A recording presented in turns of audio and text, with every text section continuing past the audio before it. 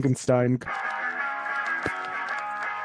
Welcome to a new kind of tension all across the alien nation, where everything isn't meant to be okay. Television dreams of tomorrow, we're not the ones they're meant to follow. They're not enough to argue. The fuck do you mean Frankenstein? You know, at the last few lives I've been joining from my phone, it was nice to just enjoy the theme like on a laptop. Like I was jamming out to it because I didn't need to hear it with bad phone audio. It made me happy. Now, before we went live, Ayaan did ask if Frankensteins can come lightning, and I feel like we should explore that a little bit. That's not... No. Because I lightning know in my heart of hearts was an he addition can't. to the movie. Well, situation. I know in my heart of hearts he can't, but wouldn't it be cool? No! It wouldn't! Maybe the movie one can. Okay, so Maybe. I don't think... What do Can you Frankenstein come? Is Frankenstein having lightning powers like a common thing in fiction, you know? I don't think it is. Yeah, like... So I have no doubt that Frankenstein can come, but I don't Is think it- he can. He's dead. would it be fertile? Like I feel like I he's think just he can got dead come. swimmers. I mean, in that there. is kind of like the anxiety surrounding the bride. Like that's why Victor doesn't want to make the bride and doesn't like he knocks that shit out Because he doesn't immediately. want to answer, can Frankenstein come? He doesn't want an answer to that question, so he's So just like I kind of understand, especially if you're a man, not necessarily understanding the biology it would require to make a sterile woman, you know?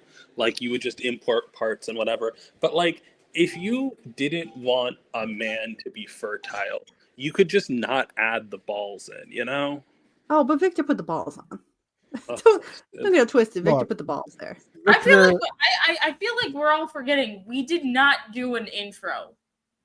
Hello. Welcome back to No, another this is the episode of intro. Ash and I His don't know if Fantastic you've Friends, the noticed. show in which Ash talks to their fantastic friends about a wide variety of pop cultural stuff. I'm So here with today's Ash, theme- pronouns they, them, Daystar, pronouns any, Rena, she, her, Stack the Deck, who is not here for He's- some reason. Dead. He's in the bedroom finishing his episode real quick. He will be out in a second. All right. Staxy, him, she, her, get silly with it. Which brings us to the topic. I love how the topic of today is not Can Frankenstein's Come, but the children's show franchise Ben 10. No, I think it actually should be Can Frankenstein's Come? No, we're not doing it. The reason why we bring it up is because there's an alien species in fucking Ben 10 called the Translians. The Transilians, I think is how you pronounce it. Something like that. They're transing my Ben 10?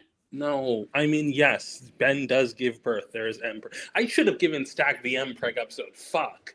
I don't know why you didn't give Stack the Mpreg episode, but the evil I blonde didn't boy think is of pretty it. good. Stack said he wanted evil blonde boys, so I gave him an evil blonde boy. No, I cannot watch that episode actually anymore. It triggers me in a certain degree that makes me want to punch the nearest blonde boy. It's a You're unfortunately dating. But I assigned each person 22 minutes of Ben 10 viewing, and everyone waited until the last day to do it. Okay, I'm pretty sure Squid watched his on time. Okay, Squid did watch this on in time. my defense, I want to come up with my defense, okay? Here's my defense for why I waited it till last minute. A, I'm a I thought it'd be funny if I took them down. Stack got sick like literally yesterday, and I had to take care of him. C, we were out today finishing up for Halloween, which by the way, I'm not going to be here next episode. We're going out clubbing. But like, I was finishing Next Halloween episode is stuff. on November 1st. We exactly planned. So we would get home and we had time to watch both episodes. And then someone stole my fucking parking spot. So then I had to go deal with that and go deflate their tires. Did you actually deflate the Don't admit tires? to a crime on live. Wait, what? Not a crime, by the way. Not a crime. You Hey, deflated their tires? look, it's Stack the Deck. Pronouns. I watched he my and episodes Twitter get last silly night, with it. so Zach, Probably I should have watched it sooner. We just were actually genuinely very busy this week. And also, you got sick. Zach, I love your I had Kirby it recently, sweater. but It you were looks sick very earlier good. this week. Oh yeah, I was also sick this week. It was a week of sickness. The college I was bug also has gotten us. I was But sick last week too. Zach, been your sick. Kirby sweater looks very cute. Oh my god! Zach has been Uh-oh. complimented on the sweater all day. Do you know whose sweater it actually is? Yours. It's fucking mine. At every Well- single location we went to today, someone was like, "Oh my gosh, I love your Kirby sweater," and I was like, "Thank you." It's a good sweater, Ash. You have Someone good who taste. asked Zach, "Where did you get it from?" And I was like, "That's fucking my sweater." Zach was trying to play it off like it was still his sweater, and I'm like, "No." I said, no, I said that's a good question, and then I looked to you. How I often think do people I- compliment you on it when you wear it, Ash? Never. Wow. Ooh. Do we want to jump into it? Do we want All right, to do a Ash, variety Stack, topics? swap shirts real quick. Don't do No, that on. We're not doing that live on Not camera. on screen. Go off cam. I mean, if they swap shirts, Stack is still wearing Ash's clothes. Like, Also my shirt. You were wearing my sweater today, so it was less. It was less cunt, I guess. So, do we want to give a little Ben 10 background, or do we want to just jump right into it? So here's the thing. It started. With, I can't do this bit. It started with an alien device did what it did. What it did. It It's starts the- inside and smart as bits of secrets at it. Now he's this got is Alien superpowers. Force, wrong theme song. Okay. It- But- He's I- an ordinary kid. So He's That- I think we should go bad. in chronological order. We can't do that right now because Squid has classic series. But I can talk about what I watched. Okay, So- hell yeah. oh, yeah. You tortured I yourself can on actually pull purpose. this one up. Pull up the Linkara video. We can Oh mute it. God, we don't have to No. look Yes! at Linkara, Yes! do we? I need backdrop footage, okay, guys? We don't I need to feel- hear well, speak. we're Hello gonna get and into- welcome to Atop We're the not Fourth gonna get Wall. taken- Actually, we're not gonna get in trouble. We Remember? literally played all of Linkara's storyline. Like, Yeah, unfortunately, Ayaan did get us explicit permission from Linkara himself. We're gonna- Yeah. there it For is. good. Speaking. So turn it off. Turn it mute off. it. Hello and welcome to Atop the Fourth Wall, where bad All right, comics so, burn. Patreon sponsor review time. Please.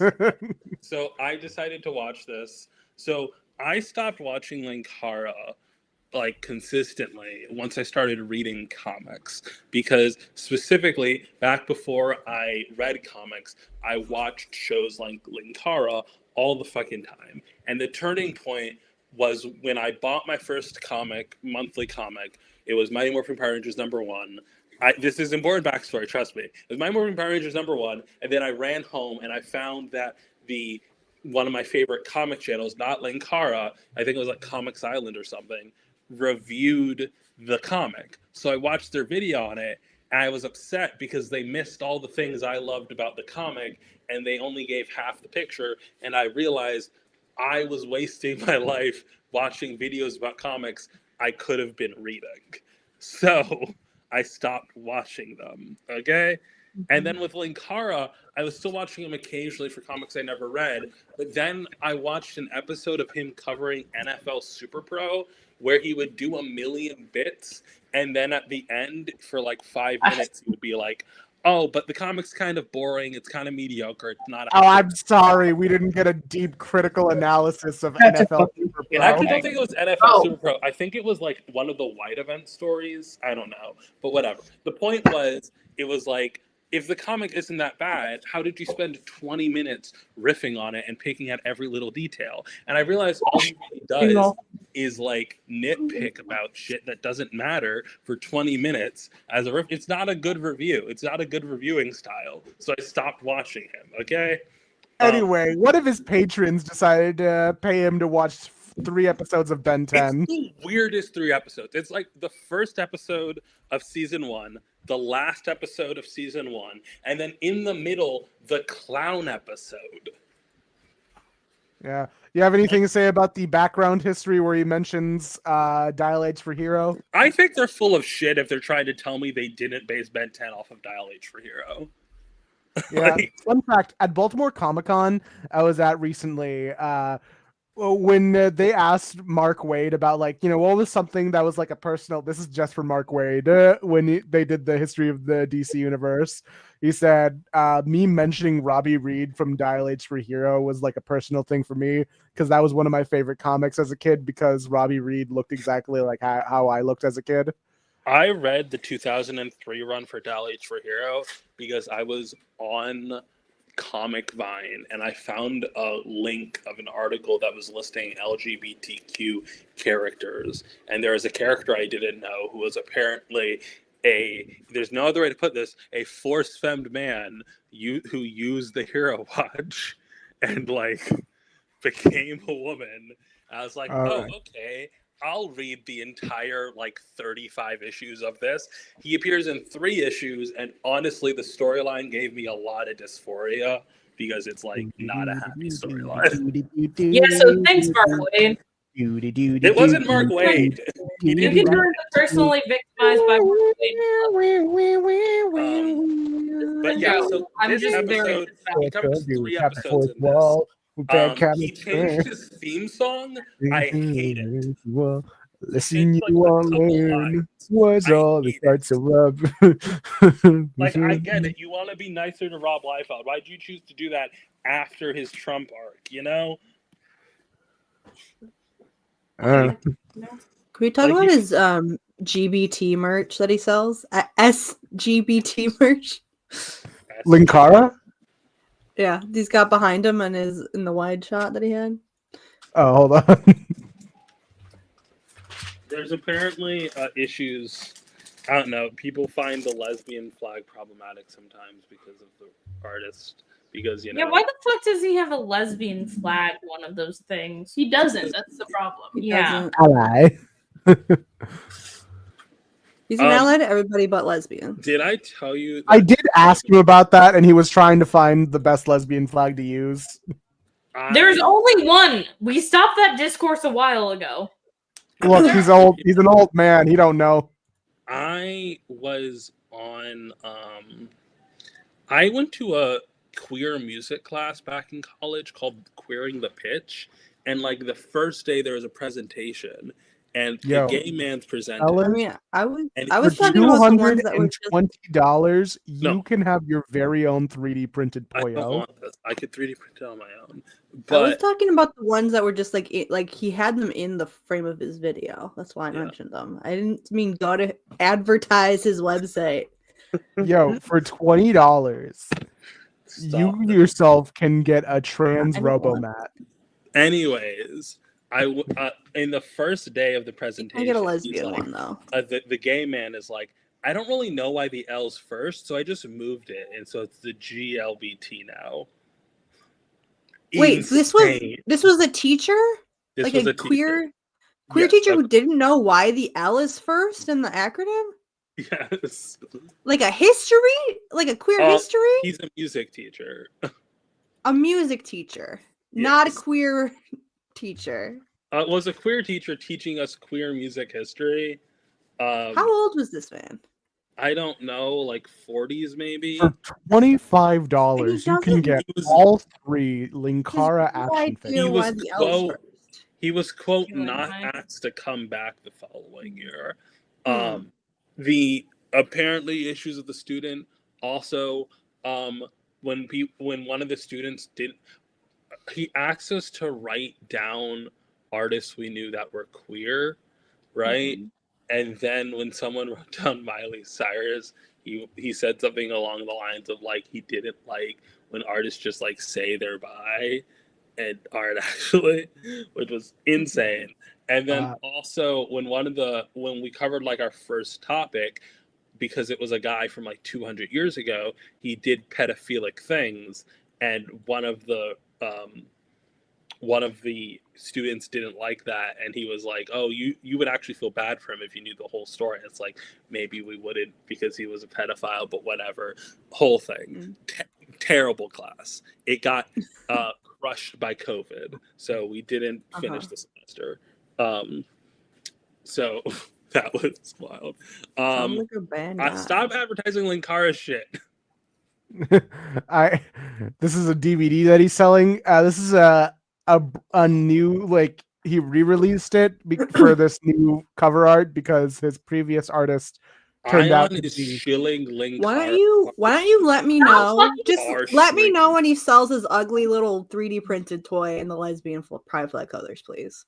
Anyways. Until then, I don't want to see Linkara's merch anymore. Anyways, why are the you episodes we covered selling Linkara's merch? were Why the aren't we first talking episode. about Ben 10?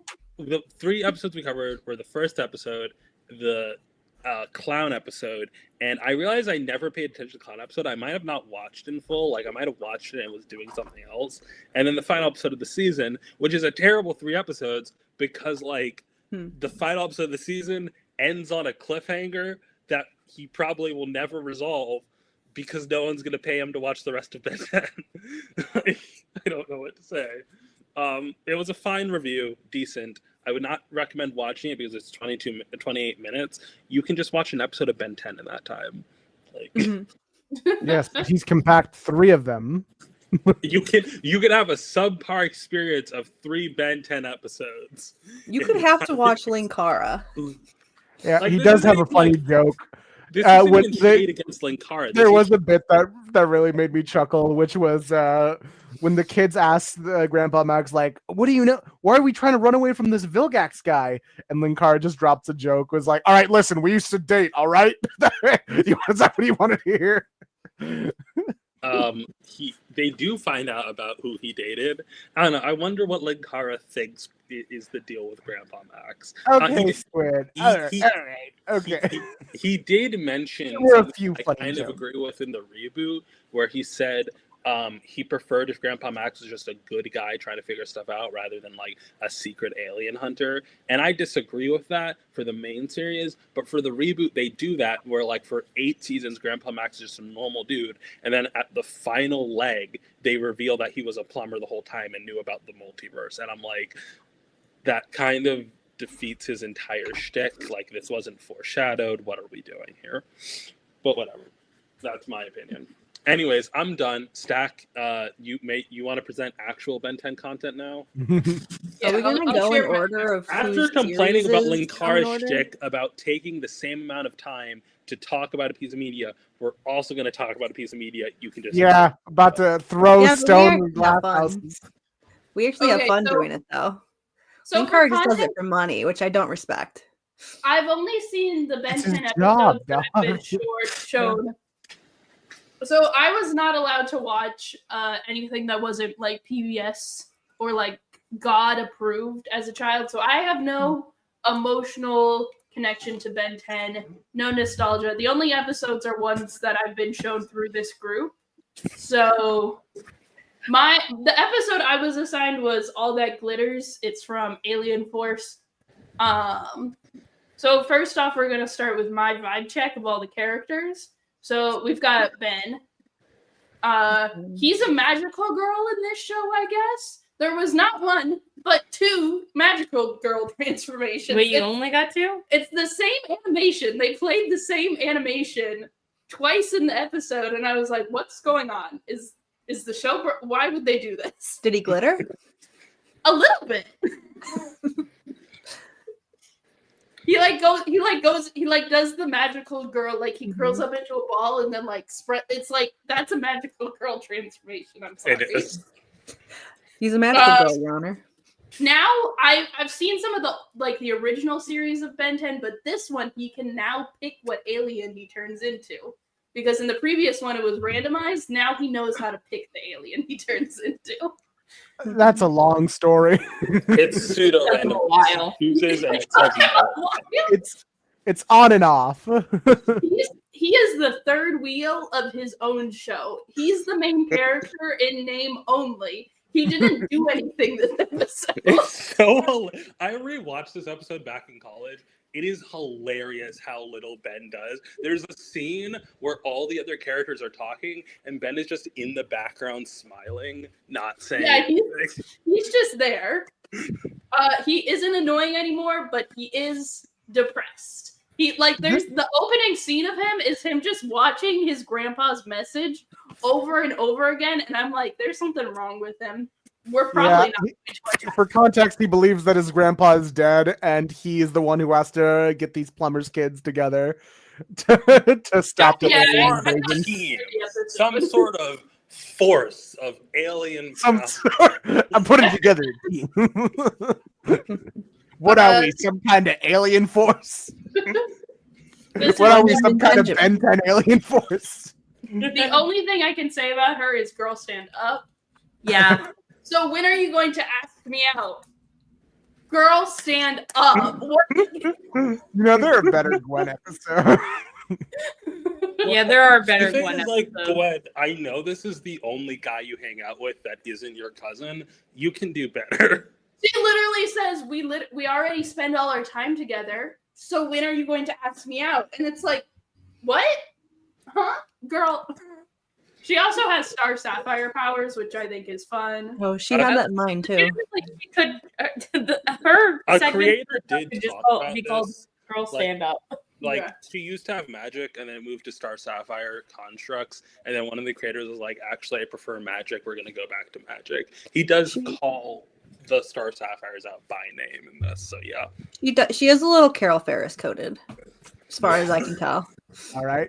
Let's hear it. This is Kevin. He's ugly, sexist, and homophobic. Pick a fucking struggle. Where's He's also trans. I got the sexism. He's also trans. The most. You can be trans and homophobic. Don't limit trans people.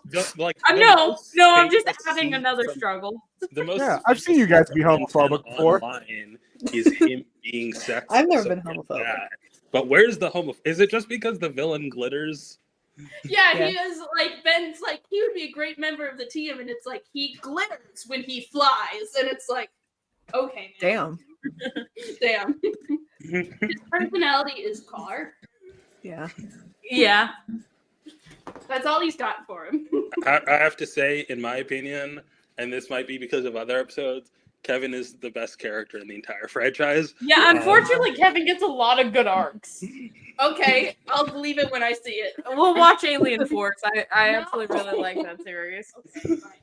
I couldn't take screenshots on the website I was watching it through. Can't believe I got Someone had recommended a perfectly good alternate solution. I was able to take screenshots. I was not. Like they were going to be able to take screenshots on HBO Max. Yeah. With the VPN. No. No. Zach just got lazy. No, tell him the real reason. No, I literally could. I tried to take a screen. It's probably because I'm on Chrome. Hey, Anyway. Stack doesn't know how to use a Windows. Oh, can I tell you how much of a downgrade it was being 7 years old, fucking after watching the Ben 10 DVD every day and hearing do you understand that as a kid, we would have to fight over everything because I had two siblings. So when it was my turn to get the headphones and listen to music, I was like, woohoo, I don't know what music to listen to. So I put on the Ben 10 DNA Lab so I could listen to the theme song on loop. And then the sequel series comes out and there's no fucking words. There's no words in the theme song. Like, I like the visuals of the theme song, but then there's nothing going on. Hello, Squid. Hello, Squid. You could have also taken screenshots if you didn't use a busted-ass Chromium browser. Download Firefox, dork. Okay, I use Microsoft Edge, so I can't talk. Download Firefox so it can stop selling your information to people. Jesus. Anyway, Kevin has the curse of bridges collapsing because that's what this episode opens with. Oh, Squid just came into. Squid just came in for that piece of knowledge. Squid just wanted to yell at you a little bit. Fair enough. Respect. But we watched the original Kevin 11 episode, and it ends with Bridge falling on him, and then this episode opens with Bridge falling on him. So I just assume that's his personality as well. That's his power. He can That's make his power. Bridge falling down. I love him. Hell yeah! I love him. Wonderful. I like him. I think I don't know what it is. I just like the design, and I like that he can get really big, and I like that he looks like a dinosaur. This is a good one. This is a good thing. I respect this opinion so much. Yo, I was like, oh yeah. I requested an evil. Oh wait, typo in the group chat. An evil blood man. He is Evil kind blood of evil man. blood man. I mean, Not he is an untrue. evil blood man. You're not wrong. I If you requested consider evil plasma blood. man. I got some fairy. Actually, Yeah. blonde with an E is the feminine form, but whatever. Well, yeah. Like Oh, you can to- I say something? I'd like you to Zach called find me a, the F word today, right next to Wow. a mother and her child while we were in Wow. Spirit Halloween. Wow. Anyway. Jesus Christ. I didn't know. I'm sorry. I thought I was saying it quietly. Anyway. He Blonde, was not. so this So blonde volume. lady shakes Gwen's hand and there's like a little zap, which implies romance. Is And that what then- it was? I think so. Like they're like, oh my gosh, we have chemistry. And so like I guess the emotional plot of this episode is a love triangle with Mike, Gwen, and Kevin, and that is kind of what's happening. Not my thing. Personally, this was my thought when I had You know, the episode. you know. Ben was like really obsessed with him, but I think that is just he's like I mean, it does my make grandma sense told me because I had to Ben find doesn't a have love. much to do, and it is like, yeah, it is very funny that Ben opens his episode crazy about his message to find other plumbers kids, finds the perfect plumbers kid, and then he's like the only character who doesn't have a relationship with this character, you know? Yeah. Also, anyway, he's kind of sort Gwen of Batman. and Kevin have a dynamic with Mike, and Ben is just standing there. Any people from my group, my senior design project, to stop following me. Anyway, Sparkle Boy seems like he's all that. Like everyone's totally obsessed with him, except for Kevin, of course. But he's rich. He knows all the shit, you know. But you know, he's too perfect. He's definitely suspicious. This was funny to me. Like Kevin says while they're in like the power plant, anytime you hear a sound and your only reference is monster movies, walk the other way. And Ben says, good rule of thumb. And then they just keep moving forward. And it's like, they're like, we should be scared right now. We won't. Yeah, but we're also super powered. I think Ben 10 is so much more fun when you remember that at the oldest, Kevin is 16 and the other two are 15, you know? These are babies pretending to be children. adults. So like all of the girls at Mike's school have turned into energy-eating zombies. They're not that scary because they're not eating brains. Teenage girls, am I right? Yeah. Wait, did you give Zach a zombie episode? It's a vampire episode, okay? They kind of look like zombies. I do wish I got pictures. The real zombie was the patriarchy the whole time. I mean, yeah. This alien I had less strong feelings about.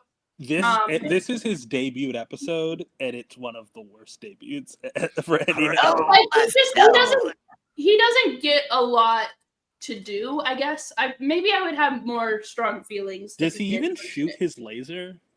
No.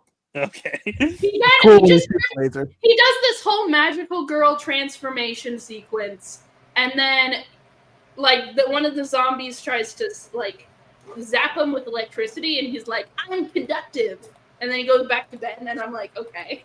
His whole thing is that he can absorb energy and shoot lasers, but it's gay lasers because it's rainbow. I can feel the joke charging up, Squid.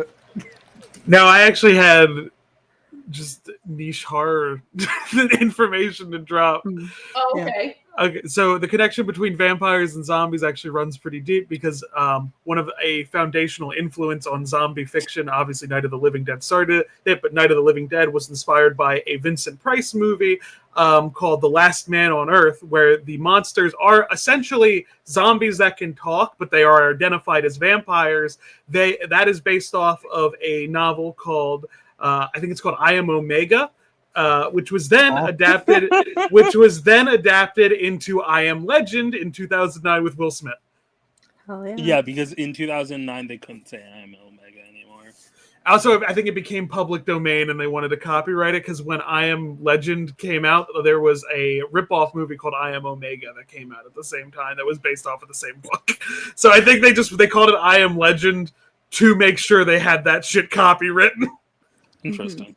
So zombie and vampire, they're connected. That was the whole point. So them having some overlap here makes historical sense. Anyway, I need to go back to work. Bye. I love Squid's little poppins. Yeah. You know, I'm sure that Bob Goodman, when he wrote this episode, I mean, if you know about context. I mean, like, it's not that hard. If you know about zombies, you probably know about Night of the Living Dead. But Yeah. Anyway, Gwen and Mike, they hold hands and they share magical powers. Surely that means nothing. And then Mike's like, let's go get dinner. And Kevin's like, this is suspicious as fuck. So he goes to pick the lock, and Ben's all like, this isn't you. This is the old you. And Kevin's like, fuck you, Ben. I do like that. This is early in Kevin's redemption arc, and it's I think this is like episode 6, so it's very funny that Ben was like, this isn't you, and it's like, a week ago, he was selling illegal weapons to monsters.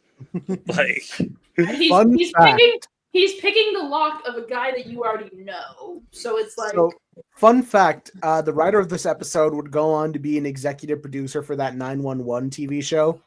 Oh the my one with God. the meteorites? I think. The one with the gay firefighters. They're not gay. No, one of them is actually gay. One of them No, is there is not- real gays in there. Yeah, one of them is bisexual. The other one isn't. And there's I'm lesbians. And then, okay, so another girl shows up and she's like, where's Mike? I want to see Mike. And I forgot to mention, all the girls have like star hickeys on their arms. Star hickeys definitely have nothing to do with the guy named Morningstar. Unrelated. The Nobody guy questions named it. Michael Morningstar is definitely not suspicious. The incredibly beautiful flying man named Morningstar is definitely not too good to be true. The way that his name is literally Mike Lucifer, funny as fuck. Yeah. Did you pick up the literary connection to Picture of Dorian Gray? Yeah, because he turns gray at the end. Yeah, sure. I mean, I will say, for He does turn children gray. who are like at oldest 10 years old, maybe being named Michael Lucifer does not hit them, you know? Yeah. It didn't hit me. So Kevin figures out that the blonde guy is evil. Obviously, he's blonde. And Ben's all like, no, you're just jealous.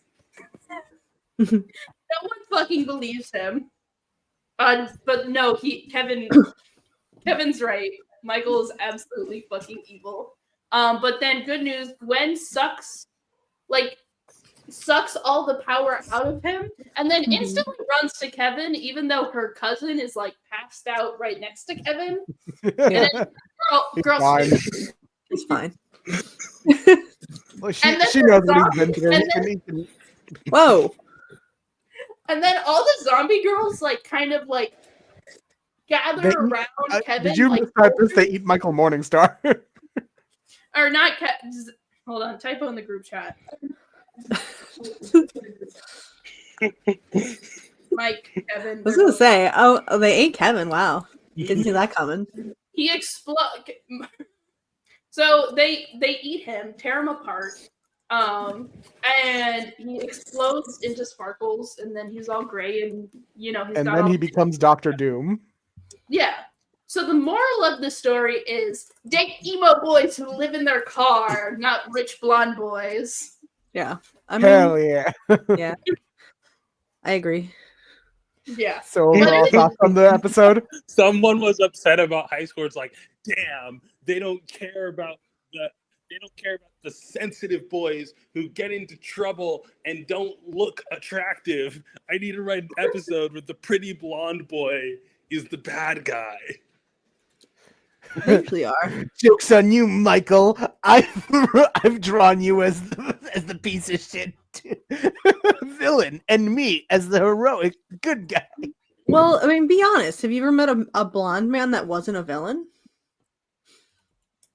Should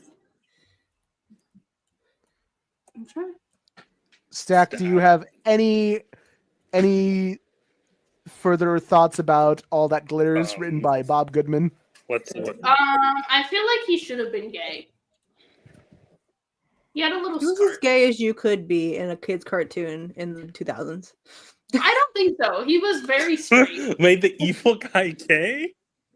Yes, I think more villains should be gay. This is coming from the Pull same up a person who photo did call me.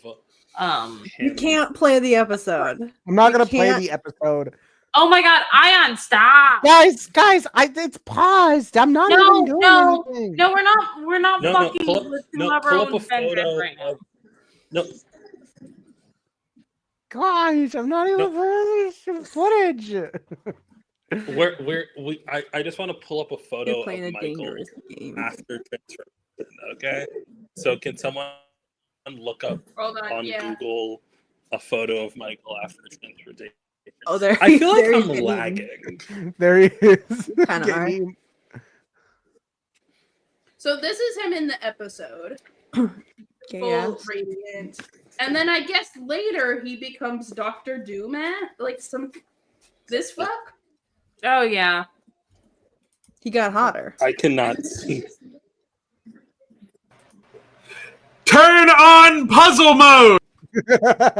Don't turn on puzzle mode. Even that didn't work last time. Okay. Leave it doing puzzle mode, okay?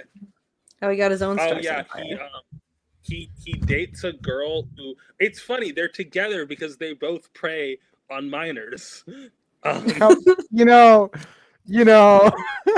On One At least time. they have something in Monsters common. works. At least Michael Morningstar is like ambiguously 18. An 18-year-old preying on a 16-year-old isn't Well, like- good, but it isn't evil. Well, like, Charmcaster's, he like, is in her going to school with these girls who are in, like, school uniforms. Like, I feel like he is implied to be Gwen's age. Yeah, like we don't know how old Michael is. We do know that Charmcaster was at least a teenager in the original series. So like, unless she was literally 13, which I don't think she is like a full-grown adult who like steals Gwen's boyfriend through magic. And like plants a gun on him. I don't even. Yeah, I don't think the writers knew what they were doing. At best, it's non-consensual mind control. At worst, it is also pedophilia. But they team up, and then Gwen's like, "He's using you," and she's like, "No, I don't believe you." And then he's like, and then she asks him if she knows her name, and he doesn't know her name, so she kicks him out. And that's him. He gets uglier. Yeah, he gets way up. He loses his hair for some reason somewhere down the line. Well, that happens. But yeah, Mikey be bad. What's funny is they say his parents are plumbers, and they never bring that up again. They There's a never bring up random the star victim. hickeys either. Like I don't know where the star hickeys come from. He doesn't have those anywhere else. So yeah. I guess So- the implication is that, like, where their energy left their body or something. I don't know. It doesn't matter. Michael Morningstar is typically treated as like an incredibly dangerous and disgusting foe, like the kind of guy that they don't want to. Yeah, deal with. they put him in basically the negative zone later down the road. Damn. Do they? Oh yeah, they do. That happens. Yeah, they fish him out of the null void to help with the alien invasion. Oh yeah, and According then to he Johnny attempts to Stormhouse? murder a bunch of Fucking innocent hate people, football. and they have to be like, "No, you can't murder Football. innocent people. They're Yeah, being mind controlled." the foot soldier, the foot soldiers of this series are called DN aliens, and essentially they're just humans who had this like alien thing put on their faces and turned them into these weird monster things. And so there was a way to cure them, but Michael did not know and just did not care. So he just started sucking up the energy from DN aliens to look hot again. And Ben was like, "Michael, stop that! Stop it!" That. Anyways, Daystar time. Daystar. There's an episode called this. There's an episode Oh, called look, One Time. Ash wants to show everyone our frog that we got at the thrift store today. I love the frog. I love it. It's my He's favorite a thing. piggy bank, but he doesn't have a stopper. Oh, well, you could just make one. I He's just not a wanted piggy him bank, because he's he a looked like a froggy friend. He looked like a friend. Speaking of frog. frogs, mine is frog thing. The episode is called, I don't know what show it's from. The episode's called It's Not Easy Being Gwen. This is from And Ben 10 Ultimate Alien. I did think that I thought it was very funny that we immediately get introduced to the villain, and the villain is a frog-themed villain. The episode called Oh my It's Not God. Easy Being Gwen. So convenient. Fun I thought fact, that was this is very Did one- funny. not plan that. This is Voiced one of like behind you by former A-Team member and also that one weird guy, that weird lieutenant in Star Trek: The Next Generation. Oh, what? Okay. this is one of only 5 villains who are in every single show, like all 5 of them. Oh, And it kind of sucks. he's the Does only he one. usually do frog, or is it just because he's in the Kermit episode? He He does a wide variety of animals in his initial episode. He did a hamster. He did a bird. He usually rides a frog. Like he'll do other animals. That's how but he he's gets typically around. Right? Yeah, like that's his main mode of transportation. Mhm. I don't know why he's buff here. I don't like it. They made him buff. So they're Yeah, I doing this fight scene, and this is like immediately I was like, oh, I know why I've been given this episode. It's because she's got Star Sapphire. No, I understand. it's because she's the most important woman in the Ben 10 franchise. Okay. And this is Hey, like- and most You important like woman, women, right? she's the only woman. okay, no, there's There are other women in the Ben 10 franchise. Name one. Julie. Verdona. also Verdona is not- How real. many Not a episodes is woman. Julie in? Julie She's like- Julie, is she's in a handful of episodes. Can she's you in a do decent like amount. most of the episodes? no. I remember Pet Project. No, she's not. She's X-Men- missing for several shows. Yeah, well, Okay, she's a supporting Julie character. is in She's not one of the every main show, three. but the original series because she didn't exist in the original series. Yeah, and she was a main, like a larger player in Ben 10 Ultimate Alien, and then she got broken up with off screen in between. She almost joins a cult in Ben 10 Ultimate Alien. It's a whole Well, that thing. would have been interesting. Anyway, So they're doing their whole fight scene. Here's Ben getting a shit rocked by a frog. That's kind of fun. So basically they're out all night, and then she gets home, and like immediately the second she lays down and closes her eyes, her alarm clock goes off, and she's just like, ah, fuck, here we go again. this is what And I then imagine Squid deals with. Yeah, Squid does not sleep. But so she gets up, and I was ready to like make fun of whatever music she put on when she like went out for her morning jog, and she put her headphones on, and it was just like so depressing that she put them on, and it's like her French language study tapes that she's like repeating to herself, and I was like, oh, okay. And I'm trying to figure out how old this. I'm like, is she still a kid? Is hi Squid. I'm just so tired. But Close. I was like, is she an adult? Is this what is going on? This is a child for sure. Because the next thing that we get She's 16. is Gwen's fucking mom. I want this bitch dead. I hate her. It was awful. I don't know if this is like a running theme for Gwen's mom, but she really sucks. Is this Neither of them common? have good parents. What's the deal? Yeah. She's not a So- fan of her being half so- alien or quarter alien. She's like so. First of all, what happens is she comes in and she's writing these like formal invitations for a family reunion, and she's just like, oh, Gwen, I can't, I'm not gonna finish these. She's like, can you do the things? And Gwen's just like, yeah, sure, I can do a couple every day and we'll get them done or whatever. She's like, no, I need them done by tomorrow. Can you do all of them? And then Gwen's just like, I kind of have like stuff to do today, Mom. And she's just like, ugh, I can't believe you. I can't believe you're shirking your responsibilities to this family. And I was just like, hello? And she's like, she offers to get them printed. She's like, I'll go to the print shop and get like printed things so you could have something to go, so you could have these stupid fucking invitations. And Gwen's mom is just like, you know what? Things in our family are done a little bit differently than the Tennysons do things, okay? And she's like, all this like super snooty, like, and I'm like, bitch, you're the one who didn't do your fucking invitations on time. Like, why are you being such an asshole to your kid right now? And I was like, and Gwen's sitting there. She's trying to do these fucking invitations. She's like writing them all out. And then her mom's just like being like a total asshole. She's just like, okay, well, if you could like maybe get it together and do something for your fucking family for once ever, you could get these invitations done for me today. And it's just like, saved your cousin on multiple occasions. Wow. And that's the other thing. She's like, the Tennysons are not fucking invited. And it's just like, okay, This is weird. also the scene where like she doesn't invite her. I like the husband implication side that of her the dad's not family to invited. the family reunion. I'm like, I'm dead. Like, So this, yeah, and this is Ben shows up like and I she know you don't need to invite me, the entire time, he fucking but hates it's one cousin and his You can parents. see the contempt in He hates his ass. and you can see the look on his face that he knows that she doesn't fuck with him. Mm-hmm. And it's also Ben's like, Gwen's just like overwhelmed. She's just like, I have to finish all these fucking invitations. What am I gonna do? And Ben's just like, oh, I'll help. You can just like not write me one. That's fine. I don't need one. And she's like, gee, thanks, Ben. Thanks. But so she's using her magic, because I guess she's got magic, to write the things. And then she gets a fucking call from I think it was, I don't remember if it was Kevin or not, but she gets a call. She lights all the shit on fire.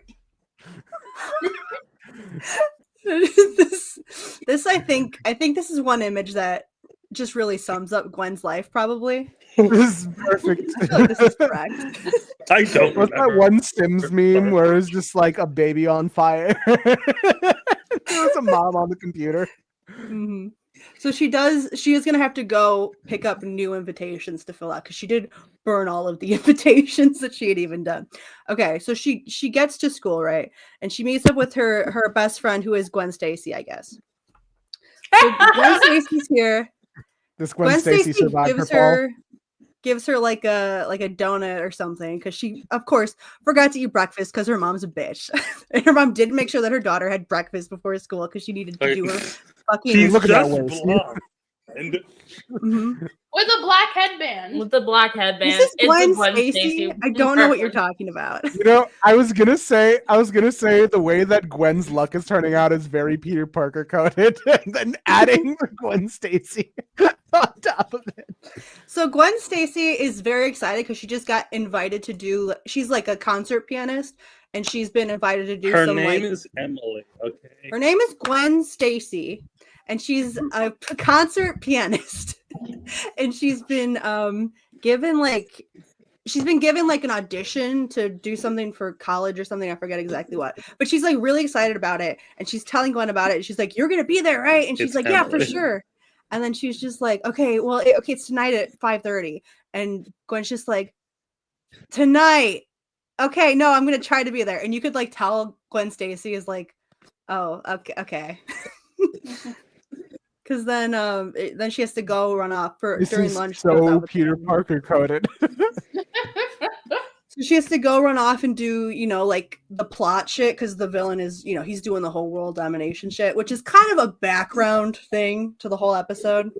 So she has to run off with Kevin to do this thing. And then Gwen decides that she's gonna she needs a new project. She needs another project on top of all the shit that she has to do today. So she's having this conversation with Kevin about his education, and she's just like, I know you don't go to school or anything, but I feel like you should have some kind of degree. Like I can help you like look into how to get your GED and do like the testing and everything, and we can work on it together. And Kevin's like, yeah, sure, that's great. And I'm like, Gwen, you need to, you have so much shit to do. You cannot be worried about this kid's GED. Please, please worry about yourself for a second. Gwen 10 more like giving Daystar a fucking panic attack. I'm like, girl, you need like just breathe. You need to breathe. You can't be doing all of this. He doesn't care. He does car. He doesn't care about his fucking GD. Anyway. By the way, in the next series, Gwen applies to an advanced program and joins college at age 16, and Kevin just moves to the same town to work in a garage next to her. Fine. He's a mechanic. He's gonna be okay. He's got time. It doesn't have to start today with you, Gwen. Anyway, so she's been studying for her French exam this whole time. So that she's doing the French exam, the frogs are back and Ben's like kicking frog ass outside the school, and it becomes like this huge distraction. Gwen is still doing her test though. She is gonna finish that test. Like the class is cleared out. She's just like, I've got it. I know all my French. It's fine. It's gonna be okay. And then we get to her, it's her free period, which her mom did earlier say, well, you have a free period. You could use that to write invitations. And she's like, Mom, I have to study. And then she's like, well, no, you have to do my work for me. And it's just like, fuck you, bitch. But here's who shows up when it's supposed to be Gwen's free period. This fuck ass professor, who I don't know if it's an established character or not, or just some random fucking dude, walks up to her and is just like, hey, it's your free period, right? Can you cover my Algebra 2 class for me? Thanks. And he hands her, and so she has to go teach Algebra 2 to like freshmen or some shit. And I'm like, What? hello? How is this allowed? This isn't legal, I don't think. It's a high school. Why is he doing this? I don't know. Explain who this man is. Everybody, Is this a man? Is this like a Gwen. real character? So, He just right, shows up in this episode, I think. But by the way, Algebra 2. Okay, two things. This is a character just for this episode. Also, Algebra 2 at the youngest is a sophomore level class, and Gwen at best is a Yeah, is this accurate? teaching students. Is what Gwen's doing the position you're in right now? Okay, no, this is accurate to what I'm doing because I'm also teaching. Okay, but this is I'm a teaching high school. people. Yeah, you're year in a college. younger than me. That's a thing No, that people I'm do in actually college. not. It's not a thing that's done in high school. Oh my god, are you okay? That's fine. I'm having a get- snack. Did you get sauce on your laptop? No, I didn't. It's fine. Okay, good. There's just too much. Okay, What? You gotta stop. moving on. Okay. Wait, hold on. Okay, but back to the point. Back to the point. I am technically not supposed to be teaching this class. Only grad students are allowed to teach labs. I'm a 5th year, which is not a grad student in how my school works. So Okay. yes, this is the exact same scenario. Okay, but you're not- I also want to say something. I took Algebra 2 in 8th grade, but that might be because I went to a fucked up school that further ruined my mental health. I'm sorry. so my first I was like, I took Algebra 2 earlier than sophomore year, and then I realized, oh fuck, wait. the horror. Yeah, that I think I got to like calculus 2, and that's when I was like, I can't do math anymore. I'm not good at this. Well, that's more math than you. Did I tell you that my dentist today negged me about my math skills? No. About math? Like I was making small talk with him. Fix my fucking teeth, Toothy. I was talking about how I enjoyed political science in school more than math, and he was like, maybe it's because like you're better at political science than math. Essentially, after I told him I tutor students in math, and I'm like, I mean, I have a job in which I need to know math, so like I assume that I'm pretty good at math. I would have said, fix my fucking teeth, Toothy. That's a weird. Hey, Doc, what time is it? Hey, Doc, look at that analog clock real quick. What time is it? 2:30. Oh, there. That's the joke. I thought we're quizzing him on math. That's what I thought we were doing. 2:30. It's 2:30. Luckily, my teeth Alright. don't hurt, so that's good. So it's time for Gwen Stacy's piano recital. And of course, who is but to show up, but his ass. The main character of the show. The main character of the show. So he's like, okay, the world domination shit's happening. It's going down. We gotta go. So Gwen Stacy, I feel so bad for her because it's like, she gets it. She gets like, okay, you have to go save the world or whatever. But I do feel really bad that you're like not gonna be at this thing that's really important to me, and you're my best friend. And I forgot this slide's here. This is the slide after Ben brings up their one date, which apparently was the worst night of her life. Do you remember what they say he did? That he webbed her to the top of a tower. Like a service tower or something. Yeah. Which I think is insane for a woman who is a paraplegic. Yeah, why did he take her up there? Because she's Why was she? This is also her only episode, by the way. We don't see that day. This is the only. This is the only time this character appears? Basically, every character but Gwen's mom, this is the only time they appear, because this is the only episode. Yeah, this is one of those few times where we actually peer into Gwen's life and see just what's going on. Mm-hmm. Yeah. Like Gwen's mom appears a couple more times. She's mostly there to complain. She sucks. Fuck her. She does. Anyway, so they go away from Ben to have their little like breakup chat because Gwen Stacy's kind of like this thing where she's like, look, we don't spend any time together anymore. We're gonna be going off to college soon, and she's like, it's really sad that I don't get to like spend like it's like this whole like breakup scene, and I'm like, oh my gosh, I feel so bad for these kids. I just want her to have a normal life and go to her friend's concert, please. So okay, it's time for a big final battle scene. This is Ben. So Ben is this character, and he can like turn into. He is the kid from before, and he can like turn into like aliens. So this is Ben, that kid from before, as like an alien. Like he can like turn like it's him transformed. Oh, really? So I don't believe that. That sounds That's true. stupid. He can do that? Yeah, he can do that. It doesn't really come up that much. So Well, what's the point if you have Gwen? yeah, she's magic. I mean, they just kind of work together. So what they have for this scene is we cut back to the Friends audition, and the whole like last battle sequence is done to like in silence to the music of the friend playing piano. So it's like her missing this whole concert while this fight's going on, and there's tons of like a fucking Evangelion reference. I don't know what that means. Don't worry about it. So they have a lot of like thematic like elements in the battle where it's like all of these frogs are like coming in at her, and she's like trying to like push off all of the shit that's coming at her constantly. And then there's like another scene where Kevin gets a laser fired at him, and she has to like jump in front of him and put up a shield, but it like takes a lot out of her, and she like is falling down, and she's taking the brunt of this thing that was meant for him. And it's just like, oh, Gwen, stand up, please.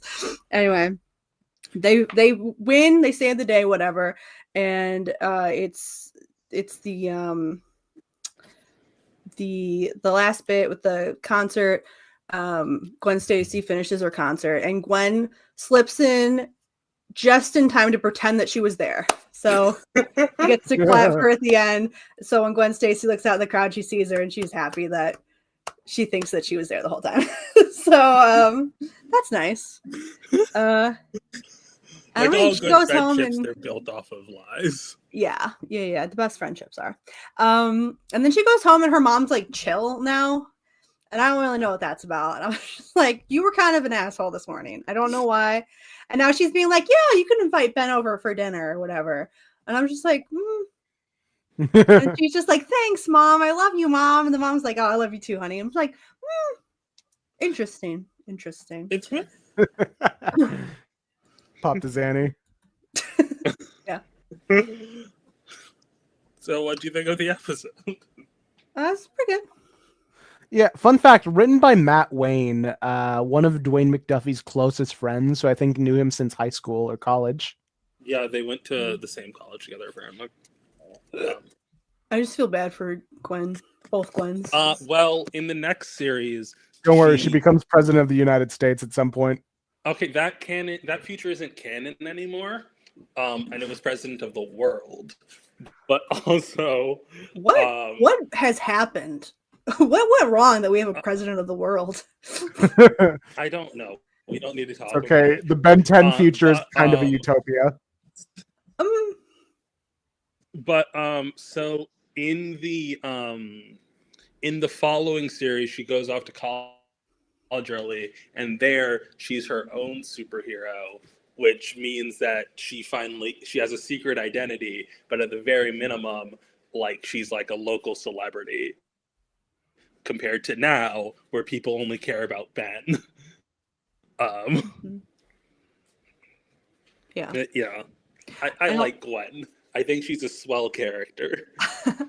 A lot of Mama Gwen's opinions of the Tennysons seem to be a lot more to do with them not being like polite society and not so much their kids are all a bunch of alien hunters. She seemed fine with that part. Are you playing the episode, Ayaan? Huh? I mean, like, I do think it is that. You don't see that. Like, she married into a family. Oh shit! You can hear that? I can hear it. I think she like. I think the simple answer is she married a military brat, and she's upset that her daughter. Oh my god, we're not doing this game again, Ayaan. Than anyone else. Like that's like without any kind of implication of alien shit. That's what happened. All right. Married Next who? up is Omniverse. Sadly, we can't show the best clip of Collect This because we're too afraid of the copyright. You want me to do a reenactment with just like screenshots? I'm saying that Gwen's mother married a military brat. Oh. So that's why she's like that. Having to use Stack's laptop because First question I do have for Rena specifically. I'm lagging so bad. Daystar, Hold Big up. Barda? I'm giving up. There's lesbians? No. This is not a lesbian.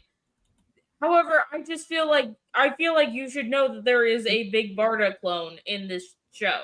I like the Big Barda clone. I don't know why. Didn't give you the Big Barda clone. I forgot that this is Maxima. Big Barda. I like Big Red Little Green. Oh, Luma. Yeah, she's fun. Yo, Luma. She's cute. My girl. when I watched Omniverse she's a little cutie patootie. Yeah, she's like the princess of the space mob. Yeah, I didn't have time to get the frog lady. The frog lady is the princess of the space mob. Yeah. Let me in. Okay, so I have to say something. Almost weird. There's an Aricia situation going on because she was like 7 in Alien Force, and then Omniverse only takes place a year later, and they basically like ship her with Ben, even though she went from like a little kid to like a teenager in a single year. It's weird. Second of all, Luma. I think that's a retcon. You got me there, detective. Luma is not Luma. Sorry. Atea, the green one, is the one I'm talking about. Luma is definitely Maxima. She loses to Ben in a fight, and she's like, "Oh, that means we're engaged." And like, she spends a good amount of time planning their wedding, and has to be told, "No, you don't need to marry no man to be cool." When you wake up next to Ben in the middle of the night. Oh my god. I'm not playing. It's not in motion. It's screenshots. Okay, can we please just play the clip where he says the slur. We're allowed to do that. We could not, unfortunately, play the clip where it says If we the play slur. the clip, I'm not even I will edit the clip out myself, okay? I have the exact scene fucking memorized because that's how fucking funny it was. Ash is gonna perform it. I will perform it, actually. No, All Ash, right. Ash you and can Ayaan get- are gonna perform it. I'm gonna give you my notes that I was writing down Ash gets during to say the slur. this episode. So the episodes collect this. Ben does say a slur about like 15 minutes in or so. Just to let you know. He says the F slur. So Crazy. basic plot is that it's like this shonen anime thing that they do, or it's like this anime plot point that I see in a lot of the animes I do watch, where they do this bit where it's like, oh hey, we're gonna have some like stage play happen, and our characters who are the heroes are gonna be like, that's not how it happened. You know how it is. It's the Ember Island adventures. Yeah, Ember Island is probably the best example of it. I know that they did something similar in Iran High School Host Club. They do in fucking every anime ever. Okay. So there was a Star Trek Voyager that was kind of like this. Images I'm showing on the side, not whatever. Okay. So my first question is, what the fuck is the Chicken Hawk? Because so this is the fake Ben 10. Okay, he turns into Chicken Hawk, which I like. For that to be like maybe like the first alien I see in this, I'm like, what the fuck is happening? This is not my Ben 10. The name is Chicken Hawk. It's Chicken Hawk. It's Kicking Hawk because he kicked. It's Chicken Hawk. That's what I fucking heard. I didn't have captions on. Fuck you. It's fine. And I was also confused by the intro because I was like, well, who the fuck are like half of these aliens? I was like, huh? It's supposed to introduce you to the aliens. I don't. Okay, for context, I watched Ben 10 up until Ultimate Alien. Ultimate Alien is when I left. I did not watch most of Omniverse. Yeah, like Ash explicitly asked me to give them an episode from Omniverse because they didn't know it, and is out here being like, I don't know these aliens. It's like, yeah, because you didn't watch Omniverse. I didn't fucking watch all of Omniverse. I watched the first couple episodes. I did not continue it. Probably because I was no longer like from the age range of 5 to 10. That is real. I watched Ben 10 until I was 14. God, I'm trying to remember when Omniverse came out. Omniverse came out in 2012 and it ran from like 2012 to like 2014. Yeah, okay. I was reaching like 11, 12 by the time Omniverse came out, and I was just kind of like, well, no it's more wild Ben to 10. me that like Omniverse ended because they went on like a month-long hiatus after the show was completed, and then just rapid fire released Omniverse every single day at 6 a.m. daily episodes. And was just like, oh, we don't care about this show anymore. We're just going to run out our supply as quickly as possible. And no one watched Omniverse because it was 6 a.m. on a weekday. Yeah. So yeah. Anyway, so this is who I call Extreme Ben 10. It's basically Ben 10, but to the extreme. He is not the main villain of this. Portion. But however, I just have in my notes, why is Gwen being played by a monkey?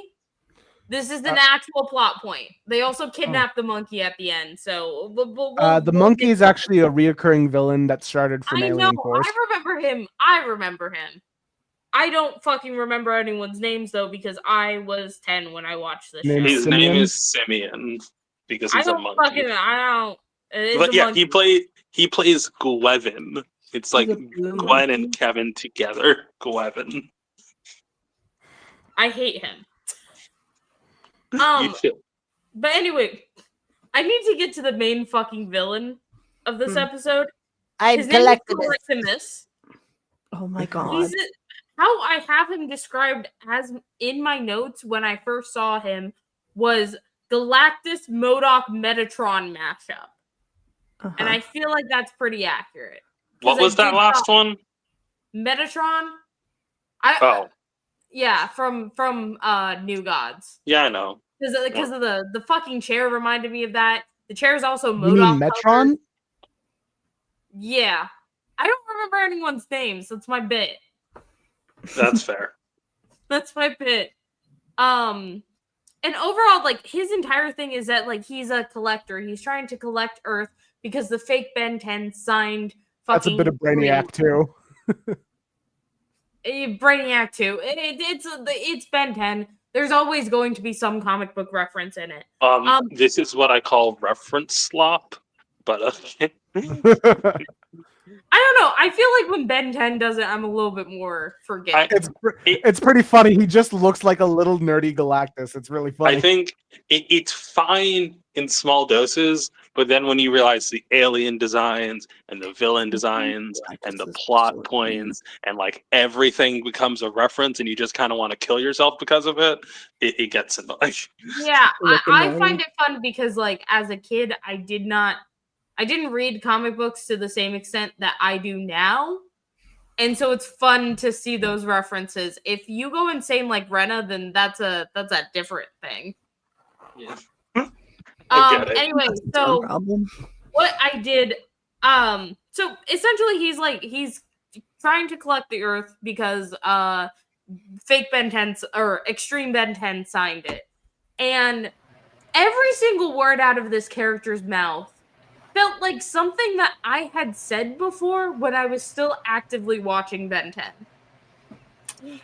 I think wanting to kill yourself over a silly reference in a cartoon show is a different personal problem.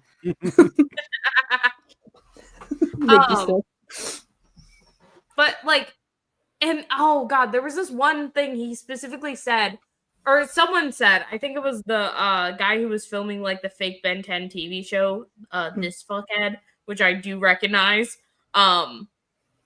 But he said something about how hard it is to keep an audience once the show drastically changes. I was like, oh, that's funny. So that's a direct dig at the fact that, like, a lot of people stopped watching Ben 10 after Ultimate Alien. There's also a lot of fucking music being played, and it's like... Recently, because of this Ben 10 kick, I've been on the Ben 10 wiki. Not the Ben 10 wiki, the Ben 10 subreddit.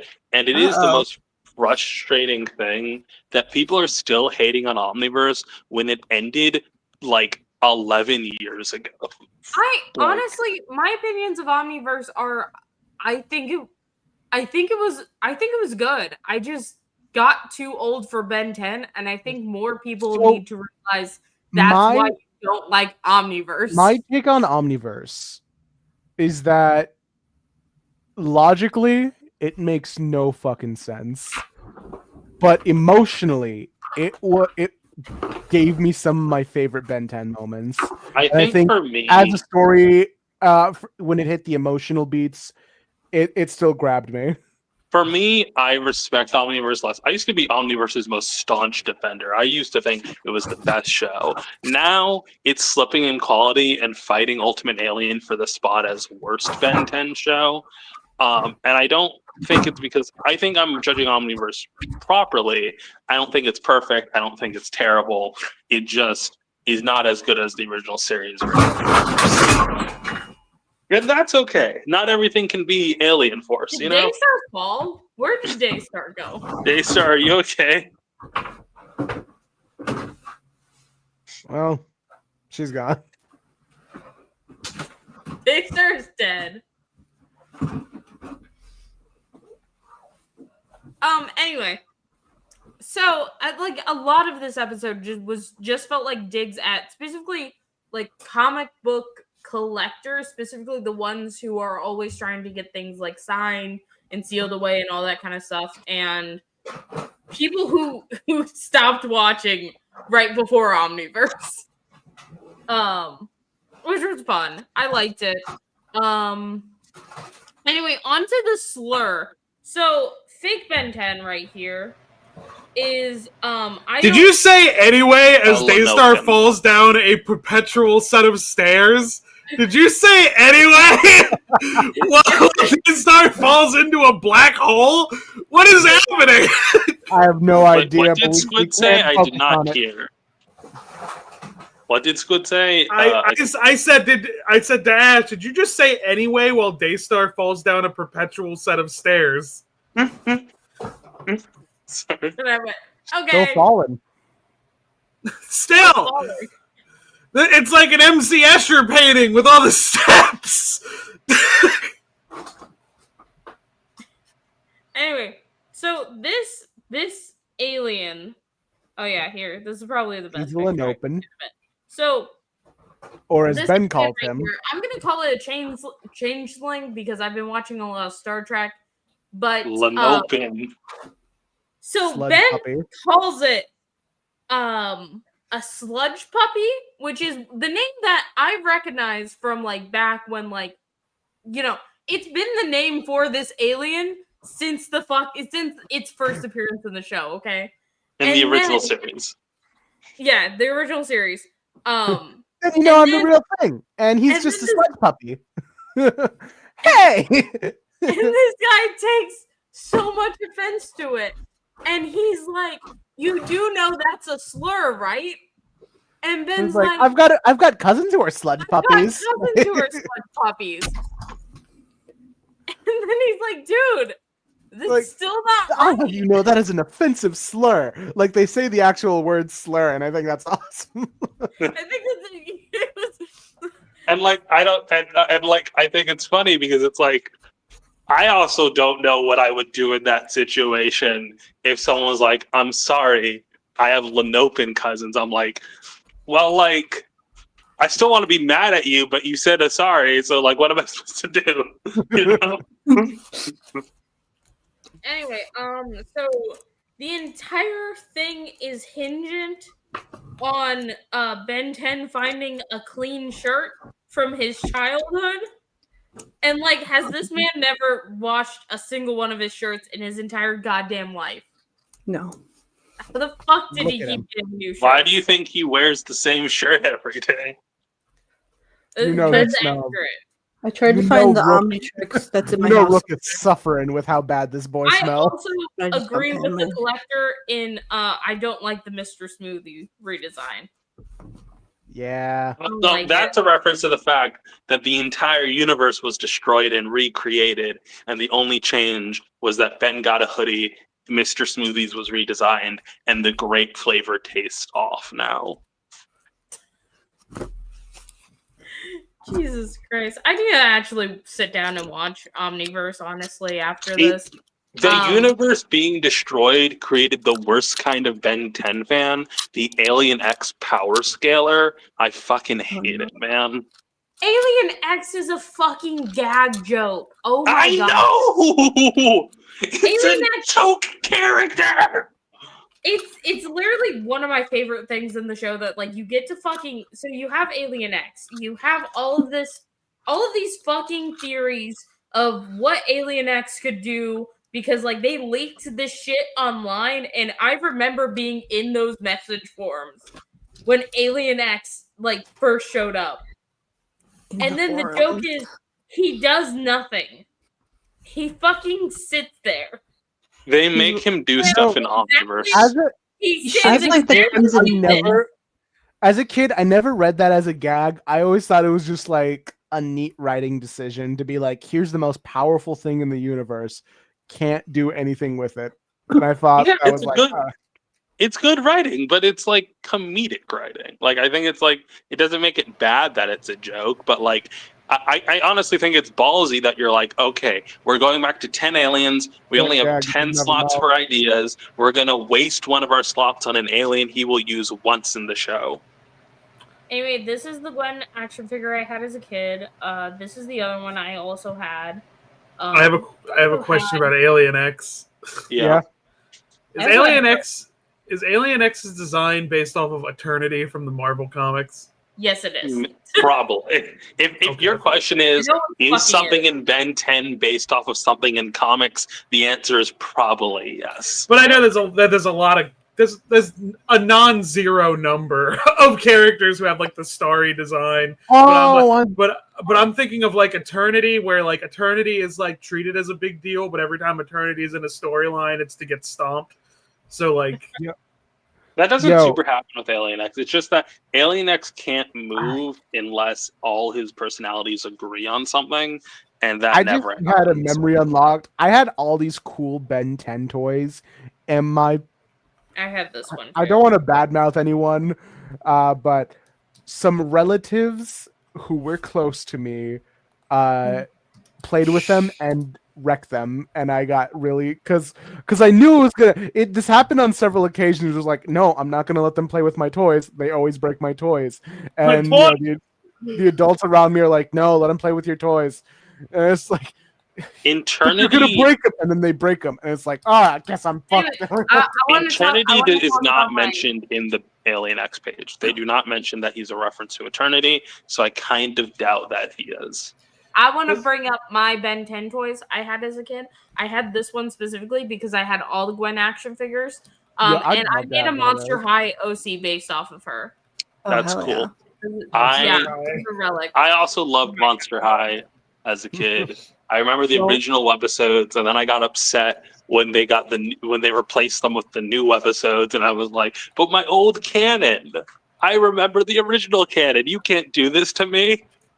All right. This is also one of my favorite Gwen action figures I had as a kid. Wait, do you have the ability to talk about your show, or do you have to run?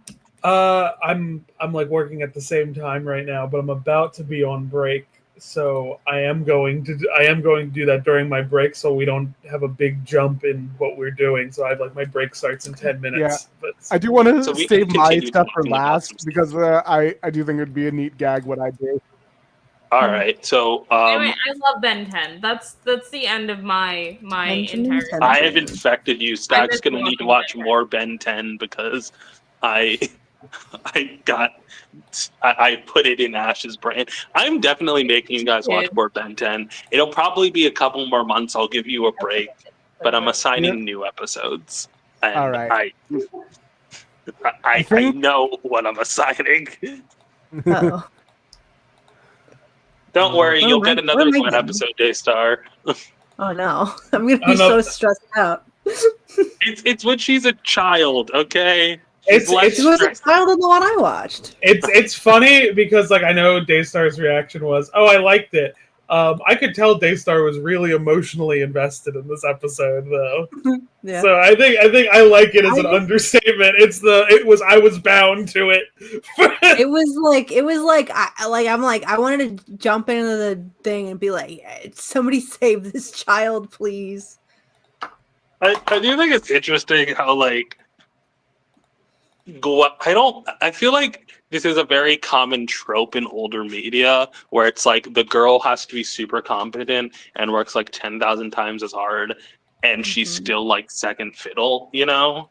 Like she studies, she trains with magic, she has powers, and she's still not as popular as Ben. She also doesn't have any like personal goals. At least in the episode, I'm like, what do you want to do, Glenn? What do you want to do? You seem like you do She a lot does of have academic You don't have goals. shit that you want to do, though. It seems like she didn't in this episode. She wants to be smart. It's She the wants thing to be a scholar. the thing that strikes me a little bit is that the way she will you brought up like she wanted another project, so she was like, Kevin, I need to get you your GED.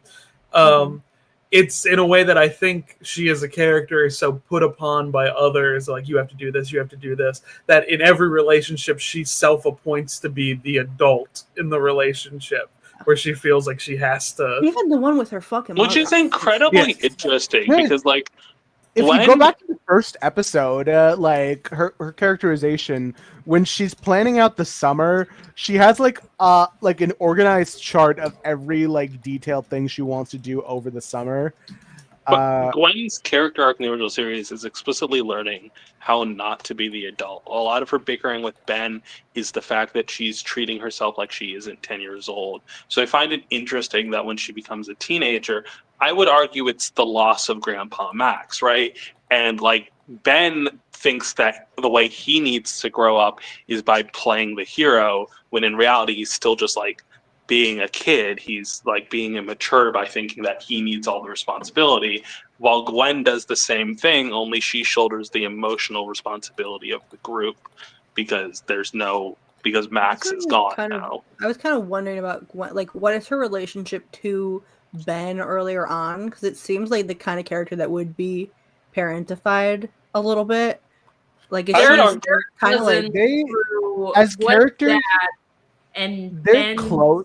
They're like because they've gone on this journey together, and that summer with the Omnitrix, they're like as close as siblings at this point. okay, but is she kind of like the appointed guardian of Ben? No, she's just someone who tells him to shape up, and like gives him advice sometimes. That's saying Yeah, she self-appoints the adult with more words. I would say that Ben. Okay, so Ben kind of deteriorates as a character after Alien Force. Back in the first 2 seasons of Alien Force, I would argue Ben is the adult in the room, because he's the one who takes things the most seriously. And then the hybrid invasion arc ends, and they don't know what to do with the show, and Ben becomes an asshole. And they regress his character to match his like 10-year-old persona. At 15. At 15. That shit that like fucked me up as a kid because like I liked serious Ben. I liked him being responsible. And then him like doing shit like forgetting important responsibilities and all that. I was like, what the hell, man?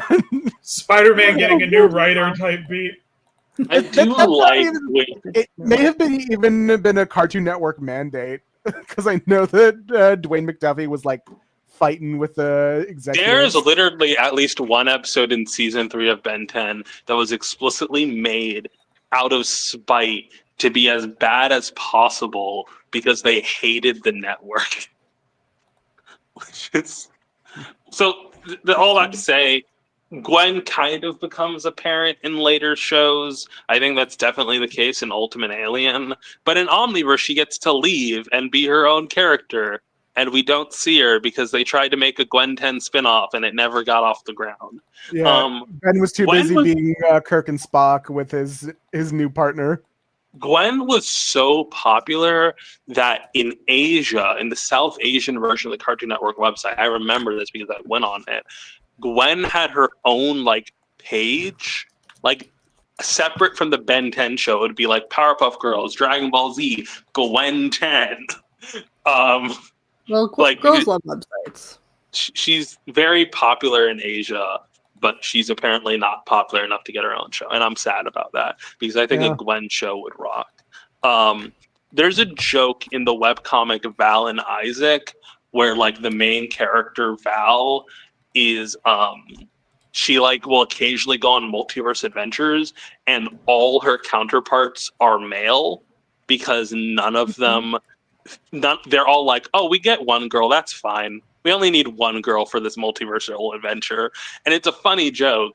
But then like Ben 10 does it for real because they've had 2 multiversal adventures and they'll have like 3 versions of Ben and a single Gwen.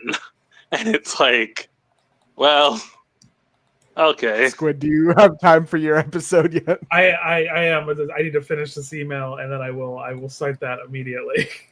All right. I wish I made a PowerPoint because I do have a lot of things to say about it. I can pull up the episode for footage. No, Ash will get mad. Ash, don't get mad. Puzzle pieces. I'm gonna get mad. Ash, don't get mad. Ayaan. One of these days, we need to do an experimental episode that we're okay losing the VOD for, just to see where the rules are. I think if we do that, let's not do it like at the normal time. Like, let's make it like a surprise Friday stream. All right. The rule is the general rule of thumb is that you can't have greater than 6 seconds of unbroken footage. That is the rule. Yeah, 6 or 7 seconds. 6 seconds is already pushing it because Wikizilla does 5 seconds, Golden does 6, and Golden still has to double check. So it's Okay, Squid, I don't think you understand what Ayaan was trying to do. oh, Well, you're an old man. I wasn't paying attention. I'm trying to write this email in 1 minute. Stressing Squid out. 6'7". God, You're too old for that, Ayaan. Yeah. People are making jokes about it in literally every franchise I follow. And then adults are like, actually, it's incredibly immature for you to be joking. And it's like, guys, it's children. it's funny. I think it's funny to bust 6'7" out. is the modern day was up. No, it's just like 21. I remember when the 21 Vine fucking broke the brains of everyone at school and it disrupted Geometry Dash to make... We disrupted the geometry class just to make jokes about 21. Like... It's the SpongeBob 25 thing. It's whatever. It's the thing you just said. There's always a funny number, and I'm glad this one isn't a reference to 9/11. sex, okay? Okay, so now Hold on, let me plug my phones. I can talk about it now though. So not only did Rena pick oh shit. What happened? I don't know. Because I was gonna say I'm scared. Scared now. Because I want to say that I think Rena picked a very good episode. Okay. So I wanted to say Rena picked a very good episode for me, not just because it's a wrestling episode. It's irrelevant that it's a wrestling episode. What is most effective about it? This is the wrong episode. This is Hunted. This is Grudge Match. That's also not the episode I had. Ready to Rumble. Ready to Rumble's the name of the episode.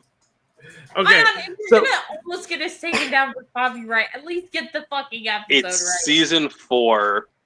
Okay, but the reason this is a very good episode for me is that this is like a platonic ideal example of a Goku and Piccolo driving cars episode where we're in media res and like we're in the middle of things like are set up, we don't really, and there's no like wider connection to the big story. It's just them being like being in their context, which I like.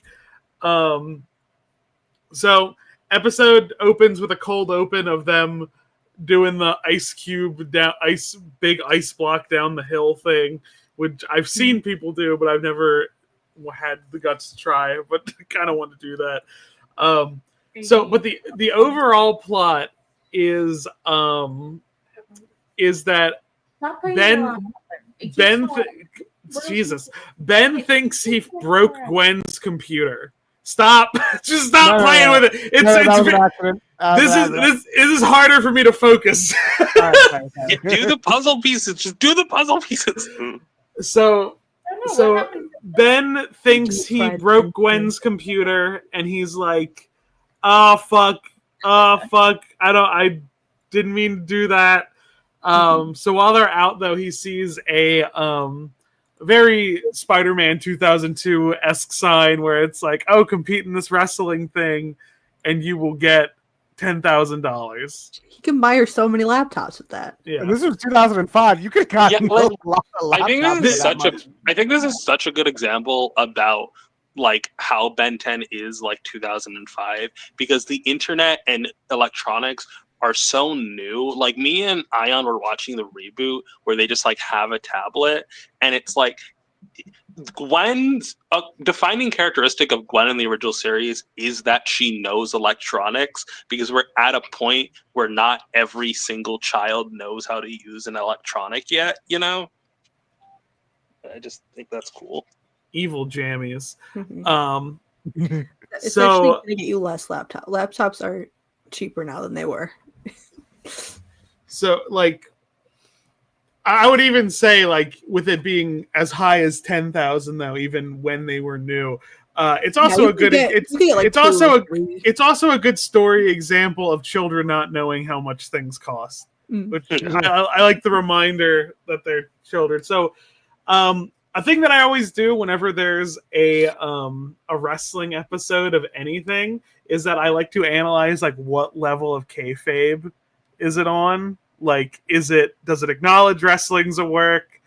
Is it like in the fiction of wrestling? This is very much in the fiction of wrestling. Yeah, Ben stiffed him here. He stiffed. I love how Big Van no Vader one over here. I think this is such a thing that only the original series could do, which is like Ben gets to wrestle as just forearms. Like, I don't know if you watched the episode I suggested after this, but there's a reboot version of this plot where Ben has to hide his extra arms and his extra eyes, and I just find it fun that the original series didn't do that, you know? Well, it's how it felt very comic booky, because as they go a little bit further, there are like other mutant wrestlers, and it started to feel less like a wrestling reference and more like, oh, this is specifically like a kaiju big battle reference. Is this which, Vince How are McMahon? you believing it? I have to... Kaiju Big Battle, if people need context for what that is a wrestling show where everyone is wearing giant monster outfits and there's a miniature city in the middle of the ring. The best wrestling. But yeah, so that's like, they just don't explain it, and I'm like, okay, so this is like kind of, because that was running at the same time on G4. It's still going, but it's just not on a TV network anymore. Is that the mandible claw?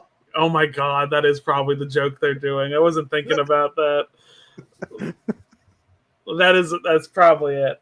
I love how Ben 10s are in by a bunch of fucking nerds, man. So, I did find it interesting that there's so many matches that end by TKO. I think there's exactly one pin that happens, and all the other things, or there's 2 pins, I think. But all the other matches they show end in TKO, which is not common. But basically, there's like these antagonistic wrestlers. One's like a porcupine man, the other's a big lizard. They're brothers. Hey, hold on a second. Hey. There's a porcupine man later in Alien Force. They're not. No, I mean, hold on a second. That looks like a guy. That looks like a guy we know. Hey, wait a minute. I just realized what the reference is. Wait, what do you mean a guy we know? I don't. Oh, we'll check out the color scheme and the claws protruding from him. Oh, he looks like Wolverine. Oh, yeah. Yeah, okay. Yeah. So He's not short, though. So basically, they look like they're going to be the antagonists of the episode. But when Ben beats them, it's revealed that like their mother has been kidnapped by the mob as like collateral for a loan they took out, and the mob is going to kill their mother because they didn't win the fucking money. This guy's got Peter Parker hair. God. So Ben goes to help in like free the mother and said, we're like way behind where I'm at. I just jumped ahead.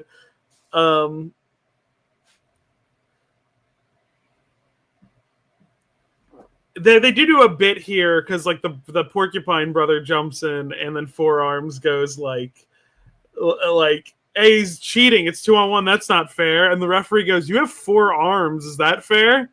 Which not the rules of wrestling, but fair, I guess. I didn't know this alien, but I was like, oh, he's fun. It sounds like he's voiced. Yeah, it sounds like he's voiced by Tom Kenny. Yeah. Oh, Rob Paulson. Yeah. Okay, that was my second guess. Yeah, he's fun. I like that. He is canonically in universe considered Ben's cutest alien online. I would like to submit Upchuck. Upchuck's kind of cute.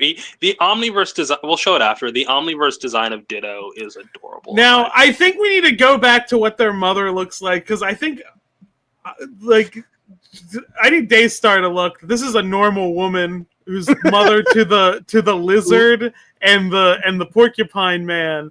And then when talking Wolverine. Yeah, and then when Ben says that's your mom, the lizard says we take more after our dad. Which I'm like, okay, so she's a monster fucker. This is a canonical monster fucker in the world of Ben 10. I love Isn't the grandpa monster fucker? Yes, he fucks aliens. He's an alien fucker. I was The struck distinction is important. I was struck by just the mob being the villain. Like, I'm not gonna say like the mafia and the mob is like disconnected from American wrestling, because it's definitely like things you can point at, like, oh, this was the time they were involved. But a lot of that's like early wrestling, 60s and 70s. More contemporary things that you could relate to of like a mob and wrestling is Japanese wrestling, because a lot of arenas, especially that smaller promotions, ones that aren't named New Japan Wrestling, a lot of those smaller arenas are owned by the Yakuza. And I was thinking about a Dark Side of the Ring story where Sabu was told specifically, hey, don't wrestle in this section. And when you tell Sabu not to do something, that he's going to immediately do it. He's like, well, the section's empty. There's only like 5 guys there. It was guys in suits and sunglasses. So he and the other wrestlers go over the guardrail and start brawling around the Yakuza. And then after the show, they try to kill Sabu for disrespecting them. And I forget what I think it was Vader that beat up the Yakuza. God. Jesus. But that's because it was like they like play up like, because it's like it's very like general fighting and not like 100% pure wrestling. Also Gwen's laptop wasn't broken at all. But Ben only finds that out after he agrees to do all her dishes for the rest of the summer. Yeah, the screen went black because we installed a thing where it only turns on with her thumbprint, which I think exists now, but you're also selling your bio data to a company when you do that. So L. Gwen for real in that case. Okay. But she sold her bio data. Bio data didn't exist back then. But I like this as like, again, this is the ideal episode of Goku and Piccolo driving cars, because it's like it's a silly light concept, but it still gets to cover him as a character, because like they reveal that like, oh, the farm's still in debt, and they might like the Lizard Man, Porcupine, and Normal Mom, the Wire Mother, if you will, are still going to lose the farm. And then Ben just gives them the $10,000 instead. And he's like, well, I got to fess up to just breaking her laptop. He doesn't know. The writer of this episode would write 8 episodes of The Legend of Vox Machina. So there's a writer on that show? Well, it's an adaptation of Critical Role. It's not literally the voice of Critical Role. So, like, I don't know. I thought I really enjoyed this episode. It was a fun one-off. I didn't feel like I had to know anything. I didn't know Ditto, but I was like, oh, it's another alien. That's fine. One thing I realized watching the Linkar episode that Ayaan pointed out when it first came out was, like, they really, like, every Ben 10 fan makes fun of Ben saying the names of aliens, especially because he'll say it in their first appearance before he's come up with a name for them. But, like, in the original series, people just don't know the names of the aliens. He didn't say Ditto, and I'm like, who the fuck is this? Yeah, most kids kind of got it either through wikis or just buying the toys. And the toys will tell you their name. That after Ditto Saves the Day, there would be a commercial break, and you would see, buy the new Ditto toy. That makes sense. Can you add me on the episodes of Omniverse too? Yeah. Switch me to the other one. I'm getting off my phone because I don't want to do that. Yeah. Okay. But the episode was good. I enjoyed it. I think Rena picked a good one for me because it was just like kind of what I want when I'm jumping into a TV series. So it worked out for me. Yeah. Right. I mean, Well, my opinion was we're all comic book fans. We all know how to jump into a series that we've never read before with a little bit of confusion, you know? Right. Well, like I knew a little bit about Ben 10. Like I've been bad at watching TV since I was little, so like I could never keep up with it. It was like the series that I was able to watch episodically. That was the shit I was buying episodes on like VHS, as they would come out. I will say what I'm disappointed about is the original series just kind of gave up on. So one thing the reboot does that I think is actually better is that Ben only ever has 10 aliens. If he gets a new alien, he loses one of his old aliens. And I appreciate that because it means the intro always has an accurate count of the aliens he has, because Ditto doesn't appear in the Ben 10 intro in the original series because, like, there's no space. They only have room for 10. Okay. So here's where we've had our meaningful character looks at Gwen and her fucked up life. We've had I'm going back to work. Okay. We've had a fun old wrestling episode that reveals a lot of Ben's sincerity. We've seen Ben use a slur. And we've also seen, them tackle a literary allusion to a picture of Dorian Gray through Michael Morningstar. Okay, well, I want you to explain that to me, because I'm an English major who has in fact read Dorian Gray, and I don't see the connection that you're making. He turns gray. No. Ayaan, explain to me the plot of Dorian Gray, because there are way more biblical allusions in that episode than allusions to Dorian Gray. Explain that shit. Is it because he turns gray? That's the only connection that I Well, I think it's like the women are like the painting, right? He stays beautiful while they become ugly, and at the end, he's an ugly corpse. Yeah. Okay, if I'm going to be honest, they're women, not a painting. Yeah, you see, it's more. My understanding of the picture of Dorian Gray comes from a Star Trek: The Next Generation episode. You've summoned Squid back already. This is more something I want to recommend to Stack, a movie that as an English major I think you would enjoy if you have not seen it. It's a horror movie, so it's one that's thematically appropriate for this time of year. Have you ever seen Phantom of the Paradise? Is it related to Phantom of the Opera? It is simultaneously a adaptation of Phantom of the Opera, Faust, and The Portrait of Dorian Gray, as well as a satire of the music industry. Okay, I like two of those things. You don't like the opera? So, on to my episode. In 2016... I just wanted to make that recommendation and then go back to work. Okay. In 2016, the Ben 10 franchise rebooted. After the ongoing storyline that came from 2005 to, I want to say, like 2012, 2013, 2014, when Omniverse ended. That ongoing storyline, that ongoing universe, kaput. We are starting from scratch, and stylistically and thematically, we are a completely different show. We are playing a little bit more comedy cartoony. People make allusions to Teen Titans Go, but I don't think that's quite right, because Teen Titans Go is more it understand. Yeah, well, one, popular, and two, I don't want to say that it's completely episodic with Ben 10, the reboot. There are some serialized elements to it, and there's a little bit more heart behind this than it is in Teen Titans Go. Not saying that there isn't any like effort put into Teen Titans Go, but they play it a lot more cynical. By the way, like Teen Titans Go fucking hates the original show.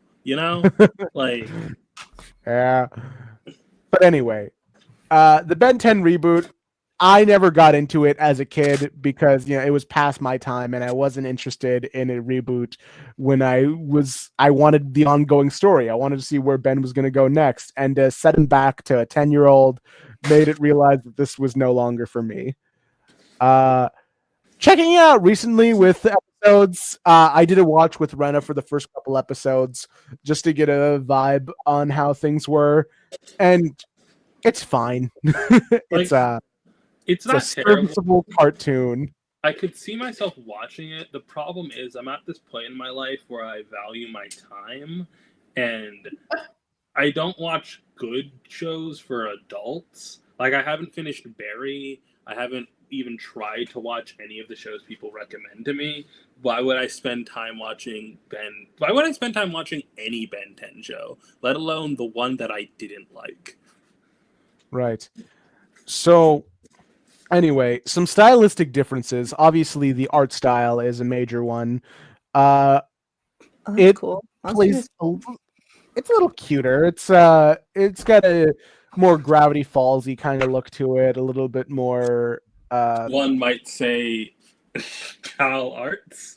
No, No, we're not calling it the Cal Art style. Why not? Why are we lying?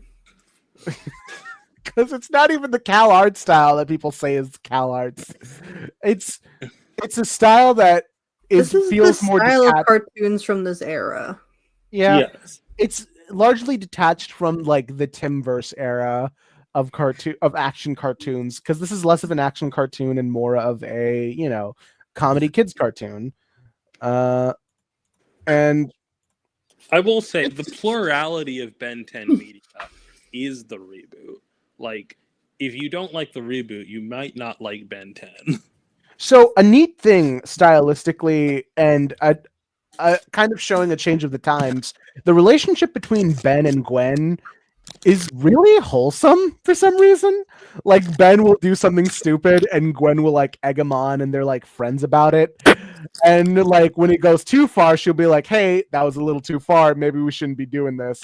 And then Ben will still kind of push it but still learn his lesson by the end. But like, they're genuine friends from the get-go. The dudes that write this show realize that they can't just like bully the girl one the whole show. You have to teach boys to not hate women a little bit. Gotta give them a bit of a head start. Wah, wah. That's what happened. That's what like a lot of cartoons did. They're like, oh, we have to treat the girl one like a person. The woke Ben 10. But no, I think it's a welcome change. It's nice to see these two interact and have wholesome. It's like Dipper and Mabel, kinda. I will say they stopped bickering in 2007 when Alien Force came out, so it's not revolutionary. Yeah. But yeah, my episode, I've been stalling because I think this first episode that I'm watching, complete nothing burger, and I think potentially offensive, ? So there's this villain, I do not know his name, but like his whole deal is that he's a man's head on a cockroach, and his henchman is a cockroach on a man's body. So I have to imagine some sort of fly situation happened here. That's Mr. Lunt right there. Pull up Mr. Lunt real quick. No. Pull up Mr. Lunt from VeggieTales, please. No, I'm not doing that. I'm correct. Anyway, everybody knows I'm right. Stack will have my back. Anyway, he's been a recurring villain for Ben, and he has this gun that will multiply you into different people. And the thing is, to make him like a mindless slave, every time he makes you like he divides you in half, it splits your intelligence in half as well. And so like his plan is to make multiple diamond heads and just make them his mindless slaves. And so there's this bit where it's these two hikers as Ben and Gwen like watch them on, and one of them is voiced by Roger Craig Smith. And for the first time ever, because I've watched so much Sonic media now, I did the thing that all Sonic fans do when they see Roger Craig Smith, which was Sonic. Rena, what are you crunching into the mic? I'm eating chips. You're anyway, like they do it like every time you hit your mic, it's like. All right, they do a gag. Ben turns into forearms, and then instead of shooting forearms, they split Grandpa Max into multiple versions of himself, It's too many and they grandpas. split his intelligence in fourths at first, and I can Oh, already no. see where this bit is going, and it's not. Uh, you know, I was asking Rena like at a certain point, like, am I too woke for this? You're too woke for this baby show. Am I like reading too much into the potential offensiveness of making a character? Like, you could portray dumbness, but like, I don't know, man. I get it. I get the complaint. Yeah. Anyway, they're just causing some havoc and some mischief while the bumbling villains are doing their bumbling villain stuff, and Ben, tries to wrangle up all these split up grandpas who are about to damage themselves or something. I don't know. They start reaching in for some honey and stuff.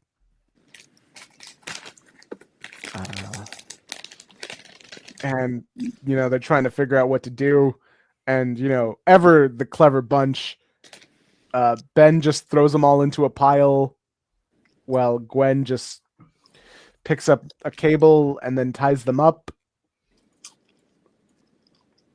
and then Which, by the way, that cable is how they resolved the last problem that we watched when we watched this just for personal fun. It's a multi-purpose cable. This was a weird choice. Cause Rena, did you give this to me for any specific reason, or was this just like a random pick? I went to IMDb. I sorted by user rating, and I went to the very bottom. And I chose. I wanted to choose the first lowest and the second lowest, but we had already watched the second lowest, so I chose the first lowest and the third lowest. Wait, what was the one that we were? The Filth, the first episode that we watched with Maurice. Okay, that one makes sense. Why that one's so badly rated? Yeah, but so I believe this is the third worst one. I believe they don't like the Cockroach Man because 2 out of the bottom 3 have the Cockroach Man. I mean, I don't even think it's the Cockroach Man. I think it's like this is a nothing ass plot and potentially, like I said, offensive as hell. The way that they portray Grandpa Max being stupid is it feels like this would have been a joke in like 10 or 15 years earlier. Yeah, like I feel like there's funnier ways to do the stupid bit. You know? Weird is, whenever I watch a reboot episode, I play this game where I'm like, did they already do this in classic continuity? And the answer is typically yes. Like they did a wrestling episode, they did a tourist trap episode, they did a multiverse crossover episode, and it's all shit in the original continuity. I can't find a comparison for this one. This one was a fully original idea. This one's off the dome. Yeah. We have gone to a point where the comic book influence of the original series at this point, non-existent. Almost close to non-existent.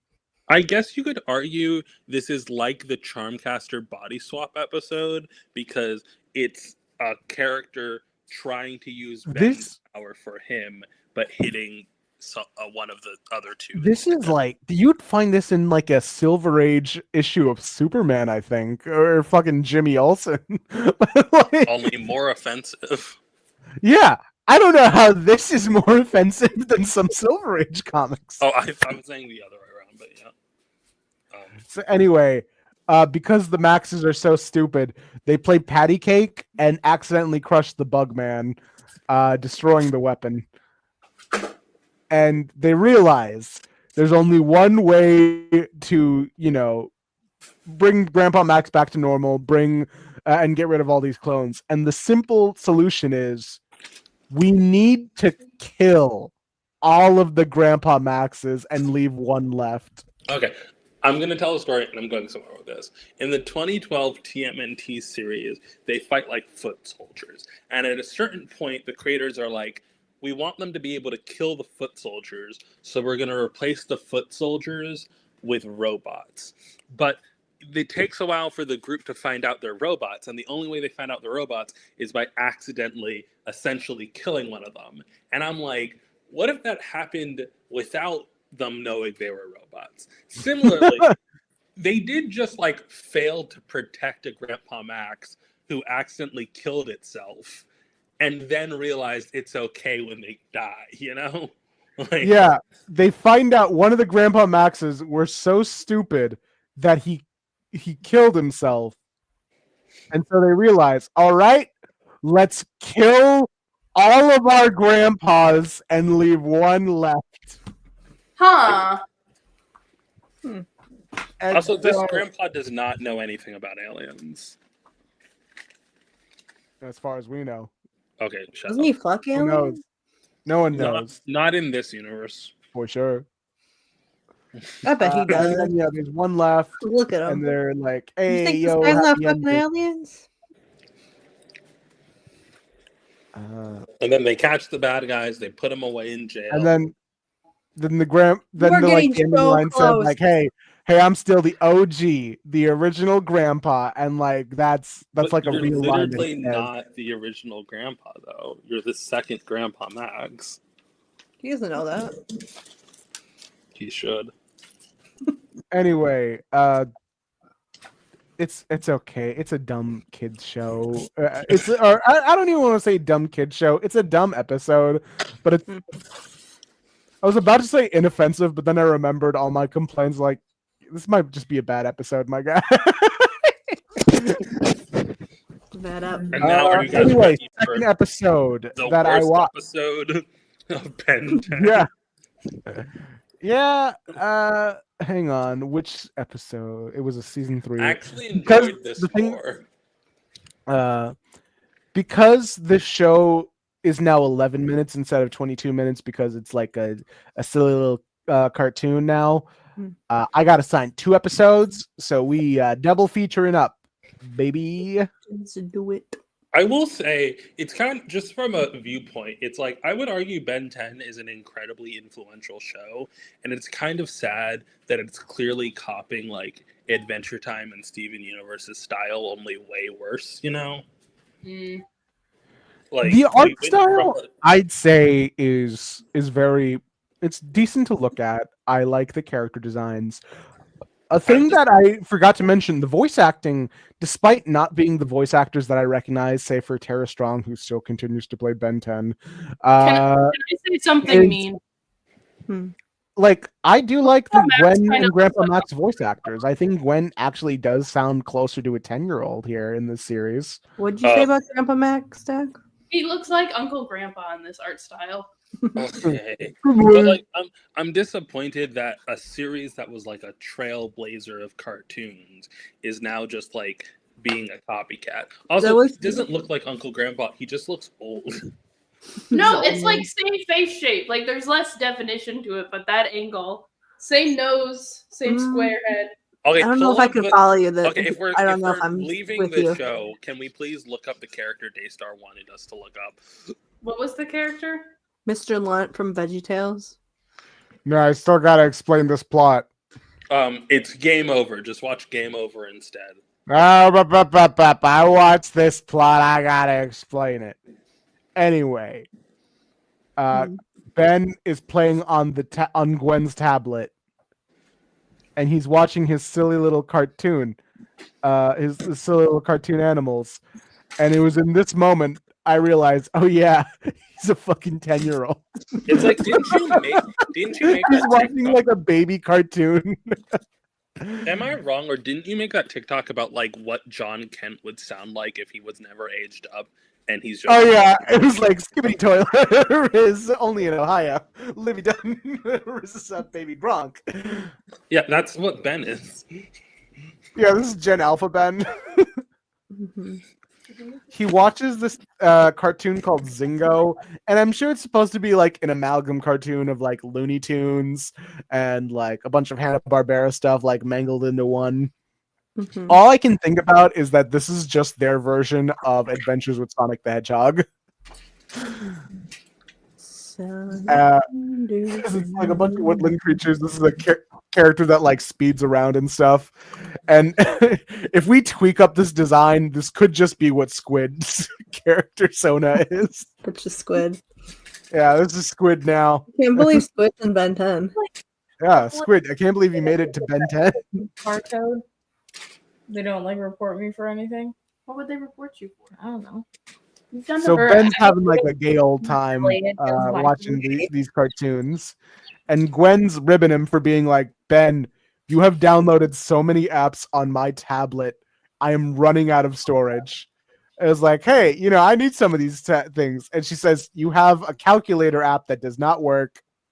You downloaded an app where you simply lick the screen because you thought it had flavor.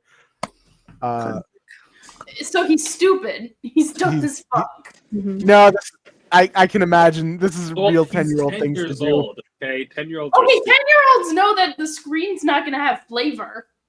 Look, I used to lick glass There are when I was adults who 10. don't know that the screen does. Why were you licking glass at 10 years old? For what? Texture. Okay, that's a different experience than flavor. You know, they actually had to call. There actually had to be like a meeting with my parents about that. That they needed to be notified. Okay, I so stopped doing that. He won't stop licking glass. He's Is everything okay at home? he's 10 years. Okay, is he stupid for a 10-year-old? Yes, but he's not like brain dead. He's like 7 mentally. He's 10. It says it right on his shirt. Yeah. I was just doing things that I think may have led several adults to think that, you know. Is it stupider that he has 10 on his shirt? I when ate he's lead 10, paint as a kid. Or I used to chew on my shirt. Is it stupider to have 10 on his shirt when he's 10 or when he's 15? Like, which one's worse? Anyway, they fight over the tablet, and then Ben thinks, "Hey, I'll just become one of my aliens, and then I can have the tablet." What Which, if like, Grandpa's broke ass buy 2 tablets? Gwen isn't. Well, he's not their guardian. He doesn't need to buy them shit. He's their grandpa. That's what else are grandpas for if not to buy you a tablet that you're They're already on a summer trip going cross country. Can I just say, without electronic Gwen devices. doesn't Wow. have magic in this series. It's incredibly fucked up for Ben to just be like, "Yeah, I'll beat her up. We're in a physical confrontation. I'm going to use my 6-foot-tall alien to win this." Anyway, Ben gets the tablet, and then for some reason the Omnitrix futzes up. Oh, the Omnitrix does do something. They don't explain what. Yeah, we just have to understand that because Ben fell on his ass and he was holding an electronic device, the Omnitrix futzes up and swaps. It puts him in the cartoon world in a shot that looks kind of like Samurai Jack. That's Beetlejuice, baby. Yeah. Anyway, he's in the cartoon world, and the character Zingo is in the Ben 10 world. So this is Zingo. He's a fucking little menace Zingo was cartoon his name, character. though. Ben excited that he can. Okay, this is a weird gag that they do where he's like, "Oh wow," he's saying like, "Oh, I always wanted to be like a pair of eyes walking in dark," and then you hear him bump into something, and there was like a squishy fart noise, and he said like, "Why is that wet?" Or something like that. Yeah. And, you know, you gross out humor. They did a bunch of fart jokes in that Grandpa Max episode too, where he just kept saying, "Pull my finger." It's a lot of gross out humor is still a thing, right? Like that's insane. Yeah. You know, someone's got to keep the lights I on. love Like- farts. It's farts. They're Like I funny. was watching Sorry. Total Drama Island, and there's an extended scene where just like a bunch of people throw up, and I'm like, why did we ever think this was funny? It was funny in Family Guy. It wasn't.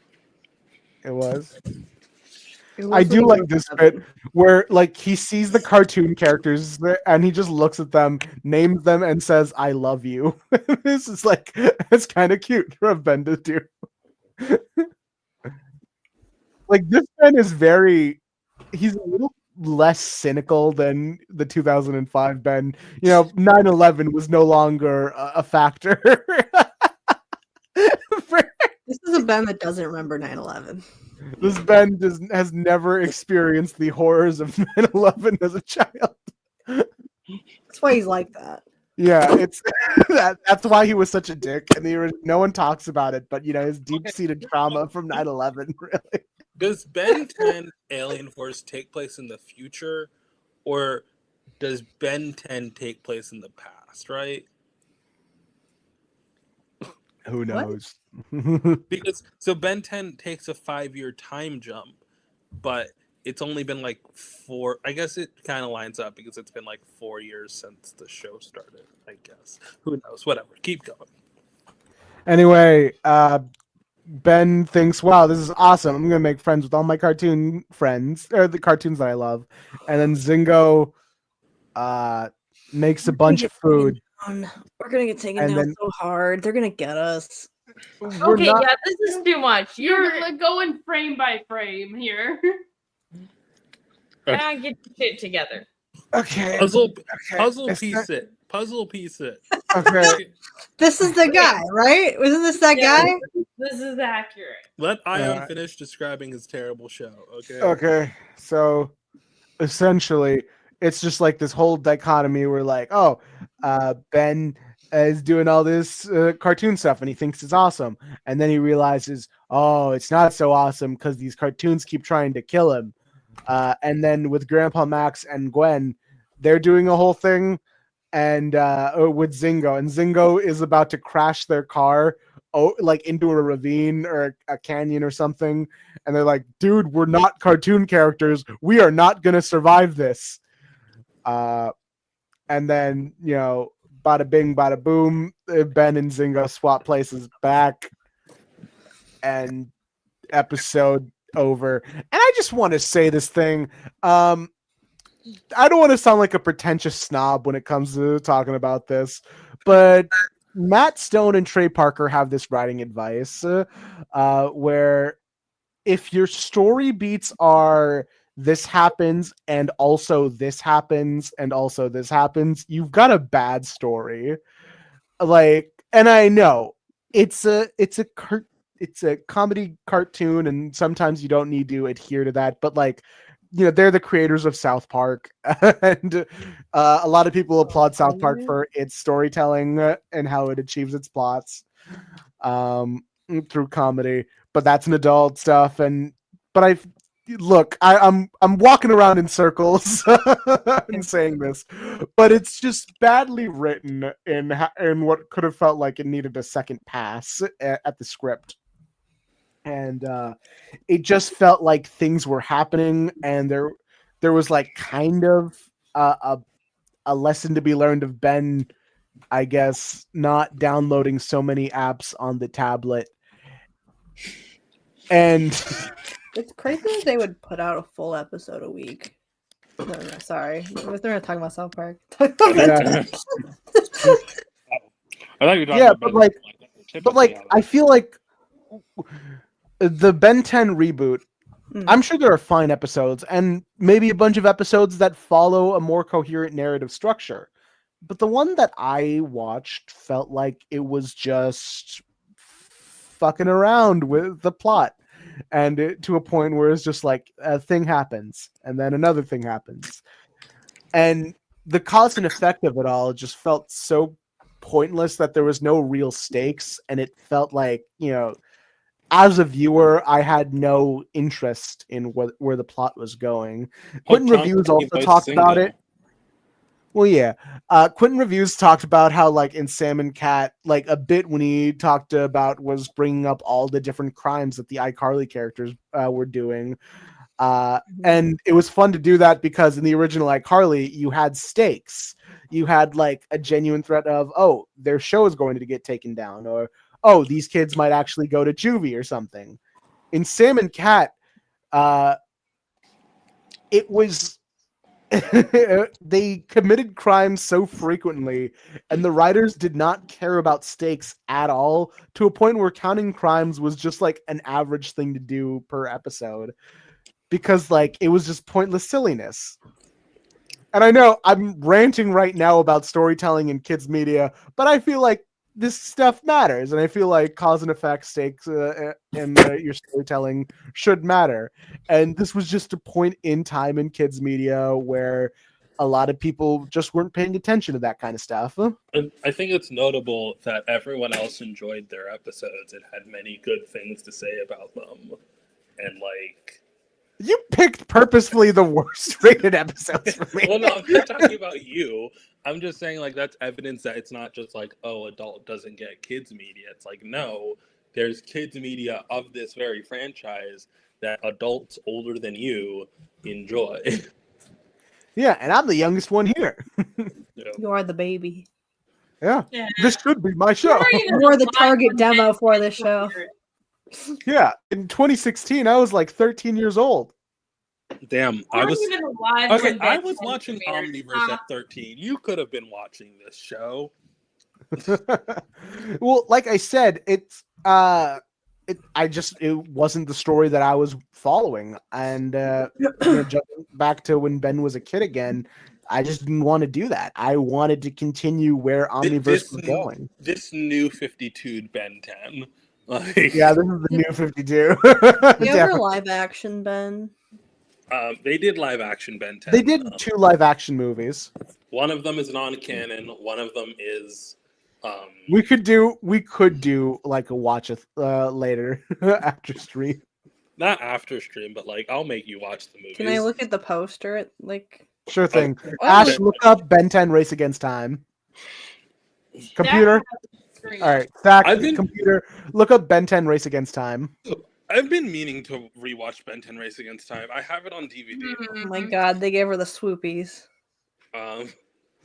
They really gave her the Jimmy Neutron mom hair. All right, now also look up To be Ben fair, 10 this Alien is- Swarm. This looks like Ben 10 people what? doing a cosplay of Ben 10. It's actually Yo, pretty good. Ben 10 no, Aliens. but like as a kid, this was like the coolest shit to me. Swarm. Swarm, Alien Swarm. Yeah, they do look like the characters a lot. They They've did. got the Zack Snyder Superman filter on. It is like It's green. unbelievably dark. He looks so like the dark. guy that is this the dude that plays Good Doctor? No, Good but he is Doctor? the actor who was on like frequently Who on. is this woman? Oh, That's she's the Elena. original character for the movie. Oh yeah, I like how they Margot. physically separated her from the rest of the cast so that you know she's an original character. She does not appear in the rest of Alien Force. She does appear in Ultimate Alien. They make her a villain. Ooh. It is weird how they give Ben a love interest in this movie, given at the time he did have a girlfriend. Oh yeah.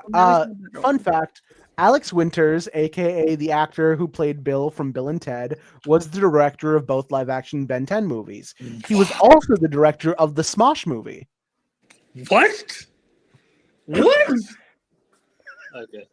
I have Would I lie? I have opinions on Ben 10 Race Against Time. I think it has the best Eon in the franchise, but also it kind of the last episode of Ben 10 isn't canon, and I don't know why they did that. And I think the answer is that they made the movie, and they couldn't like stop the movie contradicted the final episode, so they just kind of made the final episode not canon instead of making the movie not canon, which doesn't make any sense. It makes a lot of sense. I know, but like if you asked 100 children, which episode do you think is non-canon? The movie, the live-action movie, or the final episode of the series? I think like 90% of them would be like the final episode of the series is canon. Because that's what children expect. They expect a show to end canonly. But whatever. I Can you click on the little terrifying gray man right below that image? I Okay. don't want to. Oh my god! What This the is a fuck did PSA you do I have with to gray say. matters? Stop clicking on videos like this. It's advertising 4K. This was not shot in 4K. You physically can't have like 4K visuals because they don't exist. If it's not shot in 4K, I don't even think your computer can display 4K. Probably it Most doesn't work. computers can't. Like it doesn't work. Why are you watching Fun fact: this? Alex Winter, around 2020, directed a documentary biography of Frank Zappa. Fun. Cool. I didn't know Frank Zappa was still alive in 2020. No, he was. Then that's not a documentary. You can make documentaries about things that are. I guess if you film things that aren't Frank Zappa but are connected to Frank Zappa, then sure. Did you know that the last man to live in an iron lung died from COVID? Yeah. That's horrifying. It's Don't worry, the iron lung's coming back. We don't have polio vaccines anymore. coming back. So- People are gonna get polio again. It People are is gonna interesting. people are gonna die because- of diabetes. That's gonna be the So, next thing. Ben 'Cause no one's 10's gonna afford their creators, fucking medicine anymore. Duncan Rouleau. Oh You've my also god, got Joe Ayaan, Casey. we're doom posting. Fuck doom posting. I want to talk about Ben 10. I want. Been talking about Ben 10 for like 2 hours. What were you saying, Ayaan? It's the way that Ben 10 is kind of entwined with comic book culture. So much of Ben 10's DNA is just essentially comic book creators who wanted to tell their own original story, and they used a concept that would have worked very well in a comic, but worked extremely well as a Cartoon Network cartoon. And you have these writers like Joe Kelly, Joe Casey, Duncan Rouleau, all these prolific comic book writers who were behind this series. And you would have later comic book writers who would later do episodes for the show, like Marv Wolfman, I believe, did an episode. Len Wein, maybe I could be mistaken, but I believe Marv Wolfman wrote an episode of Ben 10. I would not know. You've also got Len Wein, who's written for some reason a bunch of Kevin episodes. Len Wein. Len Wein Yeah, also did. he ruined Kevin. Okay, Yeah, and he also wrote one of the best Kevin episodes.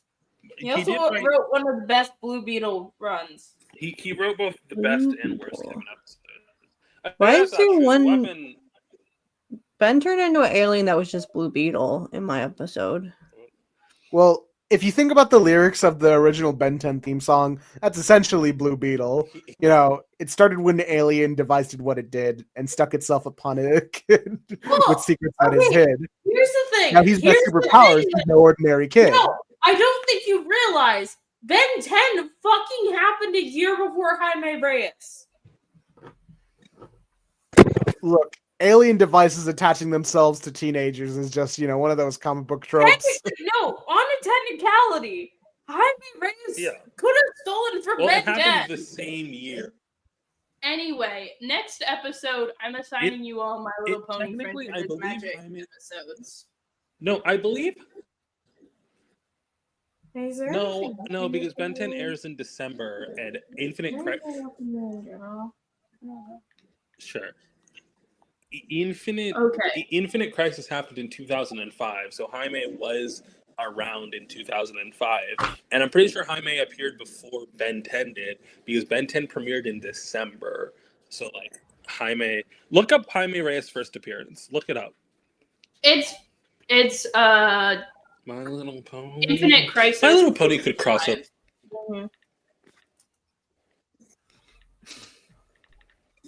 Sure. I think it's so funny that there's people who Infinite Crisis number 3. There's gonna be kids growing up that genuinely think there's heterophobia now. Like that's like a thing going around. People are like, "Wow, It's I can't true, believe deal how." with it I deal with it so frequently in this group. Mm-hmm. Heterophobia is real, and So it's happening to Regina Ben 10, George and the kid from Diary of a Wimpy Roger Kid. Caffley. Roderick Heffley.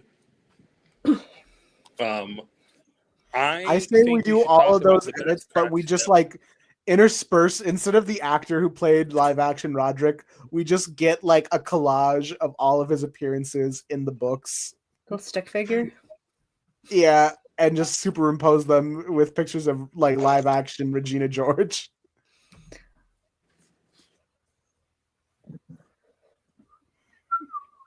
Has I'm everybody sure been that thinking Jaime of Reyes their own crack ships? Because I've It had is a just few like it's just straight. percolating in my brain. I have one that I want to do. Can you give me control real quick? No. Come on. Yeah. This is not the actual page I want to share. Am I sharing screen Yes. right now? Yeah. Okay. It is Word funny. swap. On a note about Jaime Reyes. Why the fuck are we talking about Twilight Sparkle No, and just Mordecai? let We're it crack shipping. Yeah, let's let it happen. More to Twi. It's iconic. It's iconic. I don't even, like, there's a point where a crack ship has been around for so long that it's no longer a crack ship, you know? You know, another crack This is ship. still a crack ship. Another crack ship I really liked was Twilight Sparkle and Dipper from Gravity Falls. That's Okay, so that's bad. a crack ship because that's a human boy and that's a full-grown adult horse. I don't think she's an adult, I right? think Because they were He's shipping him. absolutely They an were adult. shipping him with the Equestria Girls version. Yeah, like in Equestria Girls, they're children, right? They're like high schoolers in Equestria Girls, but like Twilight's like a nerd. I mean, we can age Dipper up a little bit. That's fine. Like, okay, here's the thing that drives me fucking crazy about the Equestria Girls bullshit is that in Ponyville, they're adults with jobs. Yeah. Like, they're full grown, like, they all have businesses that they run. None of them are in school. There is a school that is canon. The main six are not in it. Rarity's a business owner. She's paying taxes. And then, you know, we jump to Equestria Girls and it's like, you're in high school. And it's like, what? No, they're not. Zach, It's literally what the would high what did you want them to do with the human versions of the My Little Pony characters? You're the high school. You're the fanfic aficionado. You have to know about that. Like, it is a high school AU. But just because that AU exists doesn't mean Twilight Sparkle didn't graduate from college. She didn't. Are the ponies just like how Sonic characters are, where it's just like I have my actual favorite Like, kind of low-key, like, there are children characters, and you can tell they're children because they're in school and physically smaller. And then there are the normal ponies who have jobs and pay taxes. Okay, but we never see any teenagers, so. Which one's Spike? All right, so I cannot. Spike?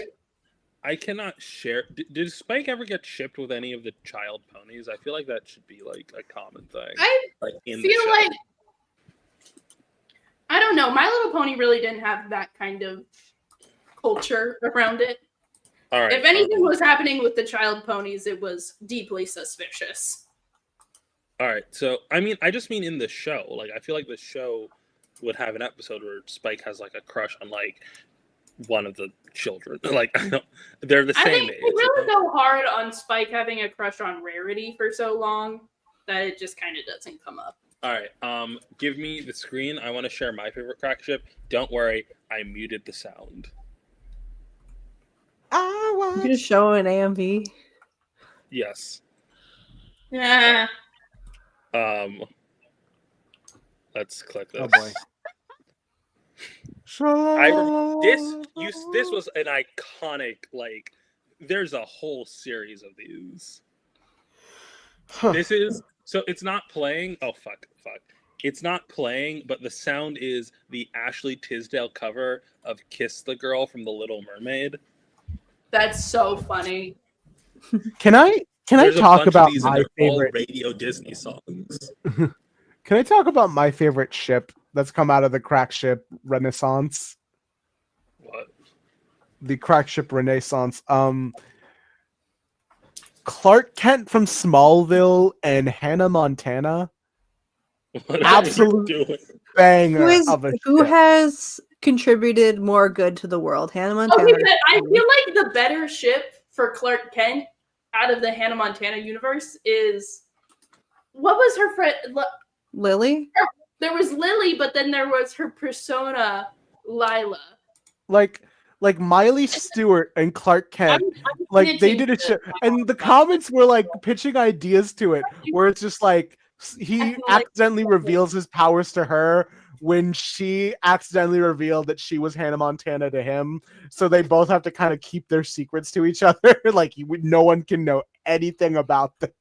Okay, but have you considered that Lily has a secret identity, and her secret identity's name is Lola Leftnagle? I guess. Hold on, let me pull it up. That's a double L name, and I feel like we gotta roll with that. You know. This is I don't know, cause like you've got Farm Boy. Oh my God, Yeah, that's such a- it's got to be the LL. She's got to go with the LL. This is Okay, such a I know. bad way. I know. This is the But like world's you've worst got way. Farm It's Boy his Clark type, his Kent, canonical type. Women with the and you've initials got LL. Southern Country Girl Miley Stewart. Mhm. This is true, and I do see like in the Hannah Montana universe, her type is country boy. Yeah, But like if also, Clark Kent were to Spin magically Girl- show up in an episode of Hannah Montana, he'd be one of the one-off boyfriends. Eric and Bashir plushies. What? Why? Look at them. Okay. Do Mitchell Musso and Lily get together? I think so. Let's Why? check. Because they're the background characters. I hate this show.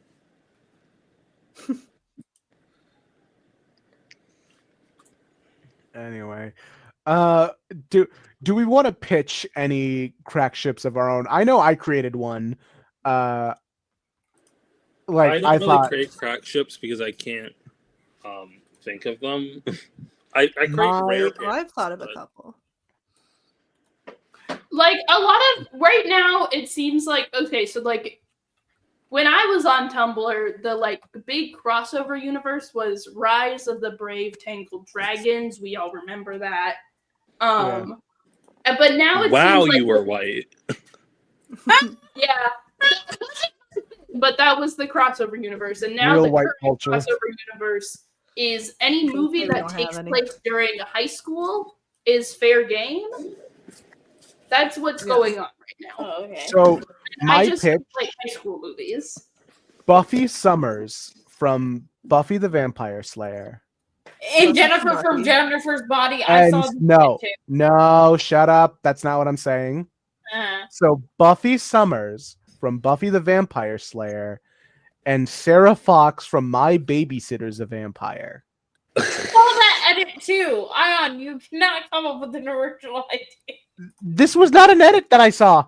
I saw it. It was on like fucking Twitter. Oh, Nuh-uh. Okay, but is that a Divergent Houses? that's really funny. This Oh, one's mine.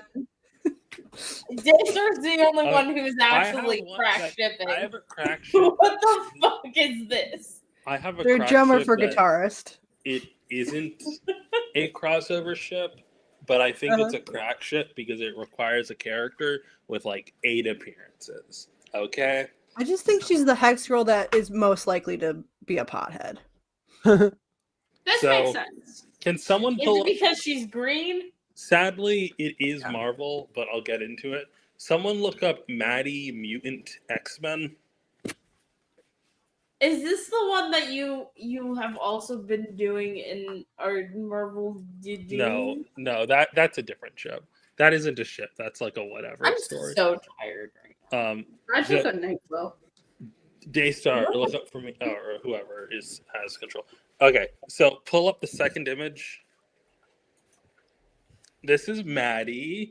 We know nothing about her. We don't know her last name. She's an Omega level mutant who's a teleporter, and her whole shtick is that she hates Wolverine, because It doesn't. she like wanted to be a science experiment so she could better learn to use her powers because she accidentally murdered her father when she used her powers the first time, and Wolverine broke her out and like ruined her life, so she hates him. And for some reason, when Krakoa happened, she was not mentioned on the list of Omega level mutants whatsoever. Like, there was nothing. She appears once in the Krakoa era where she's working with AIM to kidnap mutants in an Infinity comic, but like we never really know her motivation besides just fucking hating Wolverine. So you know who? So my theory is, okay, she can Is teleport. it going to be Rena Logan? What if? Oh, let me finish. What if? What if the reason why she It's isn't probably going to be Rena Logan. What if the reason why she isn't on the list of Omega level mutants is because she's not in this universe, because she goes universe hopping with her teleportation powers? And so someone pull up an image of Wild Thing. So, Yeah, of course, fucking Rena Logan. Wow, so what thing. if the reason why she hates Wolverine is because in her mind, like, Wolverine is this retired family man and the real superhero is his daughter, and like she's perfectly fine with Laura Kinney. She's perfectly fine with Akira. She's fine with any Wolverine that isn't Logan, because her Logan is like a good guy and this Logan is still a dick. So the other crack ship I have is, can you look up Tempest X-Men, TEMPUS? Hold on. Is it a crack ship if it's just two X-Men characters? No, because they never meet ever. They That don't doesn't mean exist. it's a crack ship. Fine, you can ruin. No, not Tempest. Tempest. No, that's Tempest? not. No, that's Spell not. it That's not.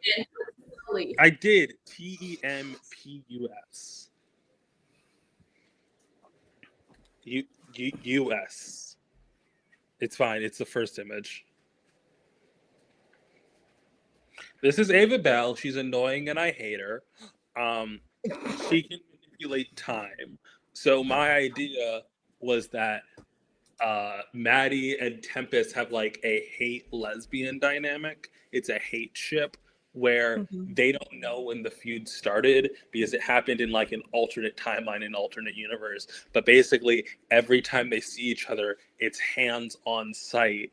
But they've like killed each other, but it's always in like a different universe, or it's always in a timeline that Tempest erases by time traveling, and it's just like a whole mess across space and time. But it's very erotic, despite it being filled with hate. That's the other ship I have for this character, Maddie, who has 8 appearances, and I would argue any ship with her is a crack ship because it makes no sense. The other crack ship that I follow but don't believe in is Ben 10 and Generator Rex. Is that I feel like that makes some degree of sense. It makes more sense than Roderick and fucking lesbian McLesbian over there.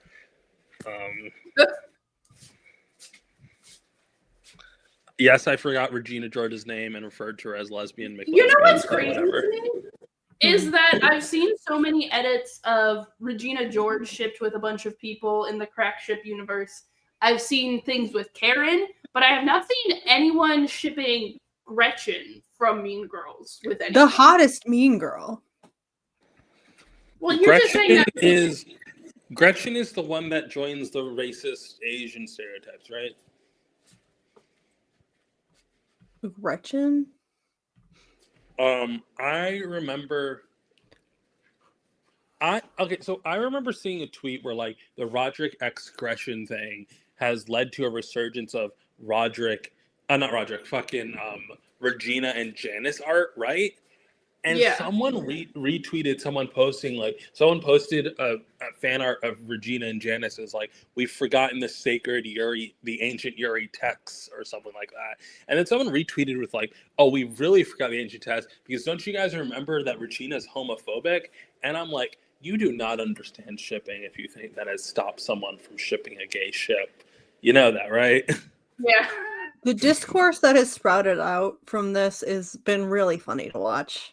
We've just sort of speed runned straight we really went from like classic crack shipping from like the 2000s to the 2010s morality grandstanding shipping, where it's like, actually, if you ship Roderick and Regina, you're lesbophobic. Actually, if you ship Janice and Regina, you are pro abuse. Like, bullshit. Yeah, we've It's gotten like- back to heterophobia is real.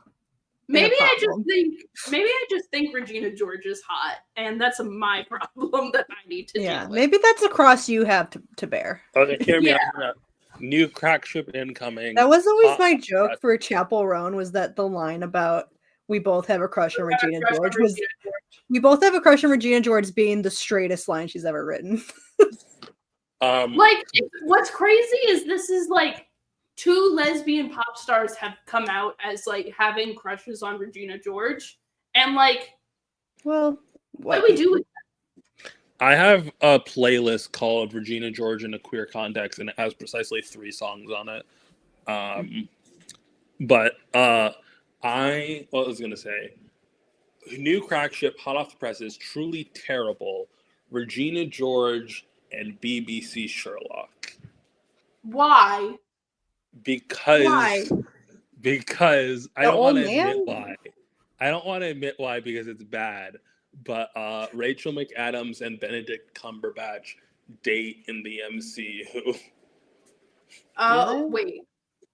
Don't who? they? Doesn't look up Rachel McAdams MCU real quick. Yeah, she's in the MCU. She plays Christine. But Yeah, exactly. oh my god, I did not make this connection. And Isn't that Regina George? yeah, that is Regina George. I just It's not didn't Regina realize George. it. I saw her IMDb, like I see her Wikipedia page, and I'm like, right, Yeah, from she the looks MCU. like Rena- But then I see Rena. her IMDb page, and I'm like, Regina George. Yeah, she's Regina George. She's so pretty when so she's not in Regina George outfits and makeup. That's Hair. Well, yeah, Okay, she looks great. Regina when she's George not is pretending to attractive, be a high okay? schooler. that Depends on taste is subjective. Not the But second so- one. Not this. Hold on. She was also in the Sherlock Holmes movie. Oh, she literally played Irene Adler. What the fuck? Oh my god, this isn't. This You were isn't- right the whole time. My crack She's shit, just, guys. she's Irene just with the Adler wrong, and the Sherlock wrong Holmes. Sherlock. I mean, we can put the other Sherlock in that image, no problem. We can get him in there. She looks really good in this movie, Did man. they really? Okay, so someone. She's not blonde. So someone in the How hot is MCU this casting. movie? Oh my god. So someone in the MCU casting room was like, "Okay, we got Benedict as our Doctor Strange. Who do we cast as his love interest? Why don't we cast Irene Adler from a different Sherlock Holmes adaptation? What the fuck? Too many That's fucking some Sherlock. CW joke casting right there." Can I show you guys my other crack ship? Yeah. Sure. I cannot wait for Daystar to pull out the most random shit ever. It's the twins from the Parent Trap and Pugsley Adams from the Addams Family. Both of them. Both of them? Both of them. See, what happens is that he goes to the summer camp across the lake. And so they don't have a lot of time to meet up when they're both at camp. So he goes over and he's dating. He thinks he's dating one girl, right? So he's just like, this is my girlfriend. And then she, like, sometimes he shows up and he's just like, weird, I thought you had a British accent. And she's just like, no. And this is before they realize that they've doubled up, right? That's funny as So fuck. he's- actually. So he's dating both of them, thinking that they're one girl doing a funny bit on him, changing her accent around. And then at some point they fly into the Addams family and they show up And it's just like, hi, we're your girlfriend. We're two girls. And he's just like, well, I guess I have two. And then Gomez What might have did you a line come up about how, with? yeah, sometimes girlfriends just multiply like that. It happens. What made you come up with this? I don't know. I thought it'd be funny. Yeah, that's just how it is with crack ships. It's like, well, I thought it'd be fun. I thought it'd be I'm trying cool. to think of like, I want a crack ship using Rachel Berry from Glee, but I can't think of one right now. I was thinking, I was like, I think Lindsay Lohan was great in this movie. She's 10 in this movie. What other fictional 10-year-olds do I know? Did not think of Ben 10 until just now. So I went with Pugsley Addams from the Addams Family.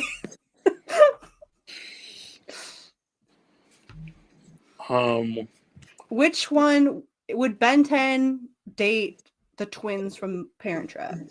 Maybe he No. shows up and one of them decides that they like Pugsley more. I don't think Ben 10 dates white girls. Like, that's a weird thing to say, but it is true. Sure. Would he date Regina George? Like, no, she would hate him. Actually, no. I can imagine Regina being It doesn't mean stop to anybody him. from shipping I- Regina with them. I can imagine Regina being mean to him until the moment he becomes a popular celebrity for being a superhero, and then she would be all over him, and then he would be weirded out by that. I did have one. I did have a ship for Regina. Hear me out. But like, all of Ben's love interests, except for like one who like kissed him, I guess, but not really, is either part alien or a woman of color. So I don't think he dates white girls. That's my personal opinion. Did your head Does canon? that make him a chaser? Yes. This is my ship for Regina George. Is Rizzo from Greece. They would destroy each other. Rizzo from Grease and Rizzo the Rat. Rizzo, No. that would be good. Rizzo for Rizzo. Rizzo for Rizzo. But they're They both like are bullies. the bitchy pink one that's like the head asshole in charge of the girl group. You know what? Also throw a cork in there for The nuclear fallout that would come from Regina George and Rizzo dating would be insane. honestly Rizzo the Rat X Cork. From Star Trek. Yeah. Who's Quark? Look up Cork real quick. Q-U. Q-U-A-R-K. Yeah, that's how you spell quark. God, Well, this is bro. not. Put Star Bro. Trek. Well, this Trek is not. Captain. Oh, this Yeah. guy. Oh. And Rizzo the Rat? Yeah. I feel What like about this they is have some kind similar of, goals? I feel like this is some No, kind of yeah. offensive. Rizzo the Rat and Cork have similar goals in life. Now They're it feels also offensive. misogynist. Nemesis brings up a good point. She-Hulk and Lady Dimitrescu. I remember Get Wyatt in there somehow, and you have a deal. Get in White Wig one involved. of the Get in one of Patsy involved too.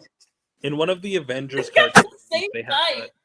in one of the Avengers cartoons they have a bit where Dracula like turns Hulk into a vampire, but Hulk unvampires himself because the gamma radiation's like miniature sunlight. So, and I always like that as like an idea, you know? But whatever. Personally. Hear me out. Leah Michelle from Glee. And what's like a New Yorker? Who's like a New Yorker? New Yorker? New Yorker. I'm walking here. We could grab a bitch from West Side Story. Is that literally the first thing you thought of when I said New York? I'm trying to think of like. Who'd you say? Who's the first one? Leah Michelle from Glee. Yeah, oh yeah, Liam. I'm trying to think of like high schooler, New Yorker high schoolers. Musical Well, high schooler. Well, she's West Side college Story. age. She's college age when she is in New York. New York. Well, it has to be a white person because Leah Michelle's racist. But is Well, that Rachel doesn't Berry stop racist? them. The answer is yes. Rachel Berry is also racist in the canon of Glee. She used to not be racist. She used to have a black dad, and then they retconned that. Well, away. yeah, But then they retconned it to be Jeff Goldblum. yeah. Why'd Which they is make fun. her black What dad? about Jeff Goldblum? So the reason that they even had the black dad to begin with was to do a gag where Rachel's like, "Oh, we didn't know who was the sperm donor," Yeah. despite the fact that she is clearly white. That is the only reason that that black dad exists. And then they had the opportunity to hire Jeff Goldblum, and then they took it. They could have hired him from the ad, you know? Yeah, I don't look. Glee is I like the extremely black dad. racist. I don't even want to get into the transphobia with Yes. Unique I and feel like Mercedes. Just everything having to do with Mercedes, and also Mercedes Zatanna, Monet? Santana. Yeah. And also the fact that there was a black kid No, in we're Glee, not and then they Mercedes. just forgot about him. shout out. There was Mercedes exactly Monet. one Love her. Are you black talking about man in Glee, and then they just forgot about him. And he's in none of the other seasons except for season 1. Wait, what? Wait, what black guy in Yeah, who are you exactly. talking about? There's If I look up- exactly. If you just look up Like black if you said member like of the season Glee 2, club, Black Man Glee. I don't believe you. and it's not Unique because Unique is a separate thing. Unique doesn't show up until season 5. No, Oh my god, Unique, whatever she's in happened to season him? 4, but she's in a different. Did you look up the black member of the Glee Club? I looked up Black Man Glee. Matt Rutherford. Wait, pull it up. Hold on. Let me see. Let me see. Can I have your laptop? I'll borrow it. Yeah. Okay. Let me do this. Okay. He only had 2 lines. He only Yeah, I know. had 2 lines. Most people who are background members of Glee. He returned in the 2-part series finale.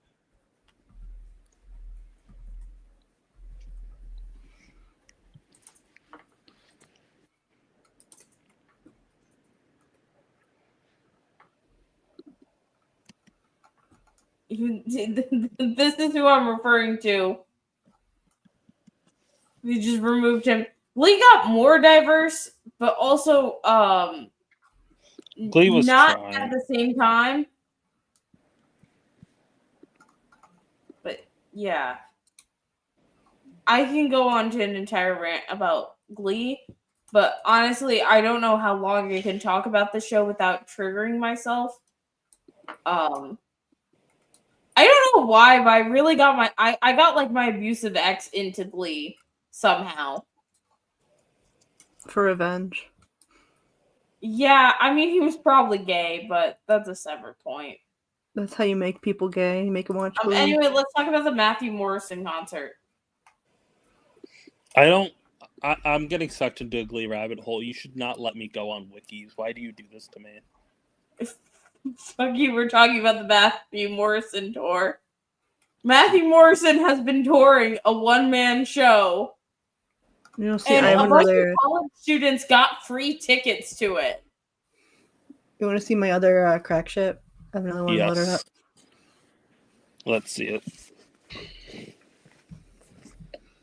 This is gonna ruin the tour.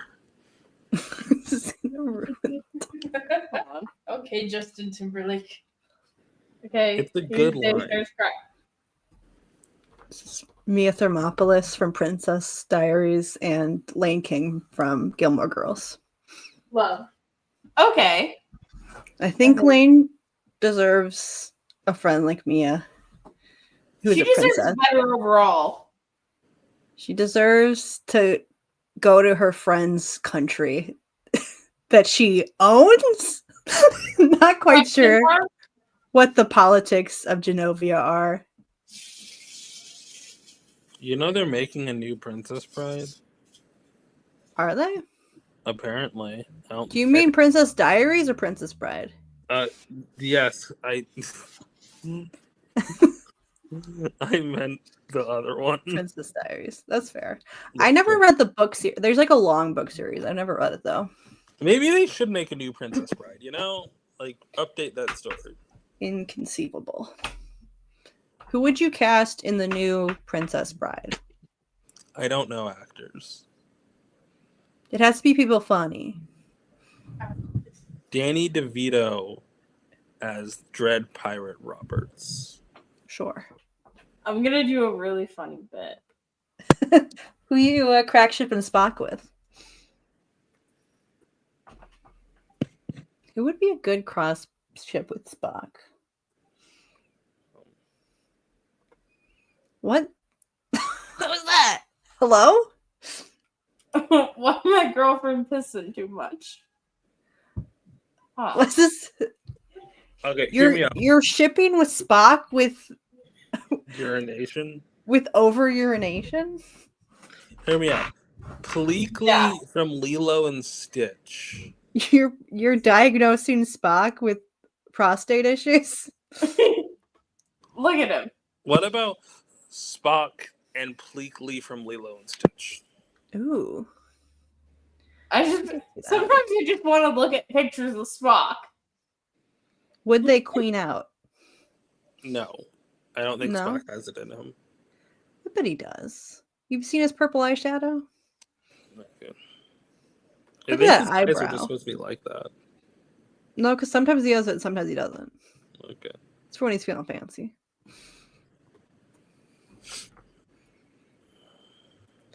Do you like that there's the one episode where it was the one where like Shit. Spock gets split into multiple people and they have Holy shit, there's actual Star Trek wines. Hold on.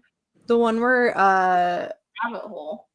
it made it canon that everybody on the Enterprise just has like a makeup kit in their bathrooms that they all know how to your use. actual birthday, Ash? Okay, well, look, I wanted the blood wine. I wanted the Klingon blood wine. That's the important Klingon thing. bloodline. They have Sauvignon. Romulan ale. That's cool. Some of these are. This one's Are these official? Is this just a fan thing? I have no fucking idea. Is this allowed? I kind of want to get this for my dad. I assume it's I think real you would because they're enjoy using like What is it? It's only like how many do you get for You get 140? 24 wines. they're probably 140 small. is are they like the mini things? I would assume It's they're an the mini advent version. calendar, so it's like the little. It's gonna be the little. Let me click on this. We need to find out more information. Oh, does it Okay, have yeah, stickers it's in like it? 24 like mini versions. That's cool, actually. I actually really want this. I feel like it would be better bang for your buck to just buy a full bottle of the actual wine. Well, yeah, but this is more fun. You get to like try all of them. I would assume they also have their own like bottles too. Where are these from? Oh my god. It's from a vineyard that was actually In the used show. in Picard. What the fuck? Oh, those grapes are tainted then. Yeah, it's not like a good show. I know. Look, okay, really, I don't care about the Picard wine. I like the concept of the blood wine being real. I just want the blood wine, if I'm being honest. It's a Sauvignon. Do you drink wine? I want one Sometimes. of them that's in a fancy container. Yeah, I want to keep the bottle. The ale is just The bottles are really cool. They have like this specialty. is just empty. We just buy the bottle. No, this is a prop replica. No, but like go up. Probably Go- because it doesn't actually function. But Go back to the other ones and like those top ones are so cool. yeah, I really. What do are like the? Oh, it's a rosé, and what is the Picard one supposed to be? It's just a white one? Whereas yeah, I think so. Pink Ooh, grapefruit, white It's peach. just a white wine. I'm surprised we Ben 10'd out so much yet so quickly. Never Mhm. again.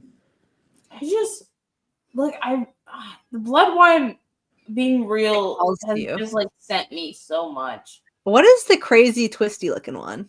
That looks sick as hell. That's Cardassian. Caspian wine. That's a Yeah. cool ass bottle. I can't believe Daystar wants to support Cardassians. Well, they're the other Cardassians. I also like how some of these come in like fun little things with like cool coasters and stuff. Did you see that her face fell off? What? No. Chris Okay, Kardashian. wait, hold on. Oh. I really like the Klingon one. Does it come with This is a sick as hell, knife? actually. Does it come with a knife? What do you mean Chris Yeah, Kardashian? it comes with the thing. Jenner, no. Kris Jenner. These Yeah. are like the arms. But she's a Kardashian. They have gummies. Like gummies or Probably not. I think they're alcoholic gummies. is that a thing? Yes. Let me see. I've not heard Anything of- you think you can put alcohol into, human beings have put alcohol into. Yeah. No, these are just These candy. are like cocktail garnishes. This is just candy. Oh my god, there's even more. There's Star Trek Spirit. How did we Romulan. even get here? What the? This is where you get the Romulan whiskey. Oh hell yeah! Hold on, they have like. Yo! Oh. I bet the red one's crazy. Well, the red one is let me see. The red Gin. one's gin. Bourbon, Yellow rum. bourbon, which and then this is a white rum. This is like we have stumbled upon something that makes me go fucking crazy. Actually, This would what the so fuck is cool. the captain's table? This would be so cool if I drank, you know. That's a limited run. What the fuck?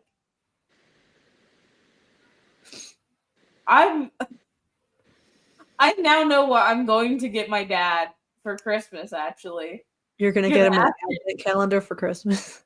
I kind of want to be like, hey, I don't. It's only $139. It's only a- $140. A pre-Christmas you have to open it before the start Yeah, of Christmas. I feel like this is some weird shit.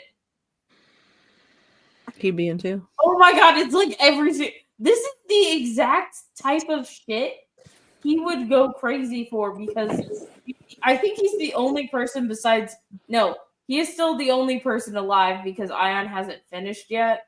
But he's the only person alive who's watched like every single fucking Star Trek series ever made. I don't think that's Deep in true. the paint. Not true, but Spock. you know what? Like, What's Spock doing here? It's just Spock. Well, He like just all drinks of the Spock. wines are based off of a Star Trek character. What does Spock drink? I want some Vulcan Spock wine. is so watered down. What do Vulcans drink? Do they drink? Milk. I can't imagine they do. According to Lower Decks, they do not drink. Yeah. It would be illogical. God, Yeah, because everything the Vulcans do is logical. I like how this we have gone down a rabbit hole right now. 24 different wines. Make sure you bookmark this page. Did it say 24 wines? It's 24 wines. For only 100, like 24 mini wines. That's like hold on, let me do some math real quick. Hold on, let me do some math real quick. Okay, so it's like $140. $140.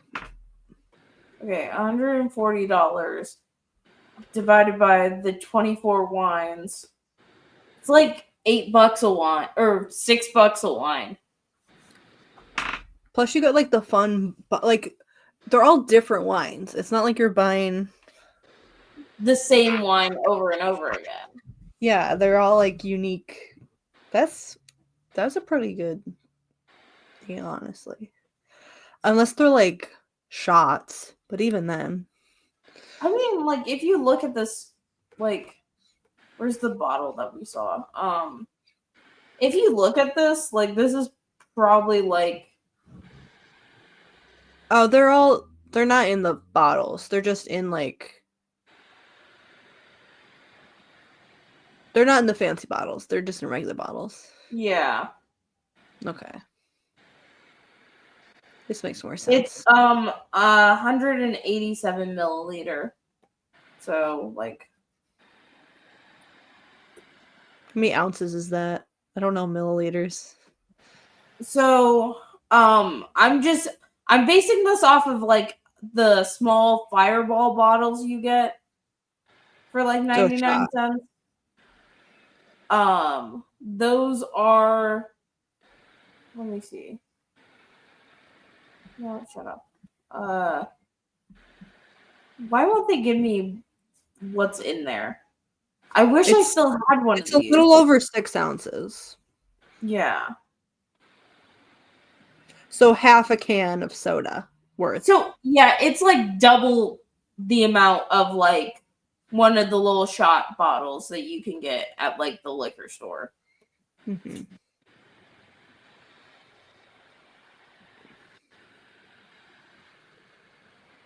Must be 21 plus.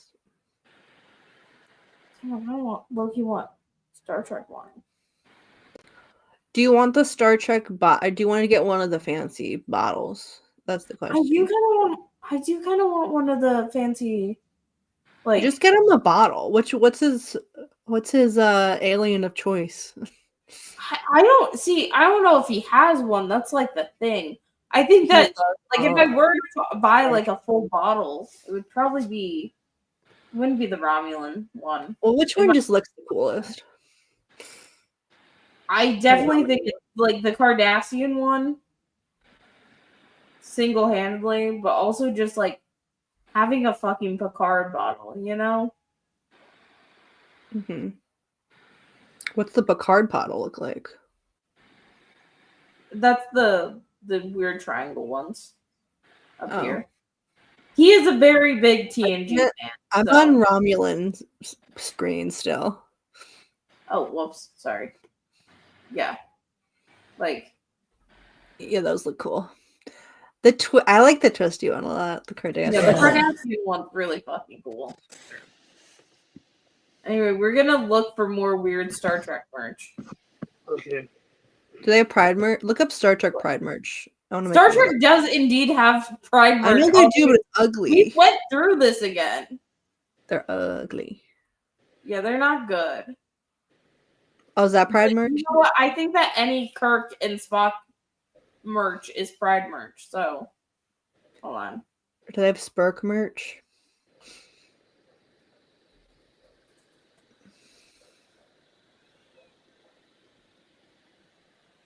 I just wanna see. We might get to Spock. Oh, the little Uhura. Go back up. The little Uhura duck. She's adorable.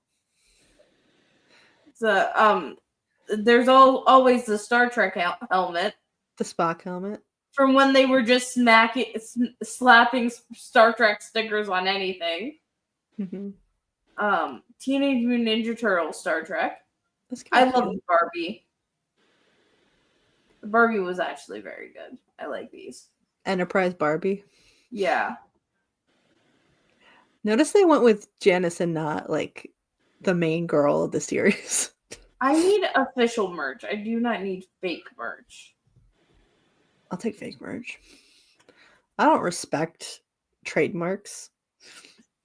No, but like you can't always get really weird with fake merch. But like I like getting really weird with real merch. Hang on, my tummy hurts really badly, so I'm gonna make Stack get back out here. Okay. Give me 1 second. Entertain while my tummy hurts. I think Gretchen Wieners and Paris from Gilmore Girls. Have you seen Gilmore Girls, Rena? No. Oh. But I've heard of it. The neurotic blonde one from Gilmore Girls. Erotic, I think that fits in with Gretchen. Yeah, the two of them would make each other crazy, I think. Is that the Pairs. goal of shipping? Yeah, that's what makes it fun. Okay. Do you want just like, I think that they would complement each other well and have a wholesome relationship? Is that what we want? Yeah, that works. I think, what if we ship Needy from Jennifer's Body and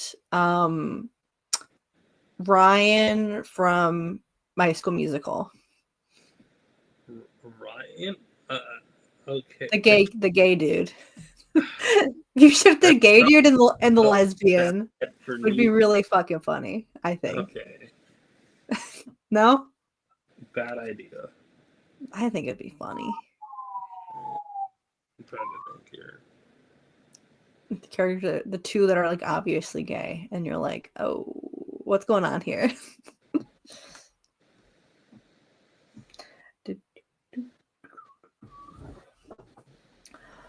Who'd you ship Troy Bolton with? What about Troy Bolton and Edward Cullen from Twilight? Oh, come on. That, I mean, I think that fits, I guess. They're both annoying and worked up. And emotional drama queens. Worked up. I said worked up, but yeah. Worked up. Which white boy is more quirked up? Troy Bolton or Edward Cullen? Edward Cullen. Is he? Mm. All right, who else you got? We can do more boys, I guess. Let me think of boys.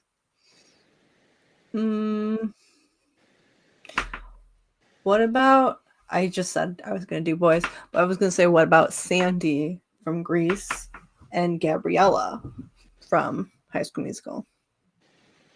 The new girl. Sweet wholesome new girl gets corrupted by the bad boy. Gabrielle would just leave, you know? You don't think she would hang out with Sandy?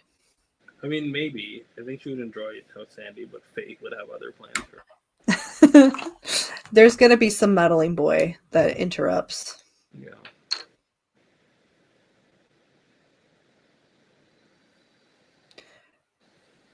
Okay, if you had to come up with somebody for the gay dude from Mean Girls, too gay to function. Damien? I think his name's Damien. Yeah, it is. Like, I just design her fully, or do I have to find someone? Well, who do you think? Who'd be good? I don't know. Gay people in pieces of media. They don't have to be gay. We can do whatever we want. Ryan from High School Musical.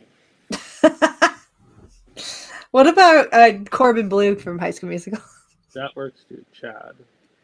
Chad. He was in. What was he in with Jinx Monsoon? I don't know. He's in some Broadway show with Jinx Monsoon. And I heard they were good. She's a drag queen. Oh, it was what's that fucking musical called? The one with the plant. What is it called? No, the one with the plant. Little Shop of Horrors. Little Shop of Horrors. I was also thinking Rocky Horror, and I'm like, it's not Rocky Horror. It's a Little Shop. You look up Jinx Monsoon.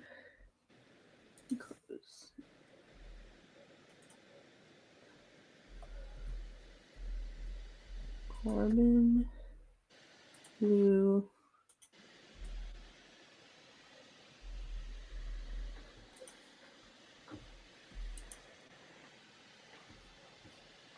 Where I don't know what who's like Seymour, is he's not, he's like the main guy, right?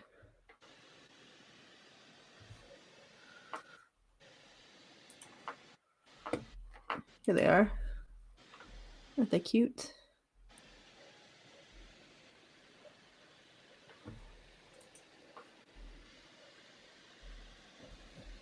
This is Jinx and Corbin Blue. Aren't they cute? Hello. Oh, I am so tired. That looks good. I like them together. Corbin Blue. Oh, He looks so different. just when are the Flowchart brothers coming back so I can rest? Do you want me to talk about something else? No, it's fine. I like shipping. I just can't think of anything right now. I'm trying to think of a crack ship for Azula. For Azula? Yeah. Okay, so we're thinking like 14, 15-year-olds, right? Yeah. What about... Do you want it to be a boy or a girl? Do you care? It doesn't matter. What about Padme Amidala from Phantom Menace? Okay. Princess for princess. Oh, Padme Amidala. Oh, Yeah. ooh, I like that. I Here like she that a is. lot. It's Padme. Yeah. She was 14 in Phantom Menace. Yeah, I like that a lot. Because they're both kind of like... They both have a lot of shit that they're dealing with. I feel like they'd understand each other.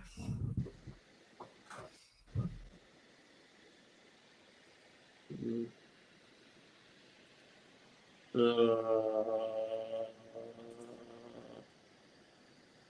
Why is it that Padme is like in Do you charge think of it? Padme falling for Azula will make her life better or worse? Worse. Well, is Azula... I don't know. Azula's not worse than Anakin.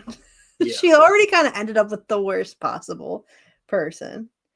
So I Okay, feel like okay. it might save her. I had to kind of write this. Azula and Vi. From Arcane. Yes. I could see it. Yeah. Because she's like... She really appeals to authority. Yeah, she would be like her bodyguard. She loves collecting like a powerful fighter to just sort of like throw at people. Yeah. And be like, do her bidding, you know? Yeah. And Vi's into doing that for somebody. Yeah. So it's a win-win.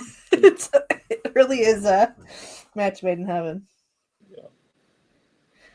Is Azula... Are Azula and... What's the other lesbian from Arcane's name? Caitlyn. Are Azula and Caitlyn similar? In that they're both like dictators, kinda. Yeah, I guess.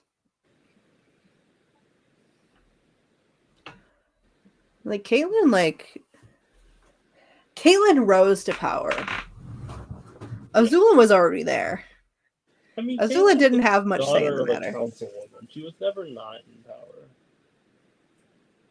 Oh yeah, I don't know why I was thinking her mom was like the cop lady. She just like had another cop lady that she was besties with. Yeah. And they killed her mom. It is crazy how much the council didn't matter in Arcane. Yeah. Like, it really was just like, okay, some of our main characters are on the council, and then the rest of them are kind of there. Like, it ended up not mattering at all. I mean, that's because like 2 of the people died. That's what I'm saying. It's just like, and then it was like it's like, oh, they killed like all the council members pretty much. And it's just like, nobody even knew what their names were. I don't think it really matters that much. This is why I think you gotta name your characters. Like, I was like that fucking robot dude in the first, like, for an example, that fucking robot dude was like, had some backstory, you know, that he dropped in like the first episode, and I'm like, oh, that's gonna come up later. No.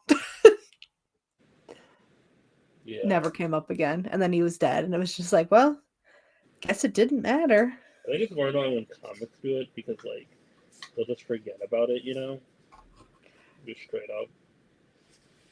Usually in a comic, like if a character has a tragic backstory, they'll just say it all to you in one go. Sometimes. And then, like, if somebody wants to add more stuff later, that's an option. But it's not like a drop of like, oh, here's a hint of my mysterious past, and then it never comes up again. Yeah.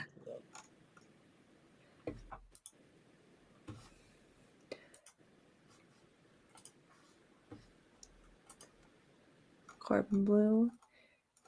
Jinx. I wonder if there's a slime tutorial of this.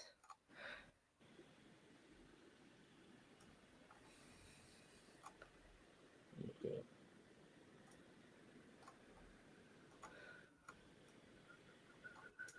You know, there's a YouTuber I find who is doing every fucking food in the Magic the Gathering cookbook.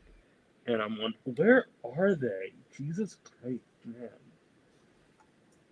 But, I don't know. I had a train of thought and I got interrupted. What? I had a train of thought. It was something about the Magic the Gathering cookbook. And I fully forget where I was going, but whatever. I want to see the art, Nemesis. So tired. Do you want to go sleep? No, because then you're here alone. I can talk about other things. I can talk about Frankenstein, Okay, talk about where no one can hear me scream. Talk about Frankenstein. It's embarrassing to talk about Frankenstein. It's not. It is. I have been seeing things about the Frankenstein movie that have like I have not been able to stop thinking about it all day. And it's broken my brain in the same way that James Gunn doing a Frankenstein adaptation where Victor fucks the bride. Like, it's broken my brain in the same way, and I don't want to talk about it because I don't want to be like, I don't know.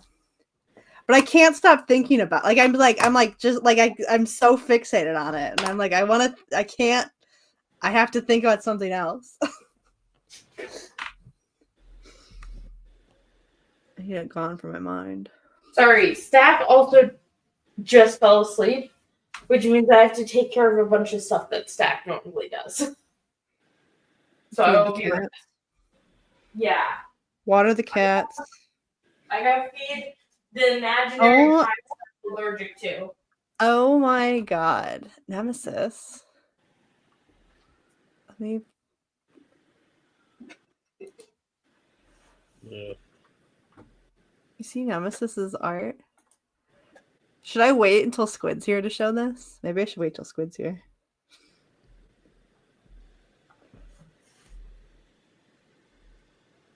Maybe you should show it. Then we'll show Squid later. Is my thing not working?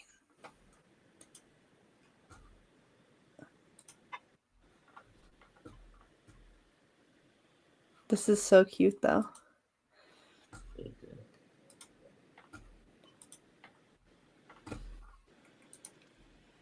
So look, it's Squid over that little fuck ass Ben 10 guy. What? That we said looked like Squid. That's hilarious. I love that. That's really good. This is excellent. Stop. Do you want to look at my my Twitter and see spoilers for Frankenstein? Probably. That's also the thing. Like, I have not even I've not been liking tweets. I've not been tweeting about Frankenstein. I haven't been like retweeting anything about Frankenstein. But they keep showing it's like they know. It's like they know I don't want to see it, so they keep showing it to me, even though I don't interact with Frankenstein. I think I've tweeted like twice about Frankenstein in the past, but I've been purposely trying to avoid it. And I'm like, am I gonna have to mute the word? What if I just mute Del Toro? What? Oh, yeah, that might work. You don't need to hear it anymore. But even then, I don't know. It's just crazy. Like sometimes I feel like maybe I'm just a bad person. What the kill? Kelly Thompson. Did you see the new Absolute Zatanna? She's like punk.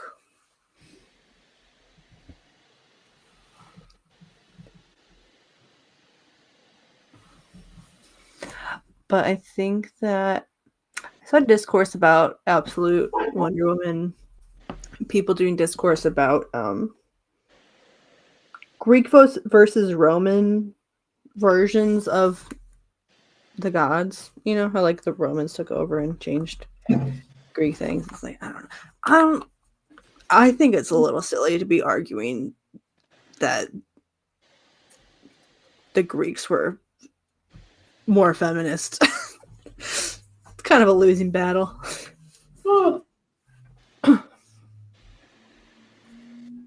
But people, I get it. People want to be. Okay. People want to have an appreciation for the history of the myths and stuff like that. I understand that, but I also think a lot of people.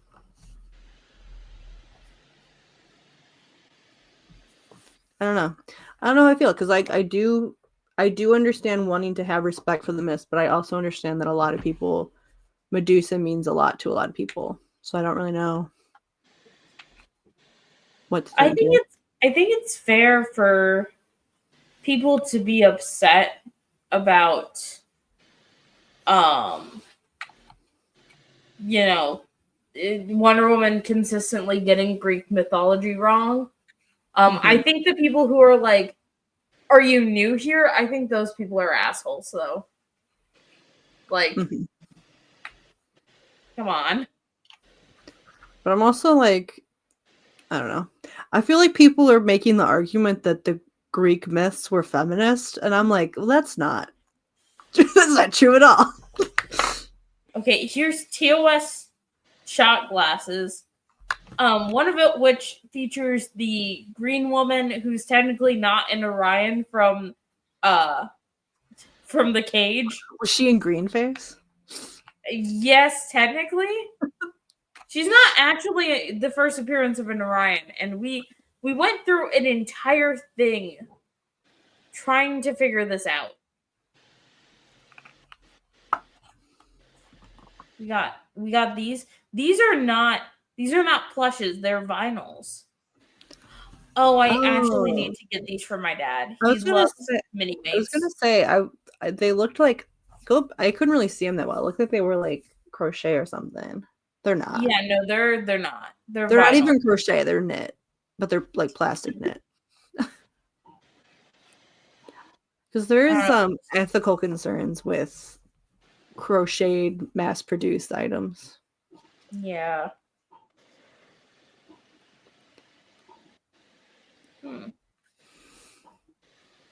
What do you think about Frankenstein, Ash? I think he needs to Frankenstein. Well, now what does that mean? What could that possibly mean? Good. That's a good question. Anyway, look at the Star Trek engineering field kit. I love this, actually. I would like this. Although it's a very weird array of tools. Like, why is there a suction cup there? Those are wire strippers. Nothing else in the set is wire. But I like it. I like it. Ooh.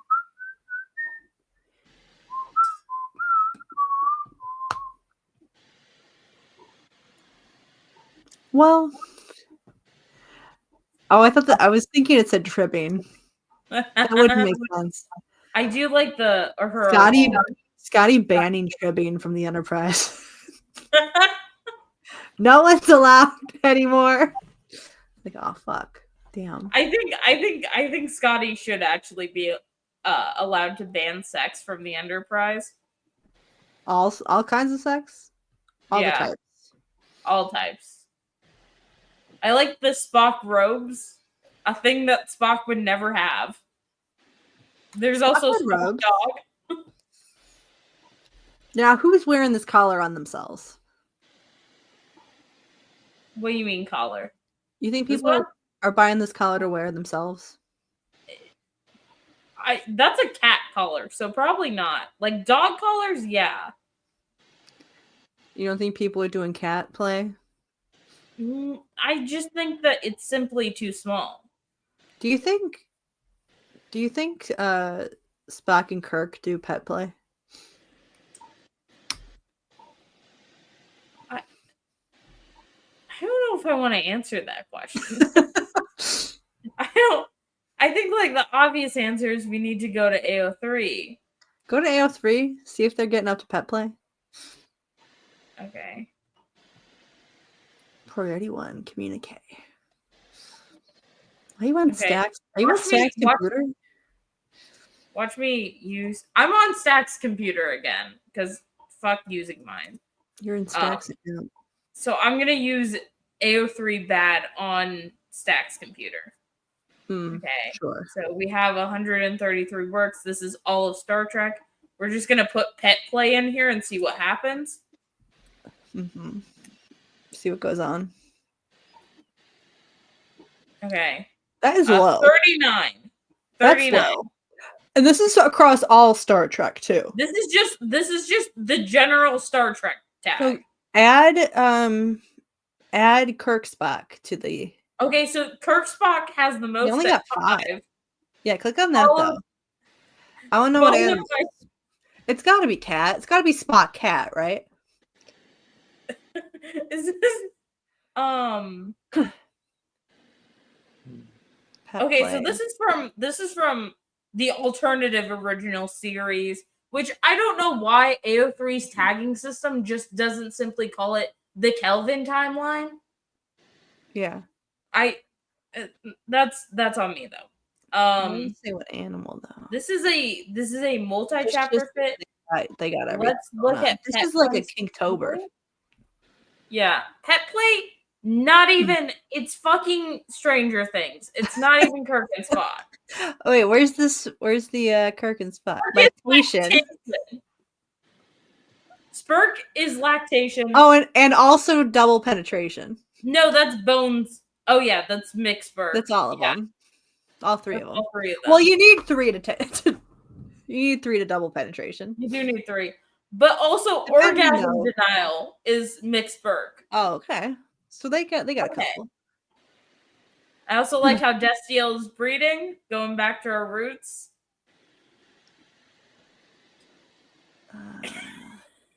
This one's a little bit funny. Spock misunderstands role play.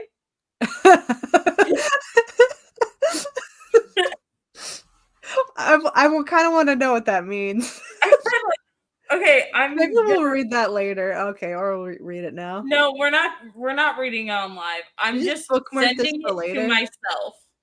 We'll send it in the fan fiction chat because I also Okay, I'll want to send see it what's in the going on here. send it in the Discord. And then Stack is gonna be so confused when he wakes up. He took a NyQuil and then went to sleep, and I'm like, okay. Spock is a good pup. So pup. This one is specifically play. pup. Okay. That is surprising to me. And this one is about James T. Kirk being a pony. I see. Somebody's hypnotized him into being a pony. Someone's car backfired like really loud to the point where it sounded like it might have crashed. Oh. Anyway. You out the window? Hold on. I'll be right back. I'm gonna go out on my balcony and see if I can see anything. I live on a street where there's no there's like not a stop sign where there really should be a stop sign, so there's always accidents like right on the corner. So there's been a lot of accidents right where I live. One time a pizza truck drove into my house and broke my house. We had to get it repaired. Like they knocked out a corner of our basement.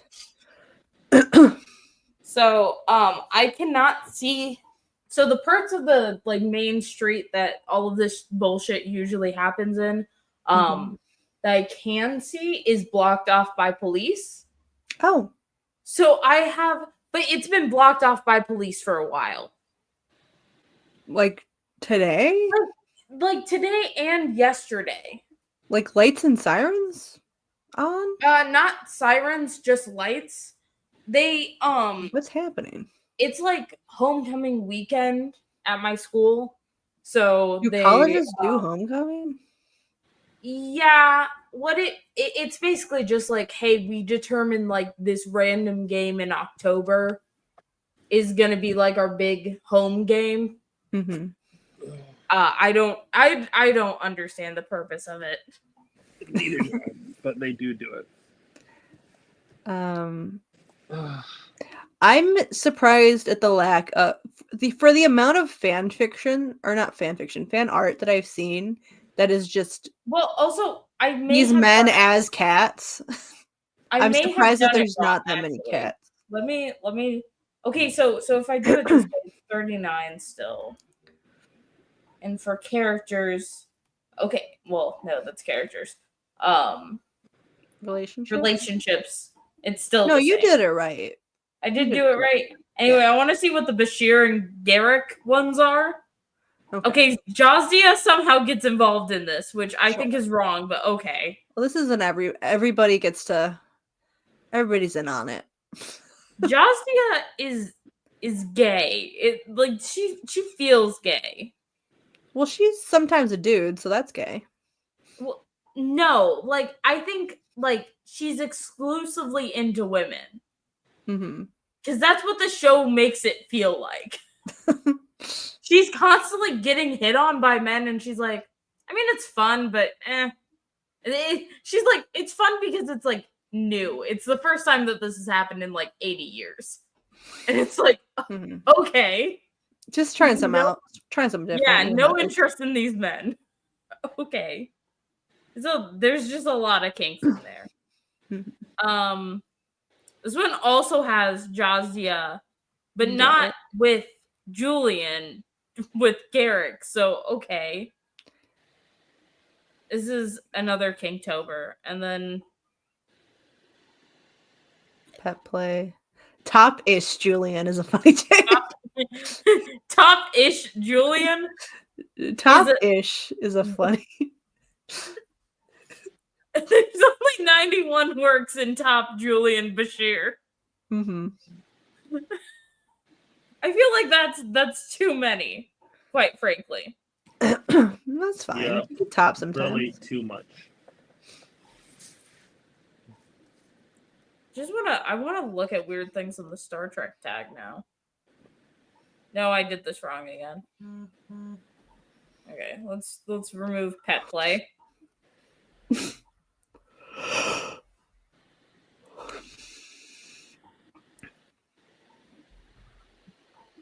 Oh, you've posted this. What's some weird shit we can look up in the Star Trek tag? Well, what are the other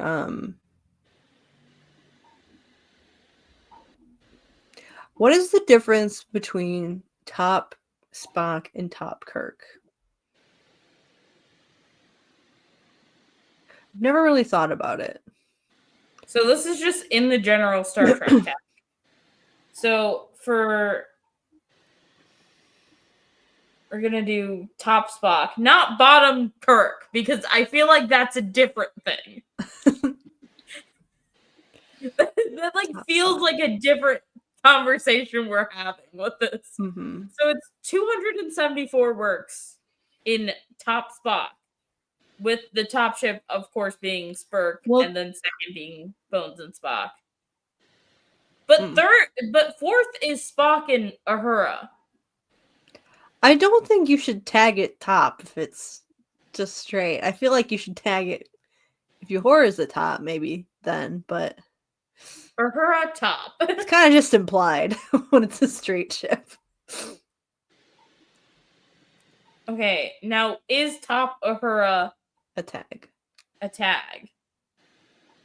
We're gonna exit out of Top Spock. Okay, one. Someone's on to something. Someone. Wait, One, is it exactly there? one person. Wait, what am I looking at? Making love. Bottom Spock. Affections. Is this a pegging fic? They didn't say pegging. They didn't say pegging. Making love, amulets, necklaces.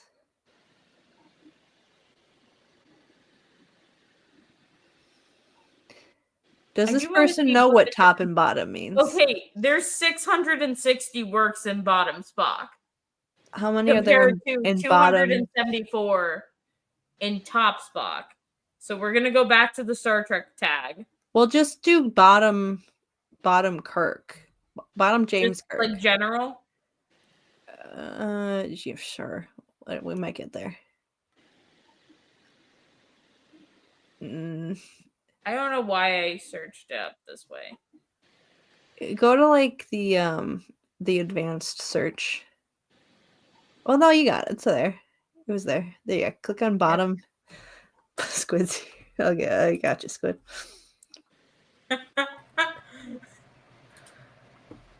How many are in bottom James T. Kirk?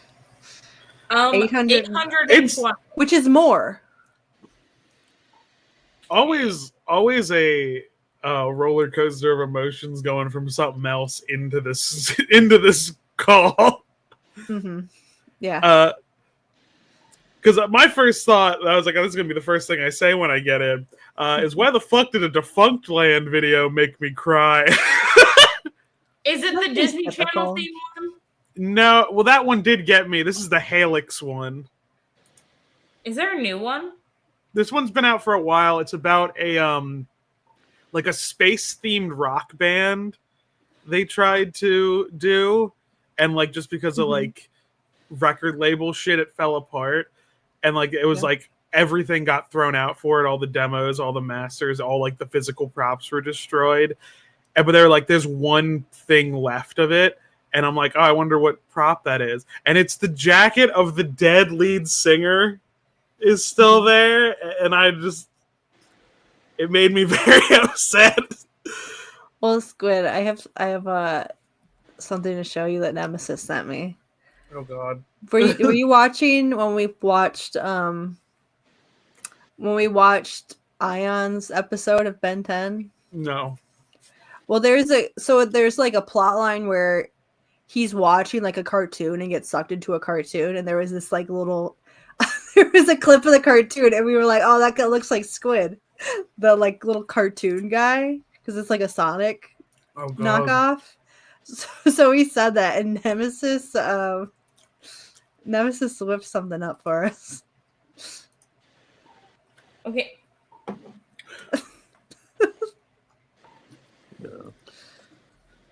It's a little squid. Ooh.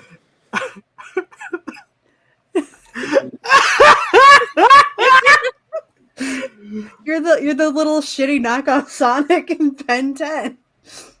What does the original one look like? I don't even know how to find that. Hold on. I don't remember what Ayaan. It's Zingo. It's Zingo. Vingo? Zingo, but with an Zingo? X. Xingo? Yes. Zingo. I found it. Here, hold on. Oh my God. I'm so tired. I'm sorry, guys.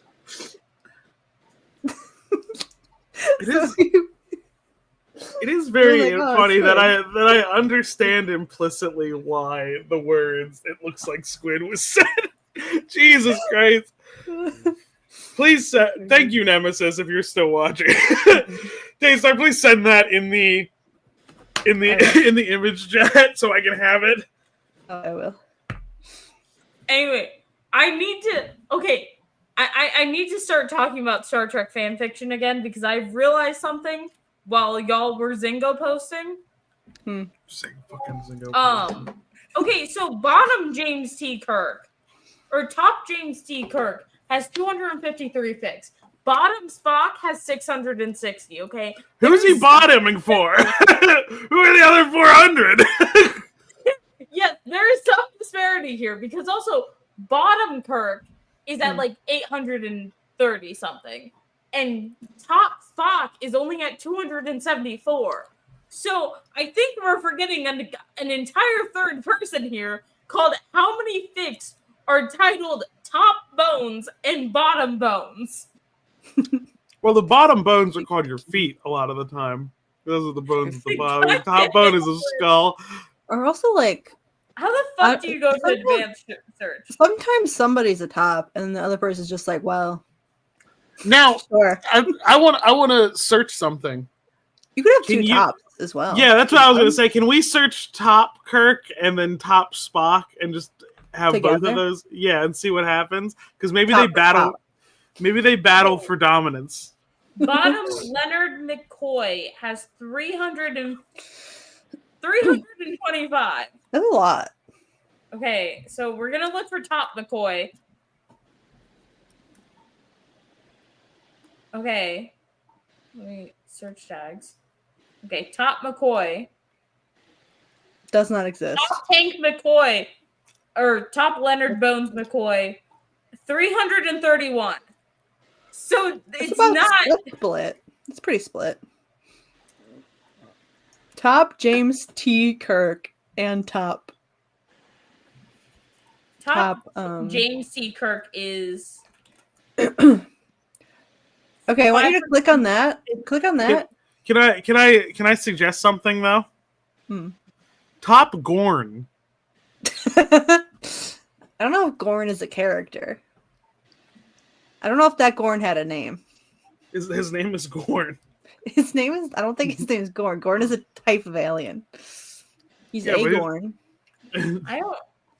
God damn it! Wyatt Stack, leave me alone. Works. Hit works. Oh. And then go down to additional tags and type in top Spock. Other tags to include. There you go. Top First time. Spock.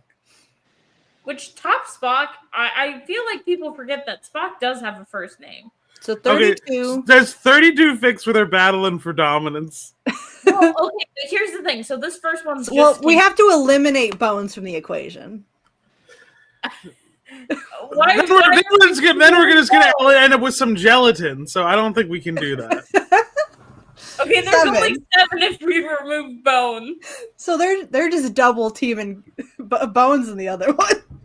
They're mostly just double. They're double boning Bones. So okay, so And we it have 7 Top where they're. Work? I want to know. No. Wait. I want to. I would like to see Bottom Wharf, please.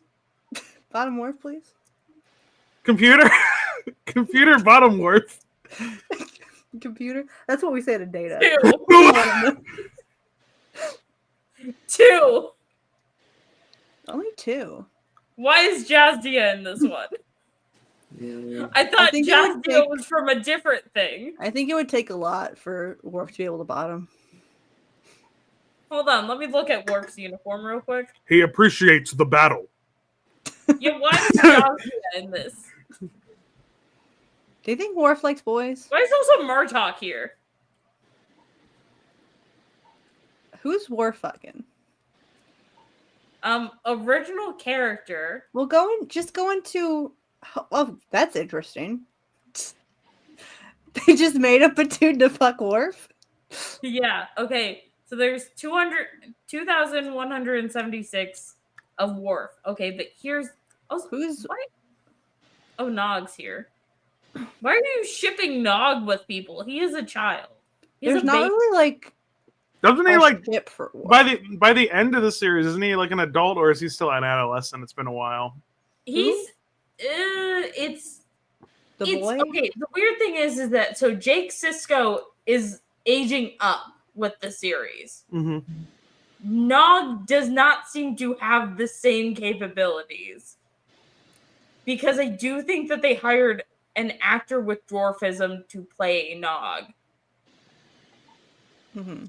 It's weird. It's weird how they do it. I've not watched enough. Because it's like he does like mature and he wants to enlist in Starfleet and stuff. Like it's like I assumed he was growing, but I just assumed because all the what's it aliens? I forget what they're fucking called. People like Jack Ferengi. Ferengi. All the Ferengi are kind of short, and like Nog's already kind of around the same height as them. So I just figured like, oh, maybe they top out young.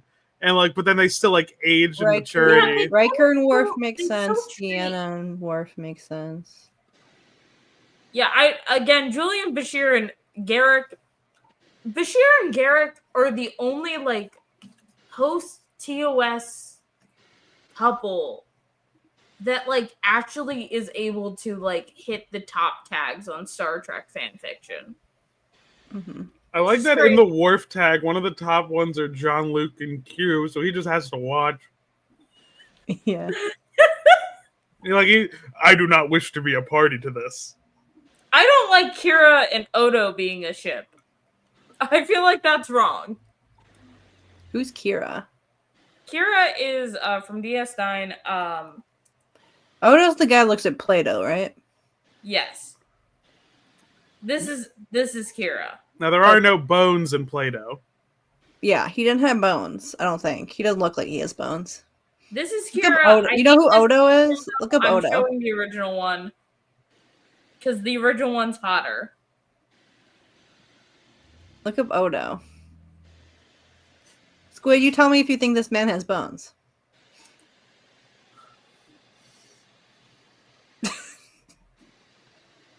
There's a spoiler in one of these. You think there's bones in there? Have bones. I think he has phloem. Like, so it'll hold shape for a little bit. So it's like there's something, but it will change.